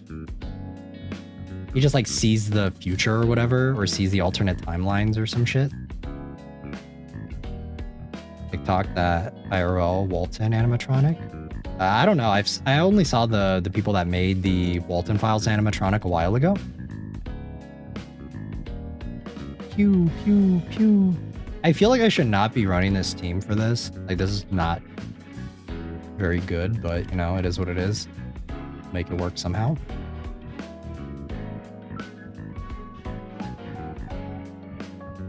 This game is so flashy. I don't think, come on. I don't think we're going to be able to hang out too much for the next stream though, guys, because we are going to be, there's a lot of Silent Hill that we have to, oh, the two literally have a conversation, I see. Oh god, I don't think that's good. Ooh, ooh. Ooh. Yeah, for the next stream, we're not going to be able to like have a Zatsu like this where we just hang out, because we are going to be trying to, we're probably going to play Silent Hill for a long time. And I still don't think we're going to be able to finish, so that's why for this one we'll do it, but most likely not for the next one. Hope I can make it to the next stream. I hope you can too. Silent Hill's been a really fun time. I think Silent Hill is, I see why it was getting so much praise. It is a nice update. I've seen some people kind of complain about the remake and how it's I don't know. The people that I've seen that have complained about the remake, it just kind of feels like to address some of those people, it's like, well, would you have rather they just completely reskin the original one and like, would you rather they just reskin the original one and made it 1-for-1 for that and made it exactly like that and just update maybe some of the cutscenes and for the most part, but I feel like even then people would have still complained about it. So I think for what it is, I think it's good. Like, I think it's a nice update, and it doesn't feel like it's stepping on the toes of the original. It's not trying to like be something better than the original. It's just a more modern upgrade to the original with different combat and that sort of thing. It's so good. I need to go back and finish the VODs before then. Yeah, it was a really fun time. Silent Hills 2 is one of those games where I feel like it's really stressful to play. And I thought this about the original too. I thought it's like, it's very stressful to play, but if you're watching it, it's kind of like a nice sleep game, you know, like because it was the same thing for me too. Like, I would always watch like other people's playthroughs of Silent Hill 2, of the original one, and I would just like fall asleep watching it.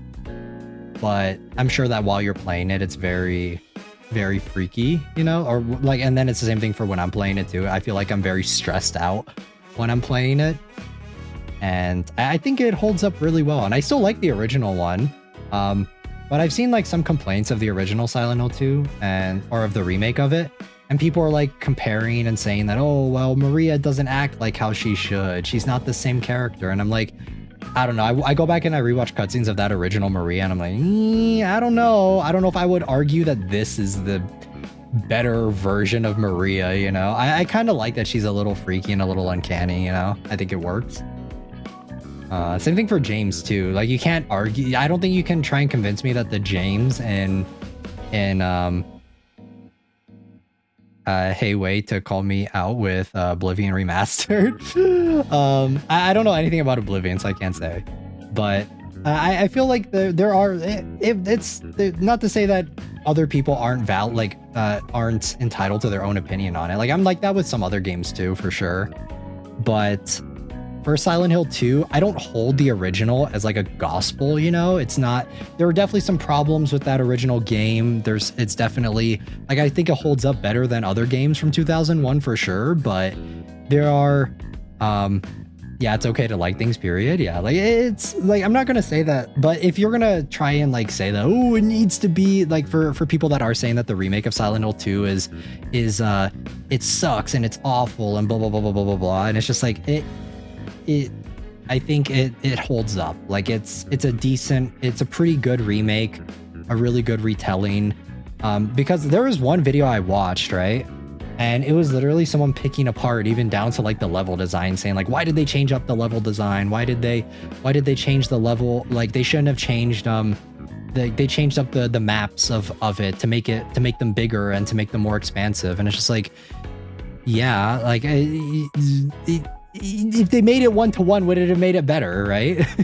Then people would have complained that, oh, there's no point in playing this remake. You might as well just play the original if they'd made it 1-to-1. So that's why I say like there's no pleasing everybody. And for what it is, I think that the cast did a good job with like making the character. I think that Angela is one of the few ones that I think is a little compared to how she was in the original. But that's just my own personal preference. I could definitely see why people think that the remake is serviceable. It's the same way with James.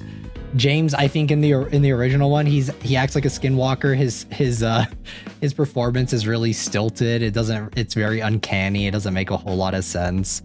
And it's just like if you had remade it 1-to-1 with the original, made all the cutscenes exactly the same, got the original voice actors and everything, like I still, and like just updated the graphics for it, I still don't think people would have been happy. It would be nice if Konami were to ever actually release the full versions of the game, like so that you can play the originals on like Steam and stuff. That would be amazing, and that would be so nice without having to like emulate it and everything. And that way it's just like you can't like if you want to play the originals, they're there. And I would say that that's more of a valid critique on the game. It's just like it sucks that if you do want to play the originals, there's no way to like really do it easily. So Remnant 2 did not deserve to vanish like that. Very good game. I don't know anything about Remnant though. Sorry, my point was like super long-winded, guys. But yeah, I don't know. There are people that would argue that the original RE2 is still like the remake is I still think that there are people that would say that the original RE2 is better than the remake, so that is a thing. Everyone's entitled to their own opinion though.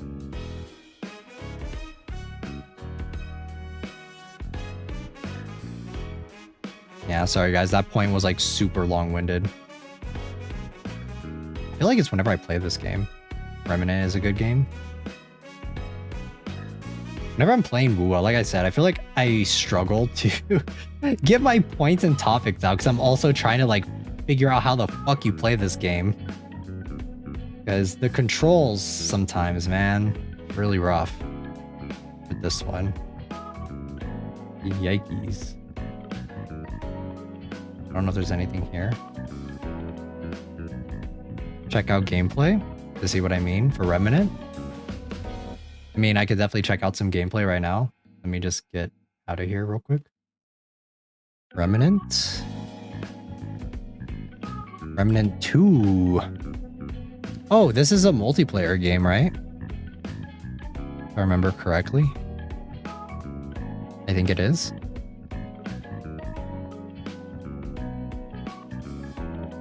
It's a horror Souls-like? Oh, okay, I see. I mean, you guys know my take on Souls-like games. I'm not very good at them. Those are not my forte, for sure. I still need to play Elden Ring. I just have not had the time.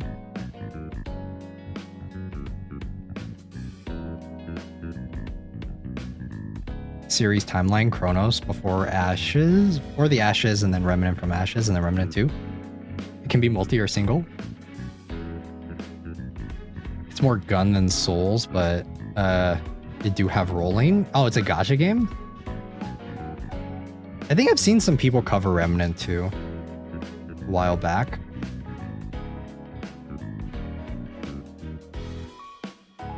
We go up here. I feel like WUA has such a, like, visually these areas are so nice, but there's actually just like nothing to them. They're kind of all samey.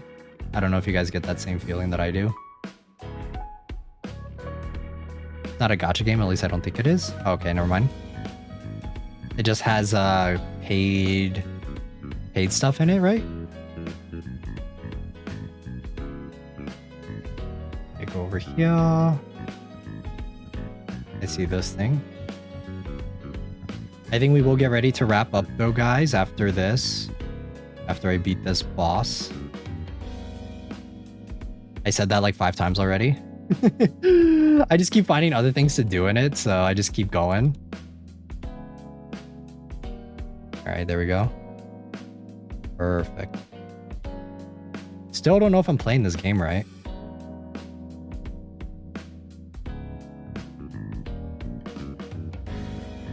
These enemies are actually... This enemy is actually kind of tanky, not gonna lie. Yikes. Stream lagging on my side. Seems fine. Seems fine on my end. The connection doesn't seem to have any issues. Ooh, did I... Ooh, I almost died there. Okay, go, go, go, go, go. Do that. Okay, perfect. I think that's how... I don't know if this team is good or... Oh, God. Okay, I'm almost dead. Yikes, yikes, yikes. Okay. There we go. Go, go, go, go, go.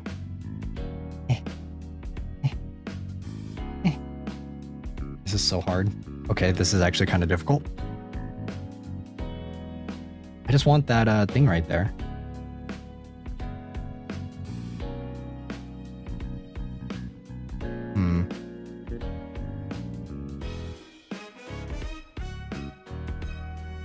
Is Borderlands 4 worth playing? I have no idea. Oh, nice. Thanks. Well, that's great. I just died. Okay, go, go, go, go, go.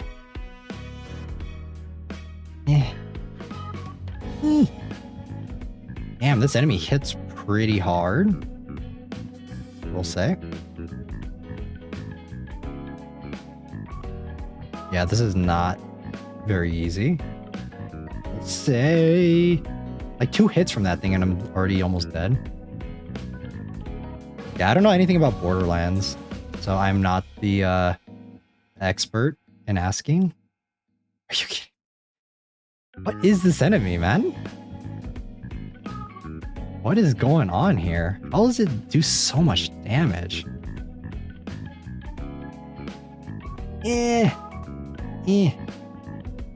It does so much damage. It hits me once and it's already over. And heals too. There we go. Oh my god. Okay. Yeah. I'm also probably not playing optimally, so there's that too.